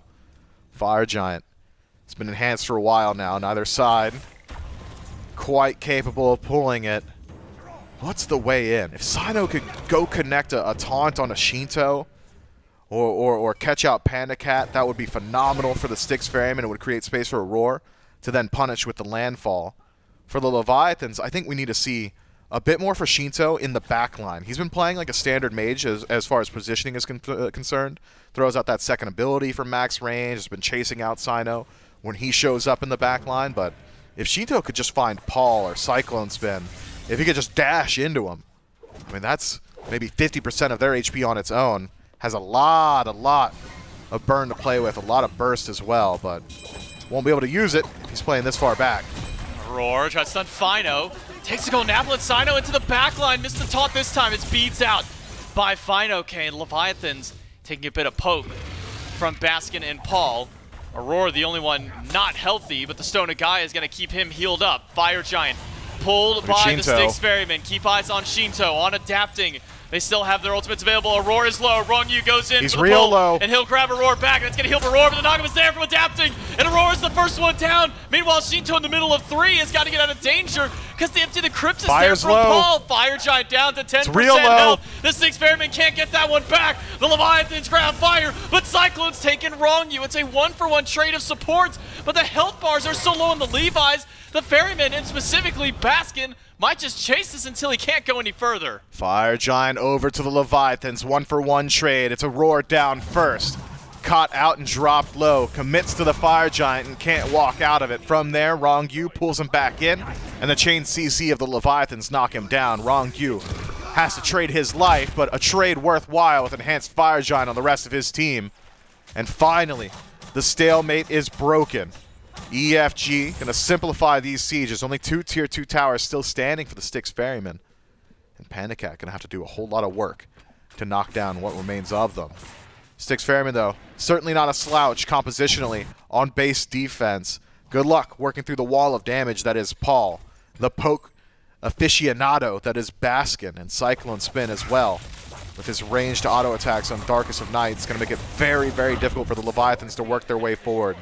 One of the weaknesses I had brought up initially with this composition with the Leviathans is their ability to initiate fights. I think we'll see that even further compounded in these simplified play spaces around Phoenixes. Probably won't see too much play around these tier 2s. Gold, not exactly a massive deal, nearly 40 minutes into this game. So instead, play around your strongest point, and I think that is the bird. I think CycloneSpin waiting on a little more gold to be able to buy Elixir and Power Potion. By the way, no inventory slots for either him or Aror right now. Both of them holding on to double Runic Bomb. There's the Elixir of Power for CycloneSpin. Still about 150 gold off before he can get that next Power Potion. Still one more tower now for the Leviathans to chop through before its defense on the Phoenixes. Enhanced Fire Giant means they can make quick work of those structures. What will the split be for Leviathans? A 2-2-1 or maybe a 3-1-1? At that. But leaving Sheento by himself against Cyno. Maybe a little bit of help from Sheento and adapting, grouping up on that side of the jungle. Bit of an odd split, though, for Leviathans on this push. Worth noting that adapting is going to be at any of these Phoenixes at a moment's notice, so putting him on the furthest makes sense for me. Left side, the most valuable. That's the one the Leviathans want. Might just be that they'll have to take consolation prizes elsewhere. Sheento and Ronngyu putting a lot of work into mid. And on left, it's CycloneSpin holding his own. Nowhere able to push in just yet. Cyno uses the Frenzy to try and get some extra push, but immediately snuffed back. It's Paul on the Opwash again. Just drop those bodies in. You don't want to stand in the area. Gets dashed away and now gets 4 of the Leviathans on the left side. Sheento lurking in the jungle. 3 Ferrymen on point. Baskin on the way. Leviathans, they get their first chance to play an aggressive offense, but it's Rongyu's health bar low. Hold on, the Baskin chase! swiped away with ult. The shield has been burned through. The landfall takes him down. That's 1 Here comes adapting. for the Styx Ferrymen, but adapting on the tree. Can't do it. Where will he land? It's over towards mid. Dashes to the opposite Phoenix. He might have that. There's a wave there, but he's being chased out. CycloneSpin won't let him get this one for free, and in fact, Sheento tries to break his way back to the base, but he's spotted out by the Ferryman. The base defense from the Styx Ferrymen is incredibly strong, and the Leviathans cannot figure out how they want to start their siege. Ronngyu tries to create space and then realizes, I'm just Ares.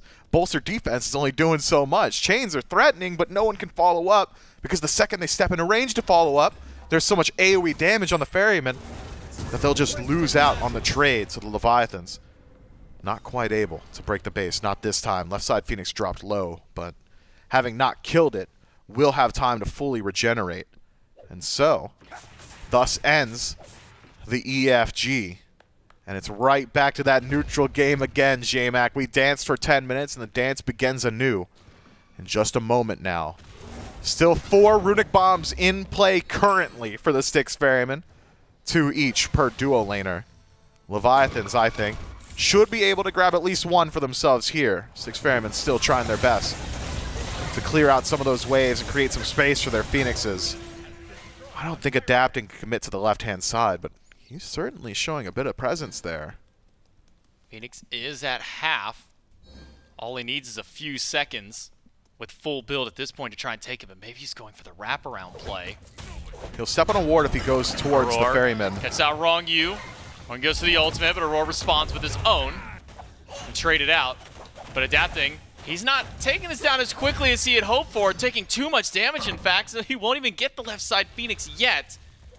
But now that the Ferrymen know he's there, they're just going to go for the Fire Giant. It's going to be 4 versus 5. Adapting will not be present for the fight. The Ferrymen are burning down the Fire Giant. They've got to take down the damage to confirm it. The Ferrymen get it, but will they keep up the fight? Auror's got no ultimate, and the Ferrymen chase in. The Leviathans are trying to bail out. Adapting still sticking around the left side. He's going to have to go back and help defend for his team. But the tier 2 tower is just enough safety for Leviathans. Ferryman will not continue forward yet. EFG on all 5 of the Ferrymen, and CycloneSpin doing 505 per auto attack onto the tier 2. Make short work of it. Leviathans able to disengage, and it was a coin toss. Saw fineokay step up, walks through the emptied crypts, pops the Belt of Frenzy and says, I will at least threaten the Fire Giant. Unfortunately for him, comes up empty on the steal. Adapting is able to break the base on the left-hand side, but that's where the Ferryman would have pushed with Fire Giant anyway.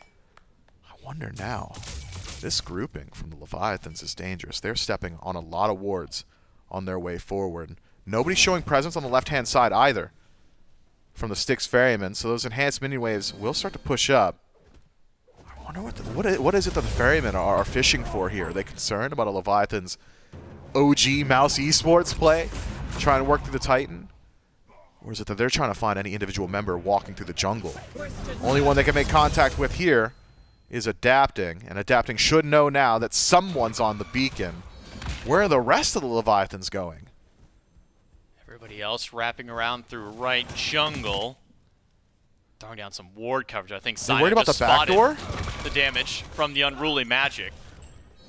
Gotta note, Styx Ferrymen dumped all 4 runic bombs at that Fire Giant, so now none for these sieges. Enhanced Fire Giant still makes it simple. We saw what Cyclone did just a couple games before on the Xbalanque. Walk up within just out of auto attack range, pop that ultimate, pop a Phoenix, no problem. Could be the same call, but the Ferrymen have not stepped beyond the halfway point since they pushed the Leviathans back to tier 2. I mean, the Leviathans would instant kill the Titan if they could all get into the room, and so the Styx Ferrymen clearly playing concerned about that backdoor potential.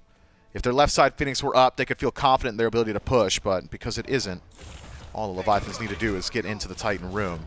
Styx Ferrymen have set up a defensive line of wards on the right-hand side and the left, so no one's going to sneak past them. But that left side Phoenix, being down, has got some enhanced mini waves starting to leak their way forward. Fortunately for the Styx Ferrymen now, no Titan to defend, so they can start their siege in earnest. We'll work on the Chaos Titan first. CycloneSpin melting through that health bar, and that gives them a few extra seconds before theirs jumps in. You head over to the left side. Cyno's going to try and clear out some minions, but Cyclone's getting poked out by fineokay. Tries Unruly Magic. It's good damage, but it's not enough to hold firm. Meanwhile, the Leviathans haven't pushed up the Titan just yet. It's still slowly walking its way down mid. There's a large stack of minions starting to group up. On the side of the Ferrymen, they should have it. CycloneSpin takes down the Phoenix over on left. That will answer back with some fire minions of their own. And that's just the seeds they needed. Got to head back, though. There's a stack of minions waiting for that Titan. But they've already exposed the left side Phoenix now, so enhanced minion waves versus enhanced minion waves for the Styx Ferrymen. Titan will reset. Has not taken too substantial of damage just yet, down to about 90%. Maybe threatening in that the Leviathans were already capable of backdooring, but less threatening now that the left side Phoenix is on the mend. Just a few more seconds left until that respawns. Where are the Leviathans going again, though? This is so dangerous for them. If the Styx Ferrymen are grouped at all, would still have the advantage in the fight thanks to EFG. Maybe the Leviathans hedging their bets that at least one member of the Styx Ferrymen to the left side concerned about the Phoenix. Instead, reset back to neutral once more. This time around, it's the Styx Ferrymen benefiting from the dead Phoenix. I mean, true 5-on-5 this time around on the Fire Giant, unless Adapting tries his best to split push again, but I don't think the Leviathan's going to be willing to make that trade, considering the Styx Ferrymen showed a lot of respect to that backdoor potential. It's going to have to come down to a true 5-on-5 engagement, but Ferrymen are on the wrong side of the map. Primal Fury will help out a lot in actually dealing with the Fire Giant, but you'd really think the Styx Ferrymen would prefer to set up a bit of vision around the pit itself. To have their Phoenix back on left for the Ferrymen, so now Adapting's got to defend against fire minions on his side of the map. The Ferrymen have all reset themselves. Immediately head back to base. Reset, because Fire Giant just a few seconds from spawning back in. The Leviathans have done a good job of walking up and checking around corners, dropping any possible wards they may have had, but Aror, the man of the hour, with the wards destroyed that wish we could cap the track number on at this point. It's got to be around 40 by now. I'd like to. He's placed 41. I believe that includes bracers. It does. He just dropped another one in. Can he find anybody else by themselves? fineokay, Sheento, PandaCat here, Adapting Ronngyu. Notably missing from the team right now, but look at the left waves. Adapting rejoining in. Waves starting to stack up left side. The Leviathans are on a timer at this Fire Giant. Leviathans realize that whichever team pulls the Fire Giant will likely have disadvantage on it, so this time around, willing to give up defensive position to the Styx Ferrymen. The Ferrymen have not got the same level of burn. It's Ronngyu in first, big ult! Styx Ferrymen started the fight, can they get out? Let's take a listen in with them. Fight! It's first one! Red! Red dash. I'm with you, son. I'm with you. Here. They're going to go me? Yeah, I'm with you. Maman. It's first one. Fight. Yeah. I'm really poked. Look at Maman right. Maman, help Baskin. I need help, guys. I need help. Stop running from me. I don't know. I can't get you. Oh. You guys need to live. Fuck. Yeah, I have flush ult, by the way. Help. Take me two. Maman's 1 HP. That's Mon timeline. Fuck her. Nice. Run. Guys, we're good. Don't worry. A fight nearly goes disastrous for the Styx Ferrymen. Quick group back from Cyclone. Able to help take down Sheento, who was the major thorn in the Ferrymen's side during that fight. Nearly 2 perfect kills for Sheento. That timeline gives him an extra moment, but not able to go further beyond that. Yeah, but that timeline's on cooldown for 333 seconds, J-Mac. Paul holds on to his. So it'll be difficult to shut down the mid laner now, the Styx Ferrymen. And talk about that pluck timing from Aror. If Sheento gets dash off, gets into somebody, maybe the rest of the Leviathans could surge forward with him. That said, Cyno, Baskin, both dead for 20 seconds. 3 versus 4. Leviathan's defensive positioning. Aror has eyes on it, but the Fire Giant's already been pulled. down to 80%.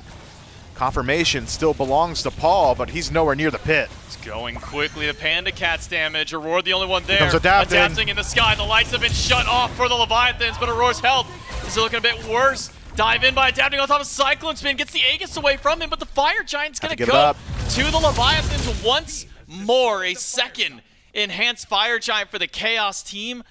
49.5 minutes.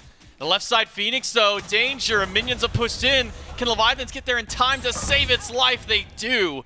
And now we return back to a state of neutral. But the Leviathans struggled last time around on their Fire Giant siege, and this time Sheento doesn't have it either. And so, breaking the base will prove to be a very difficult task. Difference is, left side Phoenix having already been broken, that's as healthy as it's going to get, at about 90% or so. So the Styx Ferrymen will have a harder time holding that one. Keep your eyes on Paul, his ultimate, all important. That's the way to force the Leviathans back. CycloneSpin as well has really been key on base defense. That Darkest of Nights has made it difficult for the initiation of the Leviathans, and all that range from the Styx Ferrymen keeps them back. Styx Ferrymen's job's easy. They know their defense is strong, so don't leave the Phoenix line. Leviathans, though, can't possibly know that, so watch as they slowly snail their way across the map, checking every single one of these corners, concerned that behind any one of them could be the full force of the Order side team. Oni Fury will help out a bit, put some enhanced minion waves all the way across the board. It seems to me the Leviathans perhaps a bit more willing to play that 5-on-5. Last time it was a 2-2-1 split. Didn't quite work out for them. So maybe a 4-1 with adapting in mid could be the difference maker. Maybe you put Sheento on his own. He's still got Blink, still got beads. But not having Fire Giant means any damage that connects with him likely to stick. Fortunately for Sheento, so staying in build will help out in that regard. Leviathans group up as 4. Adapting, searching out mid. Styx Ferrymen on their defense to try and hold back Leviathans. 2 minutes left on the enhanced Fire Giant for Leviathans. Not too many more opportunities to go for a push. His minion wave gone. Cyclone's dealt with it, but so is a lot of his HP. Paul going to resustain, but that gives the opportunity for the Leviathans to walk in. Left side Phoenix down, adapting on the tree, but he'll head over towards right. Will he go for the Phoenix? Instead he pushes up, clears out the minion wave, but that's one bird down now for the Ferrymen. Those Ishtar snipe auto attacks, too much to deal with. CycloneSpin dropped low, forced to disengage, and without him, the Styx Ferrymen not great on the defense. Really need his damage output. Cyno loses the beads, and the Leviathans making some good plays here, simplifying their engagement, creating win conditions. Now Cyno, very, very risky for him to step forward. At the same time, though, fineokay loses his beads off a pull from Aror. Paul getting poked out by the snipe autos from Panda. Gonna have to resustain with the corpses of his own.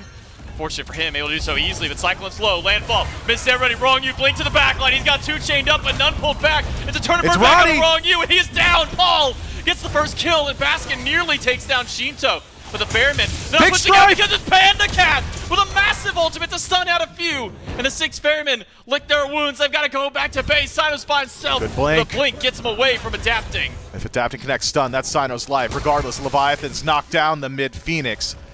2 birds broken. And still 4 strong from the Leviathans. Ronngyu doing a lot of work. It's not pretty what he has to do. It's a dirty job, but he's getting it done. Goes into that back line, finds a 3-man ultimate, separates the engagement, and creates space for his team. Once more trades his life, but for high value. Ronnie's off the map for 40 seconds, though. Styx Ferrymen starting to move themselves forward, and Fire Giant hasn't got much time left on it. Maybe the Ferrymen can start their own siege in the 5 versus 4, but the base is not pushed up. Left side gonna have minions moving in quickly. I like this though from the Ferrymen. They're going for a winning play. Keep eyes on adapting. He's behind the entire team right now. Aror walks into the Phoenix, but he's not gonna find anything with the hook this time. Meanwhile, the Leviathans can just try and keep them here. The Golden Apple hits a road to triple stun from adapting in the jungle. But the Ferrymen now have to run on foot all the way back to base. The Leviathans are just buying more time for these minions to keep pushing in. One more fire wave into the throne room. The Leviathans might just head over and start regrouping because Fire Giant's coming up in a minute. I think that Fire Giant now essentially confirmed for the Leviathans if they can continue to stop these back. Styx Ferrymen will not be able to get there in a good position, not through the vision of the Leviathans. Ward's still haven't been placed though by the Chaos side, but Left side Phoenix, mid Phoenix both being gone, both minion waves pushed up towards the Styx Ferrymen side of the map. This one might just be free for the Leviathans, and if that's the case, base defense, although strong for the Ferrymen, is going to need to be just perfect with the Titan at 50% HP. I don't think that the Styx Ferrymen could take a fight on Phoenix line. If Fire Giant goes to the Leviathans, the Ferrymen are going to have to meet them on neutral territory. This could be an opening, though. Adapting on the left-hand side. No way the Ferrymen could know it. Hail Mary team fight, perhaps, just outside of Phoenix line. Aror showing presence, and the Leviathans showing respect. Go ahead and reset the objective.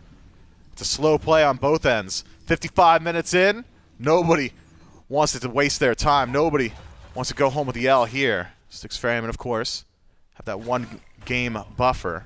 A bit less risky for them. Fire Giant dropped low. Frenzy start up by the Leviathans. Fire Giant goes their way.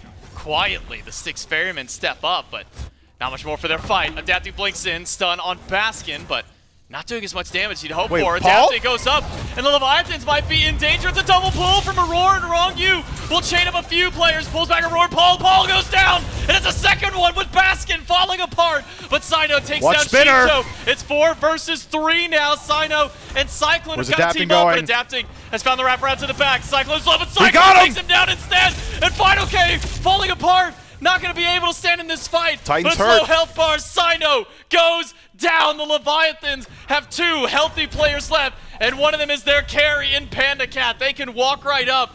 It is up to the dual lane of the Styx Ferrymen to defend against the Leviathans. Ronngyu marching forward. PandaCat on the way, being zoned out by Cyclone. No, it's a blink in by Ronngyu onto the Titan, but the damage dealers can't get in. CycloneSpin pops the Aegis, but his life is traded out instead, and we are going to game number 5. Wouldn't have it any other way, J-Mac. The Leviathans, it is a grueling match for them. One flubbed team fight around the Fire Giant, one overcommitment from Paul, and all of a sudden it's a game 5 situation. I thought maybe CycloneSpin had done enough towards the end of that game to at least buy himself one more base defense with the boys, but instead, a commitment onto the Titan is all the Leviathans needed, and it's poking and prodding. It's 3-4 back-to-back Fire Giant sieges where they take down 1 bird, then they take down 2. Minions start to work their way into the Titan, takes away 10%, 20, 30, until eventually they get all in, and it looks good. And the Titan never gets a chance to heal back up on the side of the Ferrymen. Maybe that was their call, just to go for the fight and say, well, either we win it here or we lose it here. And unfortunate for them, their coin toss lands on tails, and they end up losing out on the team fight. CycloneSpin does the best that he can during that, but when there's 3 people barrel stuffing you and one of those is their tank just right in your face blocking the damage, not much you can do left on the defense. And even on that last team fight, I didn't exactly see how it happened, but Paul is so far forward, isn't he? Throws out the Empty the Crypts, tries to play inside of it, gets the alternate timeline, and then is pulled back in again by an Ares ultimate. He was not allowed to play that fight at all. Atlantis Leviathans take us to game number 5. The battle for first seed will be concluded with one final game. We'll bring that to you right after this break.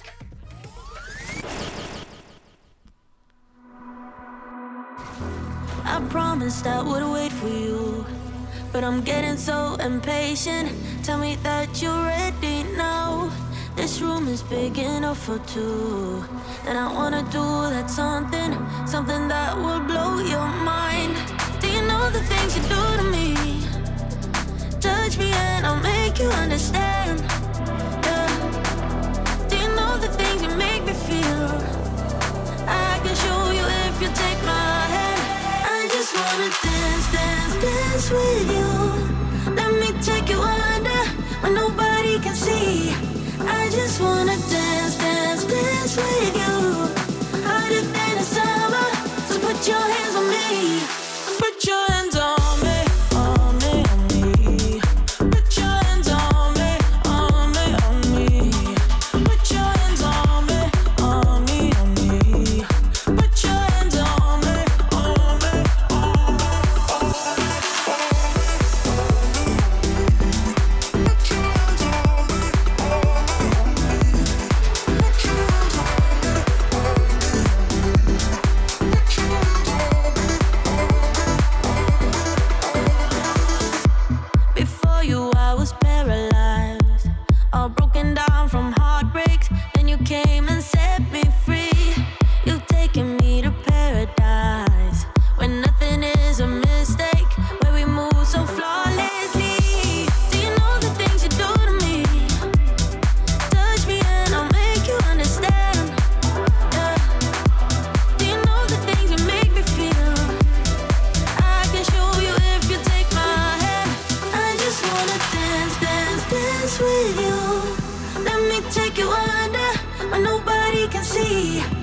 I just wanna dance, dance, dance with you. Hotter than the summer, so put your hands on me. Put your hands on me, on me, on me.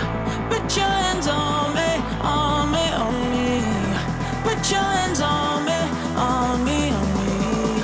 Put your hands on me, on me, on me, on me, on me, on me, on me. Put your hands on me.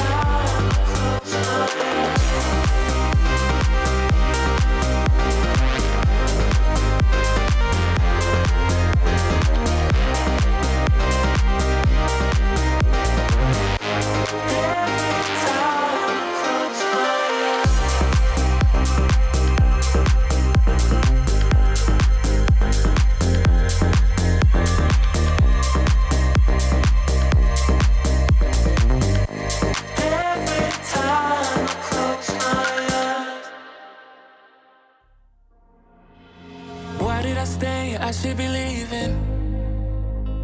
Hear what I say without even speaking. My compass is off, why did I choose you? I'm just too lost, I need to cut loose. I keep it in my head, I keep it locked away. My friends think that this is over. Guess it's the price I paid. Played with the enemy, now I got you on my shoulders. Let go and let me love, let me let go and let me love. Let me let go and let me love, let me let go and let me love again. Let go and let me love, let let me let go and let me love, let me let go and let me love again. Let me love again. Let go and let me love, let me let go and let me love, let me love again. Let go and let me love, let me let go and let me love, let me love again. Wanna let go, I wanna lose you. Fall out of love as you're supposed to.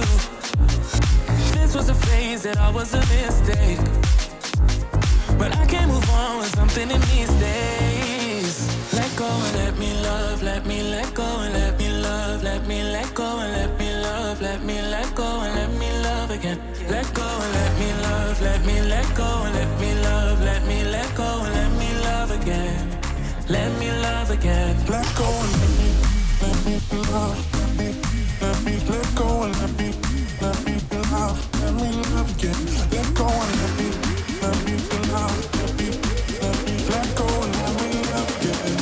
Let me love again. Let go and let me love, let me let go and let me love, let me love again.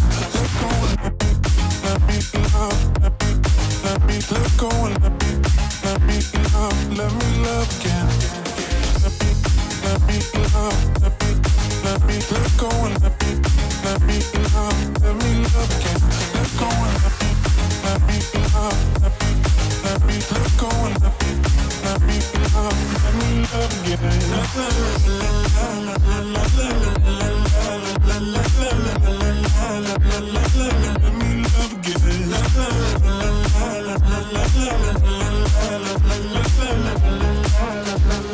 Let me love again.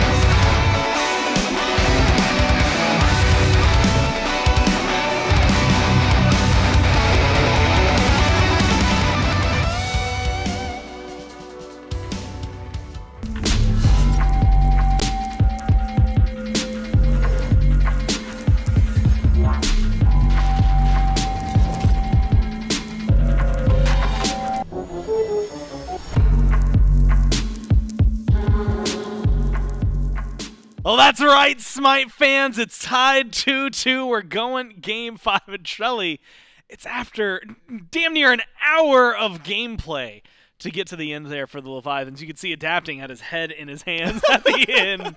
It takes so long to get there, but they get there.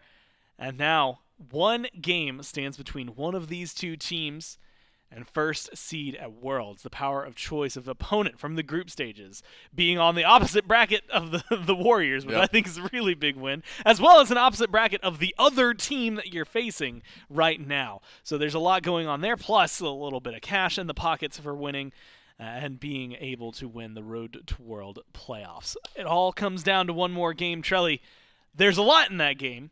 Yeah. And the hard thing, in my experience, of breaking down 56-minute games is to remember what happened. Well, actually, yeah, you're right. That's the hardest part. The second hardest part is making it sound like literally anything at 5 minutes, 15 minutes, 25 minutes, in this case, 35 minutes, probably even 45 minutes, makes a difference when it comes down to that last fight. Gore, that fire giant dance started 40 minutes ago. So honestly, it's hard for me to remember exactly what really broke it open. When I was just a young boy. Yeah, I was just a young man, and now we get to talk about this absolute barn burner.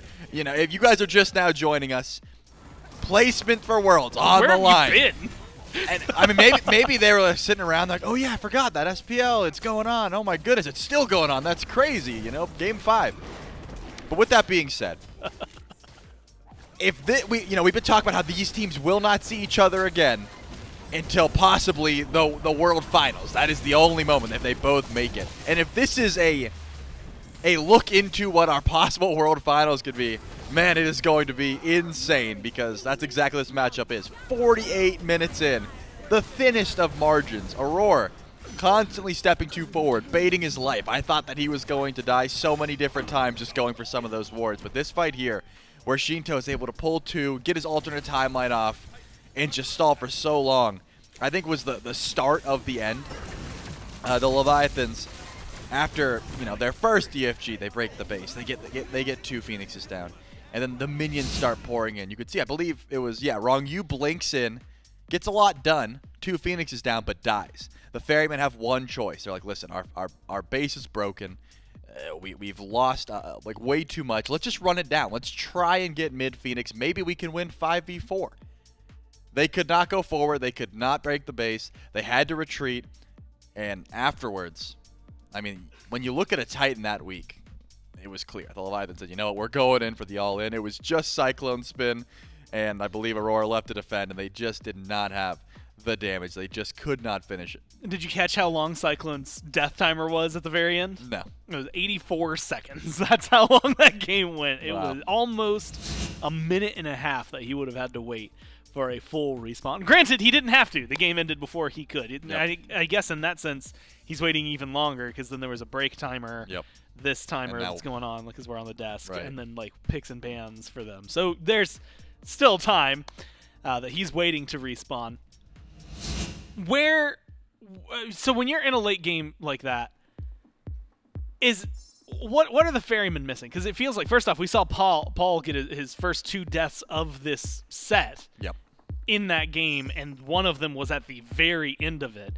And it does feel, I see that Thoth ban, it feels like that's a little bit of it. Do you think if Morgan Le Fay was in mid and Opwash was in solo, maybe things are a little different for the Ferrymen's team fight, or do you think that doesn't make that big a difference?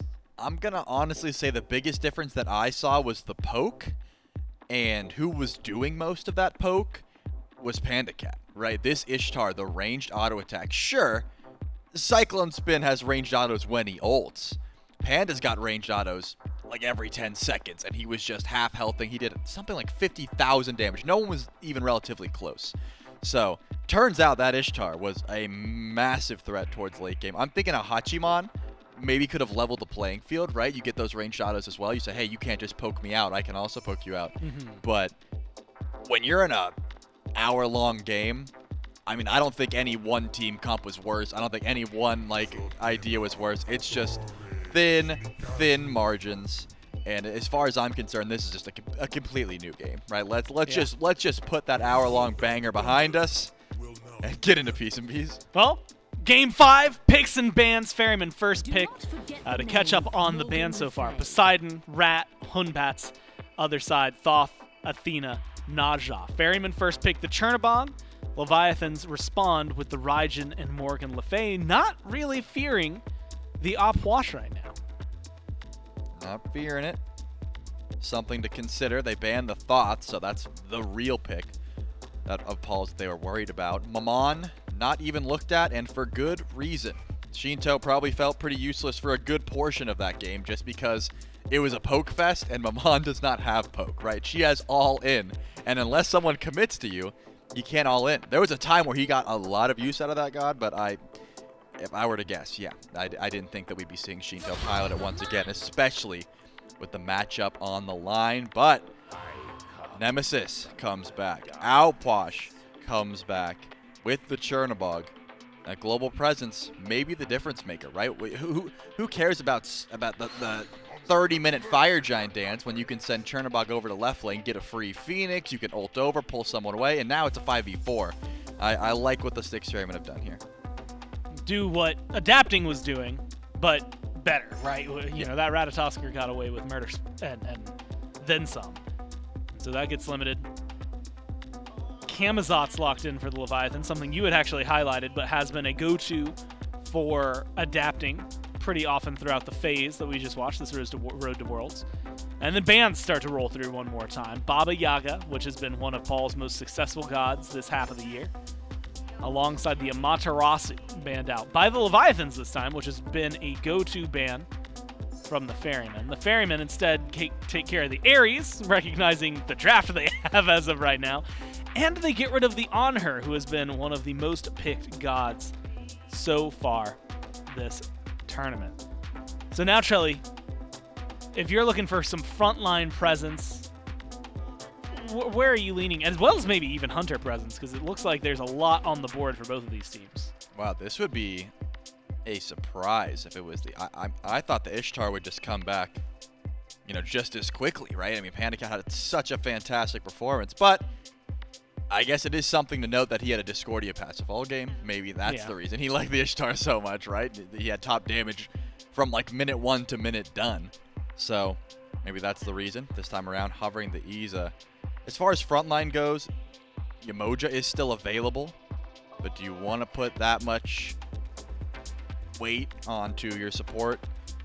Sure, she can start up the fights really well, but I'm just thinking about how Aror was playing Maui, and you can't be that, I guess, out of position on like Yemoja, right? It's not as easy. Maui has so much, you know, juke potential with the Mystical Allure, with the bracers, things like that.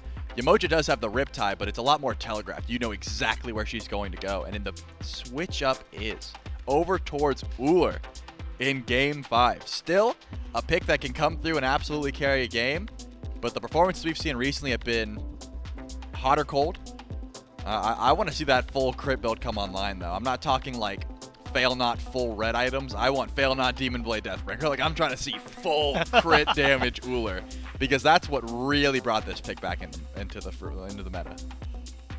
Something that could be powerful. It's nice to see. Look, after a 56-minute game, I'd imagine there's a little bit of exhaustion that probably seeps in, because late game, you have to imagine, you know, you take one step out of a position, you're just gone. And so you have to be focused, you have to be in the moment every single second of it. And yet you got giggles going on in the Leviathans booth, both PandaCat and Ronngyu laughing up while they can. I think PandaCat maybe even begging for them to lock in. And will get exactly what he asked for. So Vulcan, which is something I think I mentioned to you sometime this. I don't know, man. It's been a long one.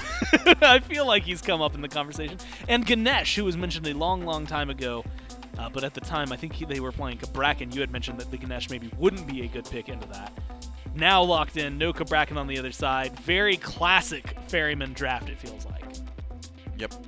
I love that the Yemoja was overlooked here. Like I said, I think just too high stakes to count on making sure you get value. Don't get me wrong. The healing can be useful as well, but that ultimate is hit or miss, and a 30-minute fight at Fire Giant, you're going to get some opportunities to go for it. But neither Aror nor Ronngyu want to risk it all on Yemoja. They want to go for more consistent, easy-to-hit CC. Nox and Ganesh are going to be the picks. They both like silences. But they might both like silences. Do you like the Nox is the true question right now, Trelly. Gora, I mean, we've casted a few games now. Yeah. What do I always say when you ask me if I like the Nox? I'm going to be honest, my brain's a little fried. That's okay. I said I've been, you know, once I saw this mage meta. Oh, yeah, you thought she was going to be coming back. I've been waiting for the Nox to come back. I'm glad that she's back in the sense of, you know, pro scene. I don't want to see her in my ranked games. I don't want to see her at all when I play Smite. But I always figured that this pick would come back because what has been the issue? Starting fights. Who can engage very easily? Nox. You sit around a corner, you place your silence. If you land that Shadow Lock, it's go time.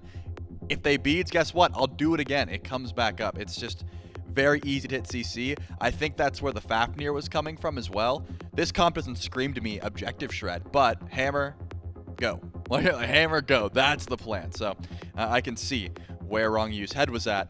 Similar plan for the Styx Ferrymen, Dharmic Pillars. If they're stuck inside, Earthshaker is a pretty easy target. If they're running away, you run them down with Nemesis. I can see exactly where the Styx Ferrymen are going as well. Game 5, these are the comps they whipped out, and man, this is interesting. Last time we saw Paul play Vulcan, I think it was actually me and you casting it, there was a lot of focus on, you know, the backfire, the turret, then the meatball, then the ult. Like, he didn't level up that ult until, you know, he literally had to, level 17 plus. He put a point in at 5, and then level 17 was the next time that we got to see it. Right. Do you think that you're going to expect something similar? And also, what do you do when you don't have, like, the Naja, which I believe was being played in that game for the setup? That's what I'm saying. If Paul doesn't put points in Vulcan ult when he's got a Naja, he's not going to do it now. Like, it's just, you get so much more value because the ult is missable. I would say Vulcan would still be decent without the ult, right? Because your 3-1-2 just gives you so much damage. Your turret got buffed. It's very annoying. The backfire is also very annoying, very quick, low cooldown. The ult's great, it helps burst on objectives, but more often than not, you're using it at your feet for peel or on objectives. It's hard to land a max range Vulcan ult because everyone goes, you guys hear that? Oh, there's a big red circle. Okay, let's get out of here. And then it sets up for your other abilities. Let me saunter lazily to the left, and I'll just be safe all of a sudden. Yeah, he has to be good without the ultimate because the ultimate, like you said, is only connecting some of the time. But all I'm thinking now, I can see like a Dharmic Pillar prison into like a Vulcan ult, which admittedly you can also just walk through the Dharmic Pillars. But you take a lot of damage in the process, and that's something you can't risk because right now it's all on the line. It's Game 5, 2-2. Who will get first seed going in the Worlds? The only way to find out is to go to the casters. Thank you so much, Gore and Trelly. The final game of playoffs to decide who is going to be the #1 seed going into the SWC. Winner gets first. Loser still gets second place. But a nice chunk of prize money over to the first place team comparatively. And second place. Second place gets the prize money too. You're right. Reiterate. They're in the money. They're in the money. They're in the seeding. It's a great spot for both of them. It comes down to this one final matchup. Wow. For the Ferrymen and Leviathans. And a tight-knit poll between the fans at home, 51-49. We have yet to hit the true 50-50 on a poll just yet. This is about as close as we get. And what better way to have it in this Game 5? And J-Mac, in Game 4, I opened by talking about the late game team fight before we got to 0-0-0, so I'll wait. So the late game team fight this time around, I think, has the potential to be a bit different. You know, in Game 4, a lot of the conversation was, how do we break the stalemate? How do we break this staring at the fire giant for 20-minute stalemate? And essentially, the Styx Ferrymen draft the break. Chernobog. That's the difference maker. That global presence and ability to be at the fire giant while simultaneously generating threat on map is something the Leviathans are going to have to figure out. If I'm on the Leviathans right now, I'm thinking to myself, look, if we get to that point in the game, that is going to be incredibly difficult to deal with. I don't know who we would send over, if anybody. So I'd like to see the Leviathans set a much faster pace early, and they've got a composition for it. Adapting in particular on this Camazotz can really start to outpace something like a Nemesis. The pressure on map is significant. Even if you don't necessarily win the 1v1 up against Nem, and you might until about level 6 or so, you can still outpace her on map and drag Cyno across the map by the nose. I think that needs to be the strategy for the Levi's. Can I just say, what better god to go into a Game 5 with for Aror than the one that he turned to me at the beginning of the phase for Fantasy Point said, it's the year of the elephant, and I'm going to play a lot of it. Pretty sure it's the year of the water rabbit. Is it? I don't know what the Zodiac years are at this point. I've lost track. I was the year of the rooster. Yeah, there's been a lot of years, you know. I know I was the year of the rooster. That's it. That's all. That's about all I know from it. But for Aror, Cyclone in danger. Beats Goblin adapting, blinks into the lane. Cyclone using the minions to try and body block, but with 3 people around him, it's just too overbearing, and adapting strikes first. And now it's time to play with that pressure. PandaCat already in a pretty decent position. Dash forward from Ronngyu. Won't net him too much. Cyno tries to confirm the shield buff. Won't get it. Aror stuck against the wall. Does PandaCat have Hail of Arrows? Does not. And Aror will make himself a difficult target as he regenerates over the next few minutes. So not only does Adapting get to lane first, he also rotates in late towards the shield buff and steals it from Cyno. Time wasted for Cyno, pay dirt hit for the Leviathans, duo lane pressure found, and first blood bounty over towards Adapting, speeds up an already fast god. It's the perfect god that you were talking about to expedite the pace of this game for Leviathan. So now level 4 for Adapting, the First Blood Gold. She'll be able to get him that Jotun's Wrath very quickly and just repeat that. It speeds down for 100-second on Cyclone. You've got another target for that dual lane. If you can get there before those level 5s are achieved for the two of them, we'll have to see if Adapting makes his way to left once more. But now what does the Ferrymen do across the rest of the map? Cyclone's in a bit of threat, knowing that Adapting can jump over at any given time. So what do Paul and Baskin do? Is this just sit back, farm it, and say, okay, if you go to duo, you go to duo, but we're just going to keep getting our own game going? J-Mac, completely honestly, I cannot see the Styx Ferrymen with this composition starting aggression anywhere on the map except for where Aror is. Look at where their CC's coming from. It's just Aror. You got to knock up on Paul, and then you got slows from Baskin and slows from Cyno. It'd be very difficult to lock anyone down on a gank. So once Aror starts to rotate out, maybe aggression starts to spawn up around him. CycloneSpin's got a bit of CC on his own and can join the map anywhere in just about a moment once he ticks over to level 5. But as far as the Ferryman's MO and game plan, it's wait and farm up, and the Leviathans are quite the opposite. It's not even as if the Leviathans fall off come late game. It's just that Adapting is in such a strong spot right now. Roar trying to steal shield buff, gets silenced out, stunned in place, and Adapting is back once more. But level 5s have been hit. Adapting blinks behind Aror. The Dharmic Pillars are there, but it's not enough to stop the King and PandaCat. The Leviathans strike a second time in duo lane. And Cyno just can't match that pressure. Maybe he could catch fineokay. If fineokay uses Thunder Crash in lane and then has to go into the Taiko Drum in response, you could shred that defense and stick to him. We had seen that a little bit earlier in the set. But as far as just starting a fight, it's not going to be easy. A lot of it's going to have to come from Baskin alone in the solo. So imagine we see Adapting continue that exact play style. Keep his dual lane in a good position. One way to restrict CycloneSpin from rotating across the map is to keep him down.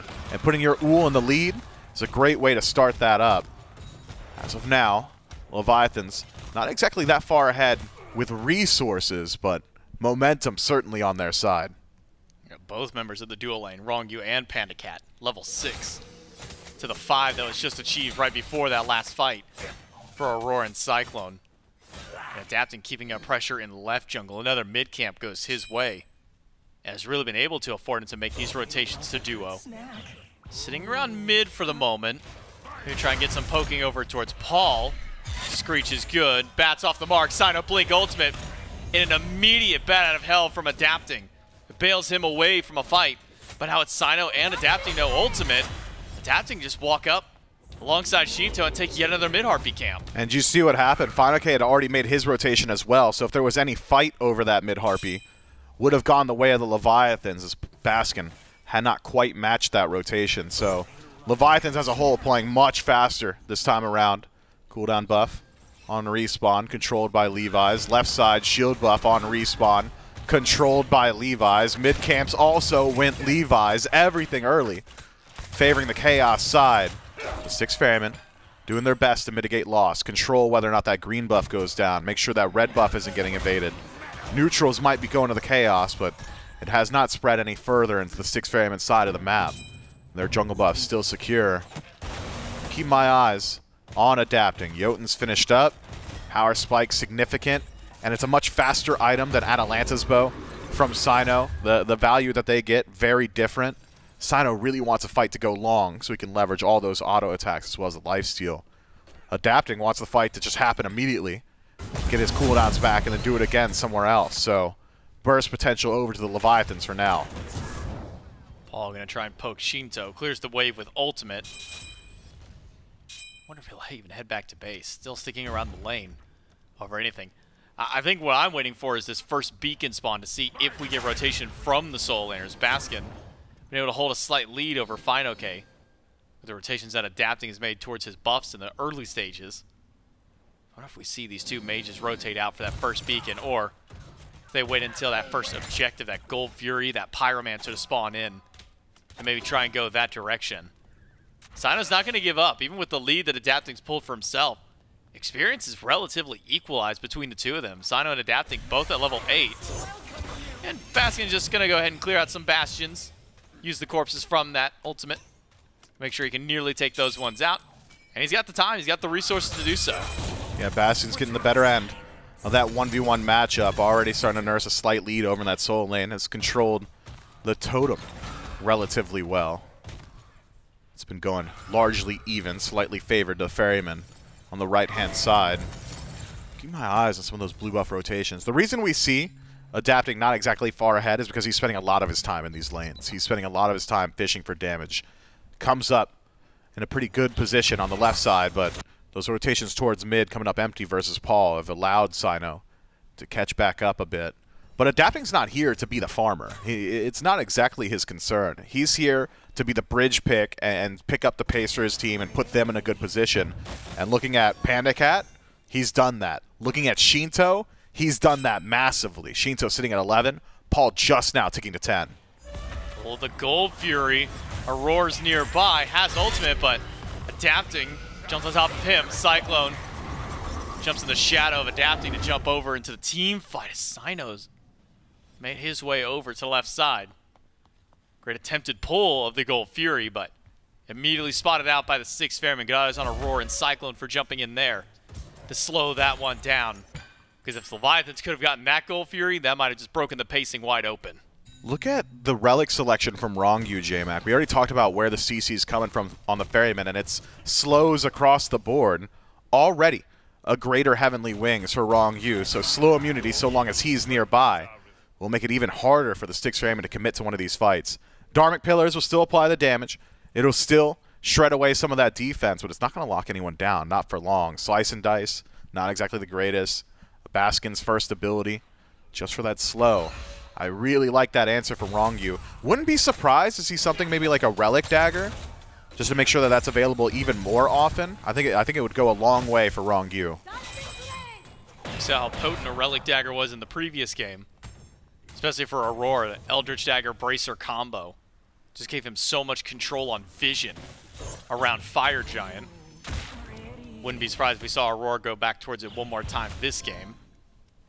Instead, opted for the Frenzy first Relic. Haven't really gotten to see much use out of it yet, as it's been the Leviathans barrel stuffing into the Ferryman's jungle time and time again. Yeah, that Frenzy in first spot tells me that the Ferryman's plan was an objective-focused game plan. And when you look at their draft, it's really good for that. Good burn, good secure, but hasn't had the opportunity just yet. Now it's Baskin in trouble. Uses the beads, but taunts it back again. Jump from adapting in a bat out of hell to swipe the last of his health off of the map. 3 kills for the Leviathans, adapting with 2 of them, and the assist on another now gives him a nice lead back up, 1 level over Cyno. What will Leviathans do with it from there? The Ferrymen know that there's 2 on the right side, but they're not grouped up to try and go for gold just yet. Yeah, and you couldn't really do it, not with Ronngyu and PandaCat both at full HP on tower line. So even with Cyno there, not a whole lot to accomplish, and was even pinged out by the Leviathans, realizing that he's hovering the left side of the map.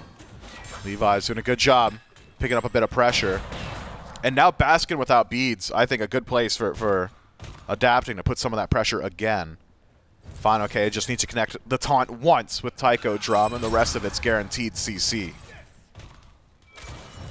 Roar walks in, gets stunned inside of the silence puddle from Ronngyu, but adapting first on this side of the map again, gets yet another shield buff. Denied to the Ferryman and away from Cyno to keep pushing up that lead. He's already started to establish for himself. 2-0-1 on the bat, and still lurking his way through the jungle. Red buff's up just a moment. Shaman camp up as well, just to add more farm to his pocket. Meanwhile, haven't been able to see Cyno get active. I think you put it best earlier. Adapting is there before Cyno even has a thought in his mind to head over to one of these lanes. But Cyno's going to have an easier time as the game develops. Baskin taunted back in, but Vampiric Bats, not enough damage. Screech not there. CycloneSpin joins the fight. fineokay's low! Already used the beads and the Aegis. Adapting trying to buy some space. Gets in front of the enhanced. CycloneSpin goes down. Killing spree for Adapting, but he gets stunned. But a passive with that third ability from Baskin. Swipes through, back under tower. But Aurora is here to make sure the fight ends where it started. Over in the solo lane. Aurora Baskin now grouping up. Adapting sticking by. The Leviathans are going to get more on the opposite end. Tier 1 tower might just be the trade out. Tier 1 tower on left. and potentially a tier 1 tower on right in exchange. But I don't think they want to keep up pressure on the left-hand side. So Auror's rotation guarantees that Baskin's allowed to stick around. But the issue of PandaCat continues to loom as his lead grows even further. Transcendence plus Jotuns is a massive power spike for this Ull. I'm not sure CycloneSpin is going to be able to hold his own in lane against that. You see a group for an objective. Pyromancer is still down for a little bit. Auror's Auror's in already trouble. dashed. Has Darmic Pillar jump in by adapting, but silenced and stuck. locked in place by Ronngyu. Shoved out of his own trap that he had laid. And Aror trying to run as fast as he can, but it's not very far. It's Sheento now on the board with his first kill. Could be Gold Fury time. Dash forward from Ronngyu, finds Paul, beats forced, but maybe too much. Ronngyu taking up on the ult from Paul. fineokay use the Taiko drums to try and pull Paul back. A good turnaround by the Ferrymen gets their first kill of the game, but PandaCat gonna go for the solo kill and a CycloneSpin. Jump on top, and one more in hand shows him who the king of the lane is. It's PandaCat all day. PandaCat yucking it up, laughed in the face of CycloneSpin, said, make it a little harder next time. Knocks him down in the 1v1. That power spike just too much to deal with. Cyclone had beads, but Dash being down would have just lost the relic as well as his life, and the Leviathan's ADC gets to throw his weight around a bit more. Thought we'd see the Levi's maybe move towards the Gold Fury there. Instead, neutral objective looked at first by the Ferrymen and taken. Pyromancer going to help out a bit, but maybe just a consolation prize as they realize can't exactly defend the Fury. Fury 2, the Atlantis Leviathans, is already a 1,000 gold lead from their kills. Close call, Aror right around the corner, not able to grab that. Now 2K lead up for the Leviathans, 3,000 in experience. Some of that's starting to leak through from the dual lane and the solo lane. Both fineokay and PandaCat a level up. Even Sheento starting to be able to pull a lead over Paul in mid. And PandaCat's going for the full burst build. Hydra's in third slot. So hits the axe, auto cancel, 3-1, auto cancel. All of a sudden, CycloneSpin, who was already melting just previously, going to fall that much faster. One of the downsides of knocking down the tier 1 tower as quickly as the Leviathans had is that if PandaCat wants farm, he's going to have to play pretty far up. Fortunately for him, CycloneSpin not holding wave at tier 2 means that the farm will eventually make its way over towards him. fineokay in some trouble here. Slow's good, but should be able to fear him out. Pushes Cyno away, but can you put Cyclone away as well? Beats down for the Raijin. The Thunder Crash away, but Cyno has caught it out with a blink of his own. Aegis now used, but it's not enough. And now adapting over the wall, jumps into the middle of the fray. Bat out of hell to swipe on in, but he needs a little bit more. It says hit the last swing. Cyclone used his own beads now, and adapting just pumping out damage. The Aegis has been used. It goes into the wall to try to immune some time, but Sheento is waiting for him on exit. It's another kill for the Leviathans. They're second for the mid. And Aror, Baskin trying to get out of here. Aror starting to fall low. Shadow lock in place by Ronngyu, but Baskin takes down one. Ult from Paul is good on Ronngyu, but Aror is still trapped in the middle of 3. Sheento picks up the killing spree, while fineokay keeping eyes on Baskin, who's got a good path into the back line. Baskin on the chase, connects some damage on Sheento, but with no ultimate for another 5 or so seconds. Not sure he'll have the damage he needs. Uses beads to keep moving forward. But Dragonflight sends him right back where he came from, and the Leviathans win out on aggression once more. fineokay self-peel with the Taiko drums, punishes CycloneSpin for making the rotation, and somehow, someway, PandaCat matches rotation speed with the Chernobog. That is just ridiculous. That's game sense, realizing exactly where he needs to be. Joins up with fineokay, 2-0-2. For Panda, 3-0 for Sheento, and adapting at that 4-1 now for himself. Has really dictated the pace of this game, and we're sitting almost 2,500 up for the Leviathans, which feels like it should almost be a lot more when you put it that way. I mean, 9 versus 2, kills on every front of the map. Cyclone's down 0-4, Aror 0-3, but Auror's tied in XP with Ronngyu, and Cyclone's matching pace with PandaCat. Yeah, PandaCat's been forced to make a lot of those rotations early. Cyclone, of course, still pretty behind, about 800 gold of the lead, essentially in the pocket of PandaCat, maybe a few hundred for adapting, but otherwise largely even across the board. And I think the difference is This is now a game where in maybe 3-4 team fights we've seen, the Leviathans have been willing to just ignore Paul. Paul's taken very little damage, has not been able to match that damage output. And so, the Leviathans are essentially fighting around him, eating around the part they don't like. The Styx Ferrymen got to find some way to keep Paul involved in these fights. Paul leaves a turret down. It's being poked away. Aror, half HP. fineokay to the Taiko drums, taunted back in. The ultimate from Paul nearly takes out Fino. He's able to thunder crash out. The combo of mages from the Ferrymen just shy of the damage they need for a kill.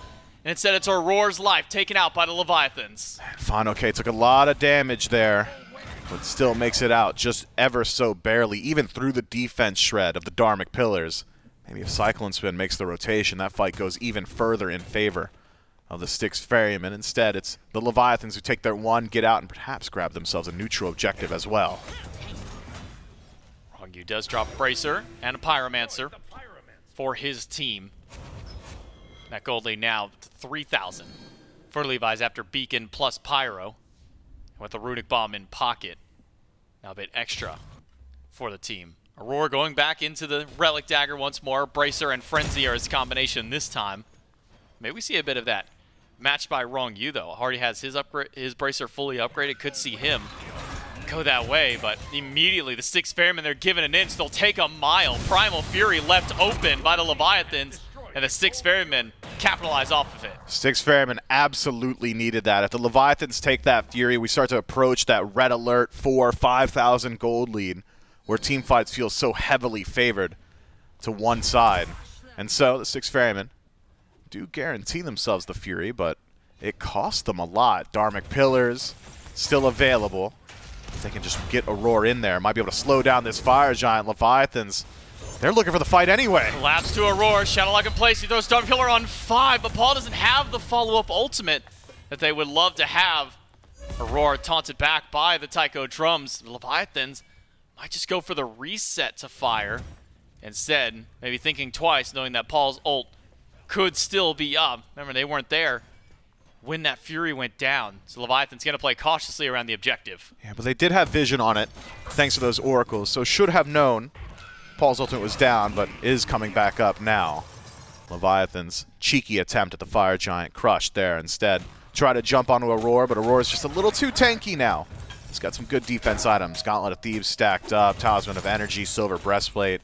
All making it hard for the Leviathans to hit pay dirt on initiations onto him.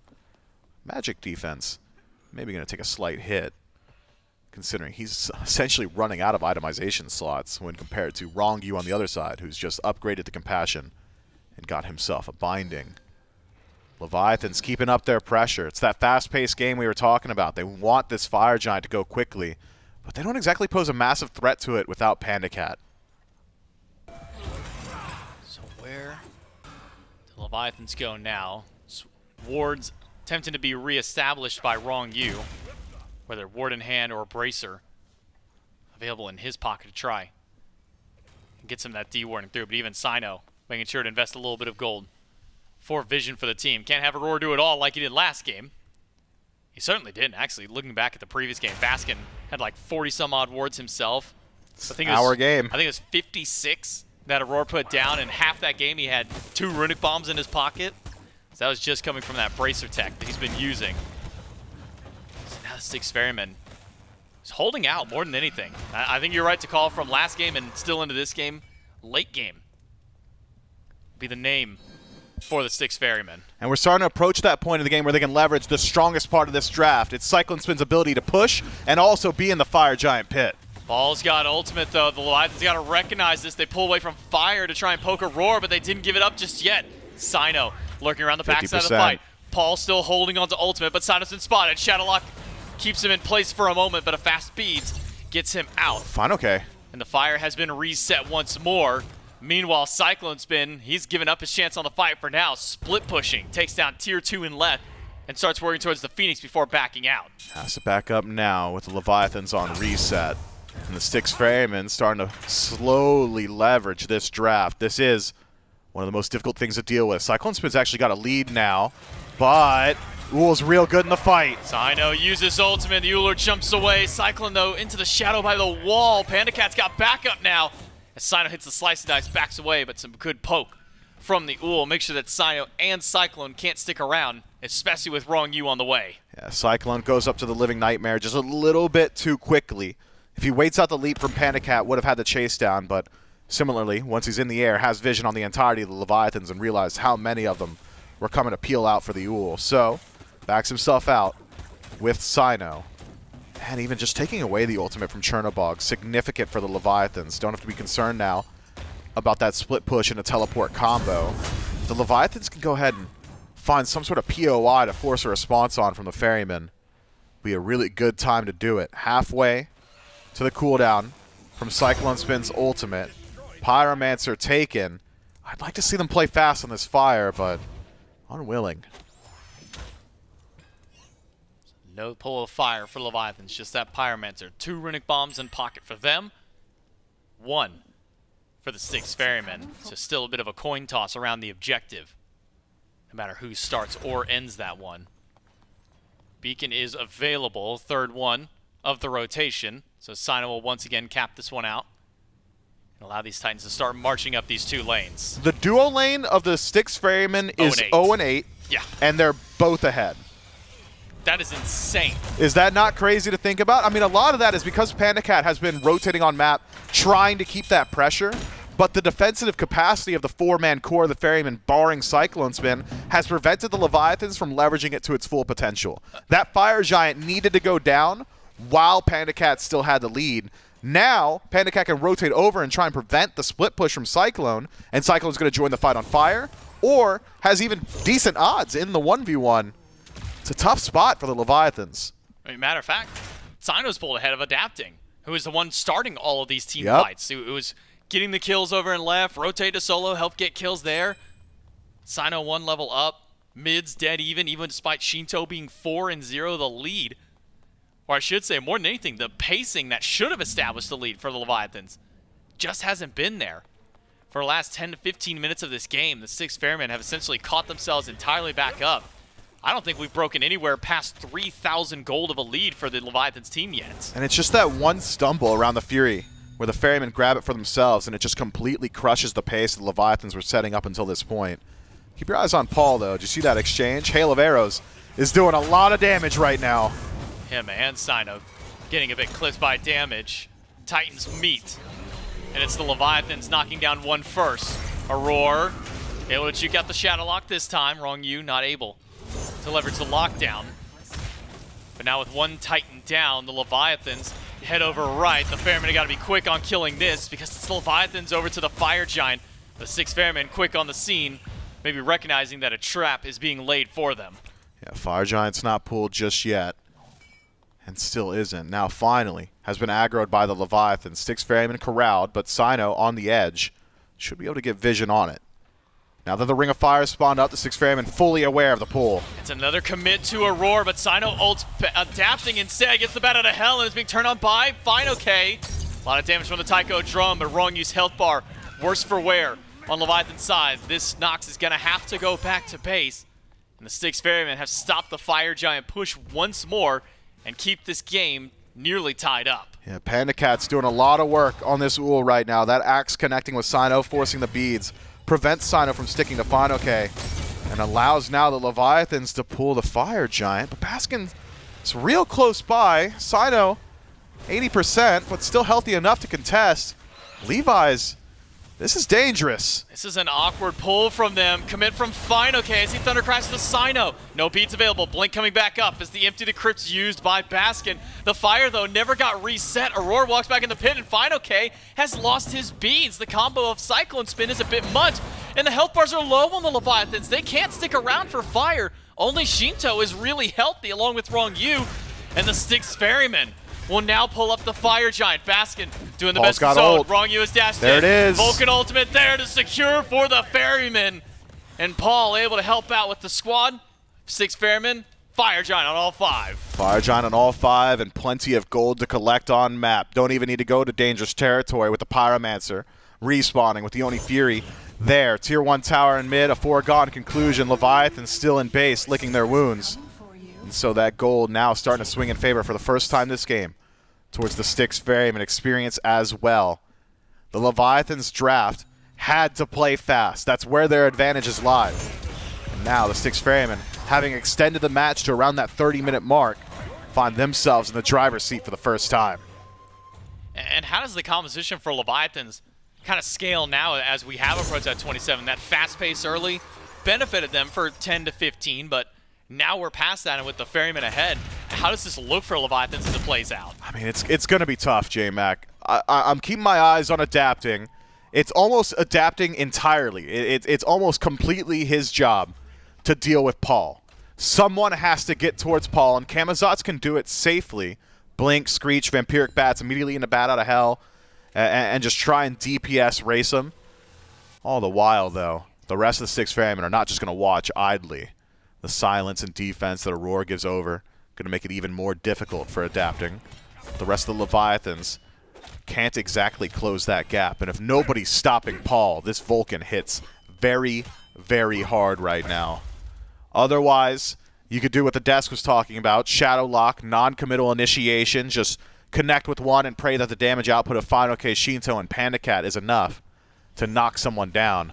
Up against a tank, I don't think they've got it. fineokay has got a very defensive build.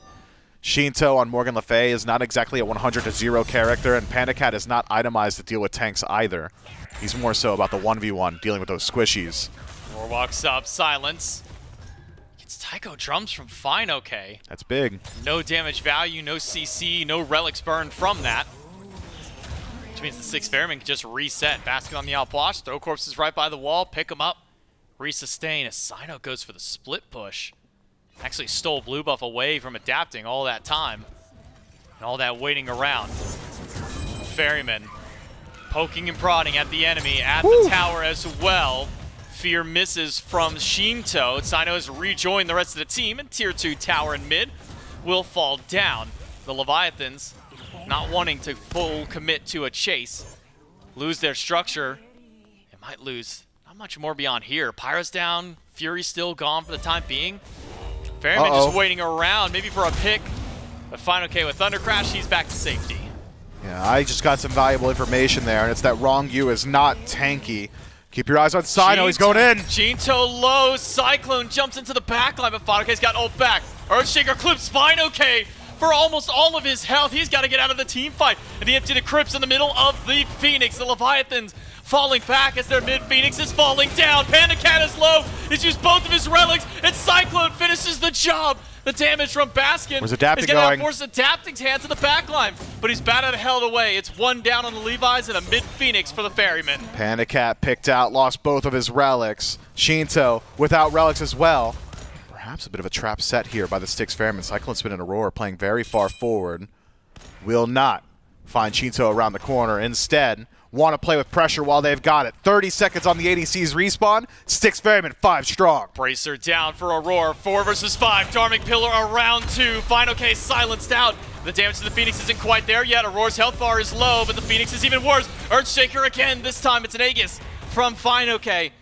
And the Leviathans will at least hold firm under the base, but they've now lost 2 birds to the Ferrymen. The Styx Ferrymen, they bided their time. They waited until they were strong. They held against the storm and now have finally broken the base of the Leviathans. Game 5, world's first seed on the line, and the Ferrymen making a good argument for themselves. 2 birds off the map. Primal coming up shortly. Pyromancer already there, but I think it's just get back to base, get some vision on map, and force the engagement around the fire. This is a massive gold swing. You'll see it reflected in 5th and 6th items. You'll see it in the relics as well. Leviathans haven't exactly had time to upgrade any of their relics, just about. It's just Ronngyu sitting on the bracer. Hasn't even got the entangling wings just yet either. Styx Ferrymen in a real good spot. And the issue continues. What is the Paul answer? Where is it? Who's gonna do it? It's gotta be Adapting, but if Adapting gets hit by Meatball, dude's just dead to that. I mean, Ronngyu can't tank it either. Someone's gotta get this job done. Maybe if Adapting can upgrade a Scorching Blink, just get behind Paul, get into the Bat Out of Hell immediately, things could go down. Who's going to want to walk up to the 1K crits from Cyclone? Cyno gets spotted out, Shadow Lock hits, and the damage not quite there. fineokay up to the Taiko, drums to the Dharmic Pillar, locks in 3. But the Earthshaker misses from Paul. No targets connected with this time. That's 3 ultimates traded out for 2 on the opposite side. But it's the Styx Ferrymen walking back to the Fire Giant. The Leviathans are healthy from this. They still have a couple of ultimates for the team fight. Paul, no ultimate, so confirmation lacking now for the Styx Ferrymen. Sheento has not reset. He's going to be sitting at about 80%. Needs to get back to base soon. Someone's got to deal with these minion waves. It's adapting. So the Styx Ferrymen now realize we have a numbers advantage. It's time to push. They've got all of them here. Meanwhile, it's only PandaCat and Ronngyu to defend. Fire Giant down to 25. Frenzy popped. Fire Giant for the Styx Ferrymen. The Leviathans trying to bail out of the fight as quick as they can. But Cyclone has gone to the back for the 1v1 on Sheento. 2 crits. Put him down to 100 HP. But Sheento is still alive. Not enough damage from Cyclone yet to take him down. It's fire on all 5. And the Ferrymen on the retreat. Adapting, hunting, wants to find that low HP target. Cyclone not exactly as low as he once was, but Paul! Adapting gets the sky time. Paul Agus is worn out, but Adapting can't dive in the middle of all. Meatball just off the mark. Darmic Pillar nearly takes him down. Thunder Crash out, but Aror keeps up the chase. Silence locks Adapting in for Baskin to take him down. Man, that is so tough. That Darmic Pillar was massive from Aror. Locks down 3, slows him down, and the Leviathans unable to escape with 15 seconds left on their Greater Wings cooldown timer. Tier 2 tower goes down easily. It's 40 seconds on Adapting, and the only one low is Paul. He doesn't have Aegis, but he's maintained his beats. Ultimate should be up in a second for Paul. Baskin being chipped away in health, same with Aror, but lurking around is Cyno. He drops the mid-Phoenix. Meatball just off the mark. Aror low, Thunder Crash in Cyno's going for Cyno, but Cyno might just try and end the game, or it might just be a distraction to bail out the rest of his team. 20 seconds until Adapting is back up. Cyno gives up his push on the Titan. The Ferrymen might just have to give up their Phoenix push. You sure about that? Sheento dropped low. Is that ultimate good? Forces the Aegis. Sheento is out of range regardless. He takes Ronngyu with him, but a valuable relic stolen now by Paul. And the 6 Ferrymen, I mean, they rode it up. 20 minutes, they waited. And then for the last 14, they dominated. Styx Ferrymen knocking on the door to victory now. They still got to get through 2 more Phoenixes and a full healthy Leviathans on their next fight. This is a team that started out their year not so great. You look back, this is a team that was 3rd in their division, tied legitimately with the Eldritch Hounds at that point, but have risen through the rankings, a first place finish at Masters, and now working their way towards a first place finish for playoffs in Seed 1 to the SWC. The glow up over the course of the first phase till now has been insane by this Ferryman team. But it's not over just yet. 11,000 gold, sure. Experience no longer matters. Elixirs of power and pocket of both Baskin and CycloneSpin. Wards, they've got the advantage there too. Mid-Phoenix off the map, but you have to kill the Titan to see the victory screen. And the Leviathans have done a good job of maintaining their base. Fire Giant power play still has some significant time on it. So we'll see if the Styx Ferrymen try and regroup on that right-hand side. Surprised to see this. I thought if anyone would be split pushing, it would be CycloneSpin instead. Cyno, who is pretty safe on this Nemesis, is going to be the one doing it himself. 5-man grouping from the Leviathans in mid, trying to figure out exactly where all the rest of the Styx Ferrymen are. I really do like the 1v1 potential of Cyno. Adapting can't stop him, which is why we see Sheento here as well. 2 versus 1. Cyno blinks past, takes half of Adapting's health, sets a sight towards the Phoenix instead. Adapting jumps in, but Cyno's able to juke out the pass. Meanwhile, it's a big ult from Paul. fineokay is nearly gone. Cyno's not done yet, as he nearly takes out Adapting. The Leviathans are losing on all fronts. They've lost their Phoenix.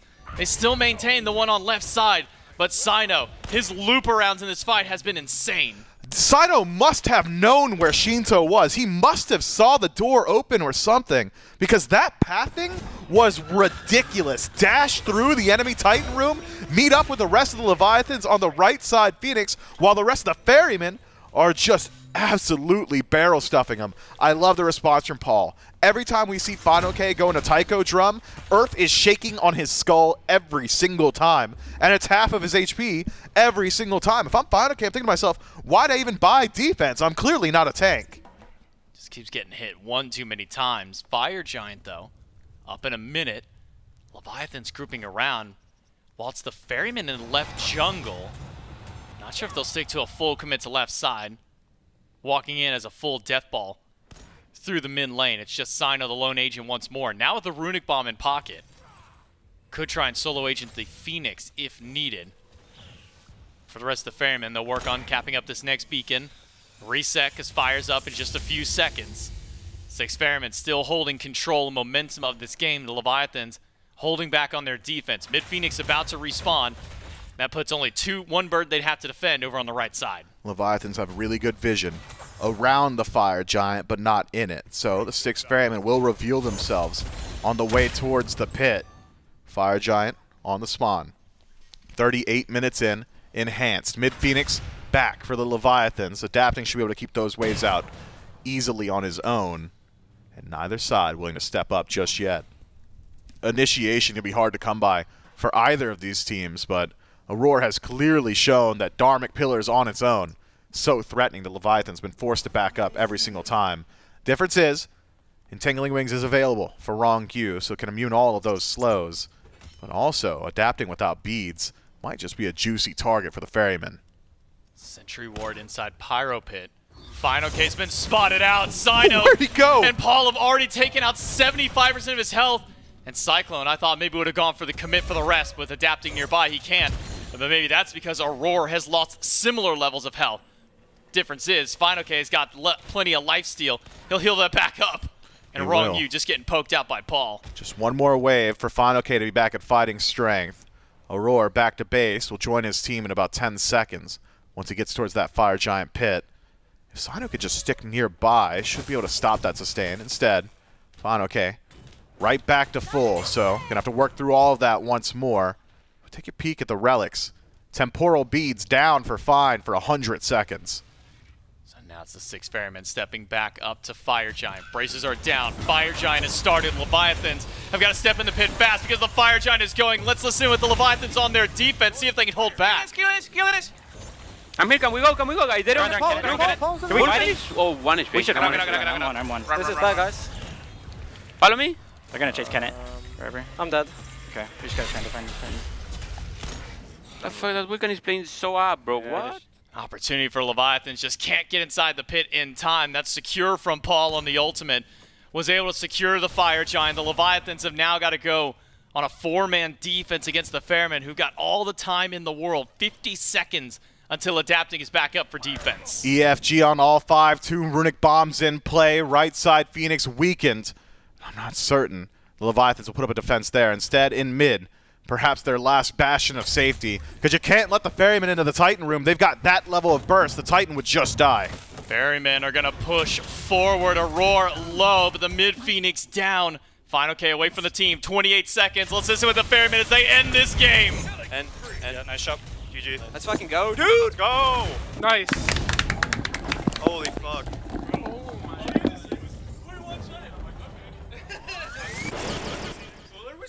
Not nearly as loud and robust as maybe some of our other teams out here, but I got to hear Styx Ferrymen. They're happy with their win. They get that first seed. A simple call. I believe that was Wooney says end.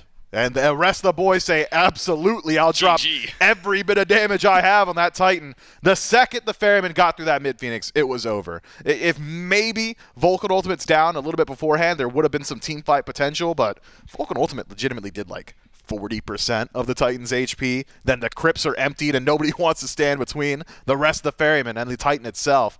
Good stuff. That is a clear difference in ideas. The Leviathans say we need to win early. That's what our draft's about. We got to roll through these objectives. And the Ferrymen did just enough to keep their head above water for 20 minutes. And then afterward, I mean, we saw it. It was absolute dominance. It's the problem in the story that we've talked about so much over this phase and really this year for this Ferryman team is you have to be able to stop them from controlling the pace of the game. Leviathans, they held it for 10-15.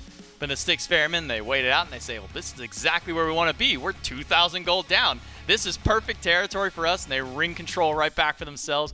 They're able to close out this game, your #1 seed going into the SWC from finals to first once more. We'll see if the Ferrymen can make another run. And man, the game really did simplify once Cyclone was allowed to start split pushing, once he's knocking down the tier 1, the tier 2, the entirety of the level lead is washed away. He's 20 to PandaCat's 18. Leviathans couldn't get anything done around that Fire Giant pit.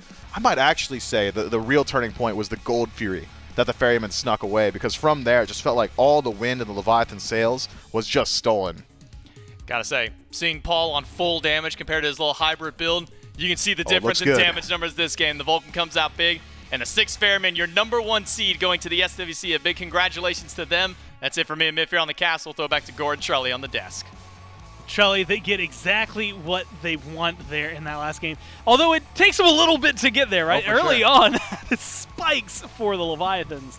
And maybe, you know, you had said, wouldn't it be weird, maybe awkward, I can't remember the word you used, if it went, you know, we went from that 56-minute absolute banger, and then it goes like 20 minutes, and one of these teams just like, oh, he got out-drafted, got outplayed, roll him over. Instead, it starts off looking that way, right? Like the Leviathans are in the lead, but then team fight and team play, and specifically objective play for the Ferrymen just stands out. Well, I think that's the difference maker, right? As Mifflin said, the Leviathans didn't really draft for that late game, right? They wanted to get ahead early, which they did. They tried to go towards Fire Giant. They tried to, you know, contest towards these objectives, but they didn't have the burst and they didn't have the shred. I called it on the desk early on. I said, I need to see this crit Uller, because that's how you're going to pressure Fire Giant. Panda goes for the full ability damage, and sure, it was able to get a solo kill on the CycloneSpin, but every time the Leviathans tried to push their lead, they just couldn't commit to those FGs. They couldn't commit to all those objectives, and they couldn't out-secure Paul, so they wouldn't even try, right? It wasn't like they 50-50'd and lost it. They just wouldn't even try, because like, wait, Earthshaker is like way more damage than anything we can do here. I mean, just a fantastic performance from the Ferrymen, and I have no doubt. I was not listening into their comms, but I have no doubt while they were falling a bit behind early, it was, let's get late game. CycloneSpin will catch up. He's on Cherno. He will be able to catch up for free. Let's just get late game. We got no stress here. We got no problems, and that's exactly what they did. First seed won right then and there. First in the playoffs, and a team that now wins a whole lot of things, Trelly, right? The money, the tournament. You get your first pick of team out of the group stages in early January. We had mentioned it, but now if you look at the 4 teams that are qualified, you're on the same side of the bracket as the Dragons. Meanwhile, Leviathans, Warriors are going to be on the other side, of course, all waiting in their quarterfinals for some opponents. That's going to be conversation that you will see, I think, throughout the next month, right? Especially as we qualify SCC challenger teams and bring them in. But realistically, just looking at this weekend and looking at this phase, I think as a whole, right? 1 set loss for this team, and it was to the Leviathans 3-2 just a month ago. Now, not only able to find revenge, take themselves the lead there, but also win this tournament. It's got to feel good from bottom to top. Yeah, I would say so. And this is a team that has, you know, it's one thing to be on top during the regular season. There's a lot of tournament teams, so to speak. There are teams that really turn it on during this moment. It's another thing to hold it the whole time and then still hold it during the tournaments. And while it was a very close set, come out on top. The Ferrymen were accused of that in the 100%. But you have to imagine, again, how great it feels, again, to dominate to the regular season, to qualify into this as the first seed, to then come in here, qualify to Worlds, then right after that, immediately get yourself first seed at the SMITE World Championship on January 12th. Of course, you don't got to take it from me. We've got the Ferrymen standing by for an interview.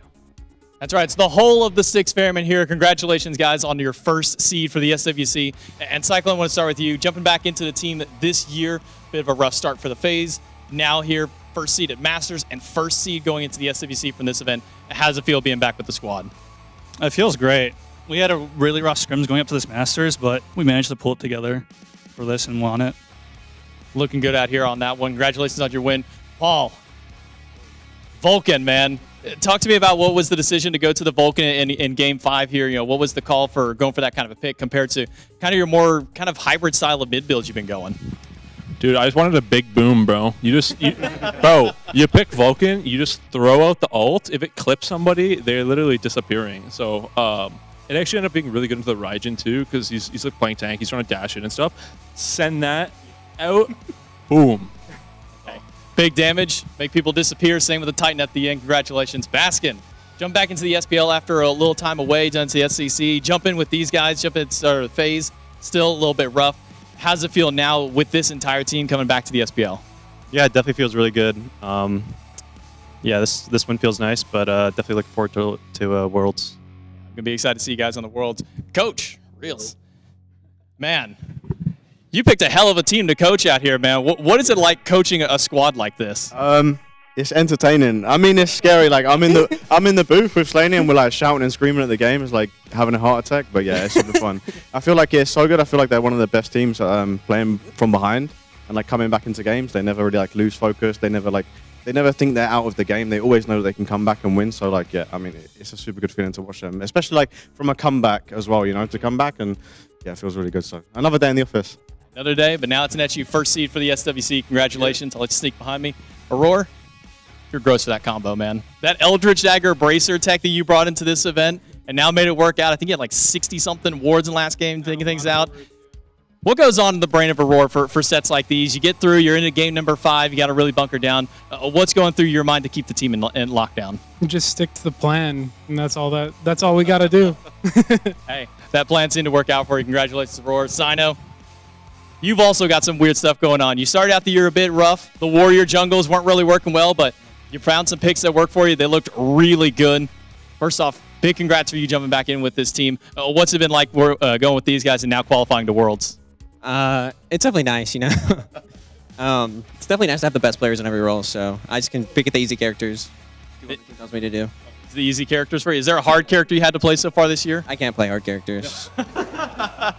Well, congratulations, Cy. Congratulations to all of the Styx Ferrymen for your first seed at the SWC. We'll see you guys at Worlds. We're going to throw back to Des to end out the day.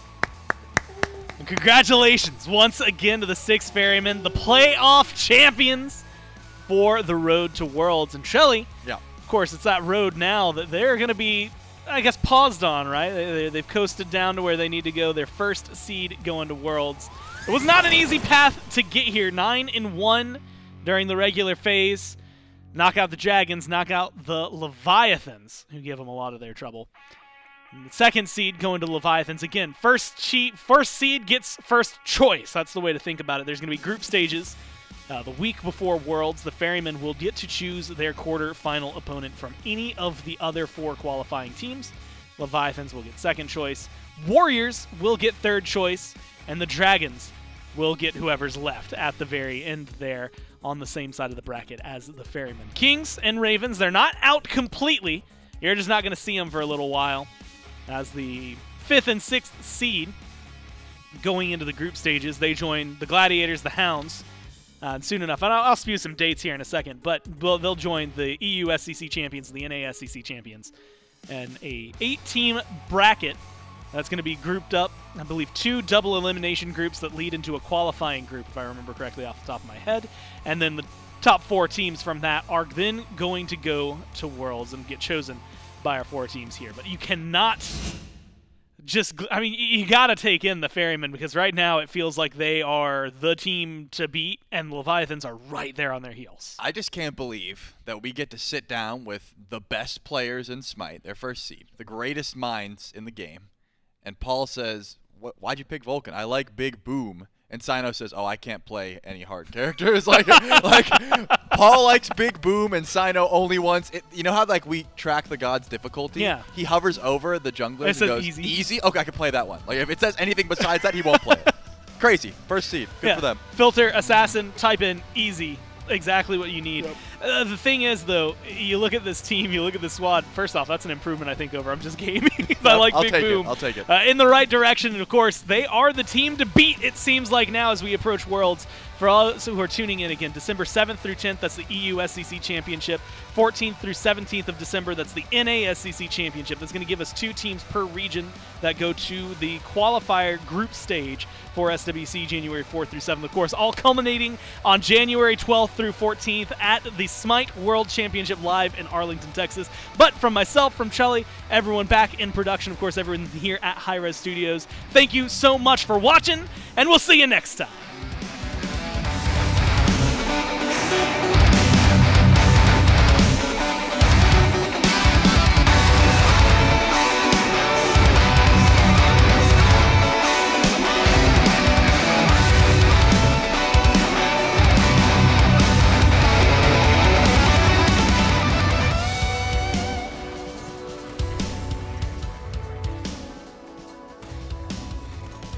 SMITE fans, SWC is right around the corner, and of course with that comes qualifier season.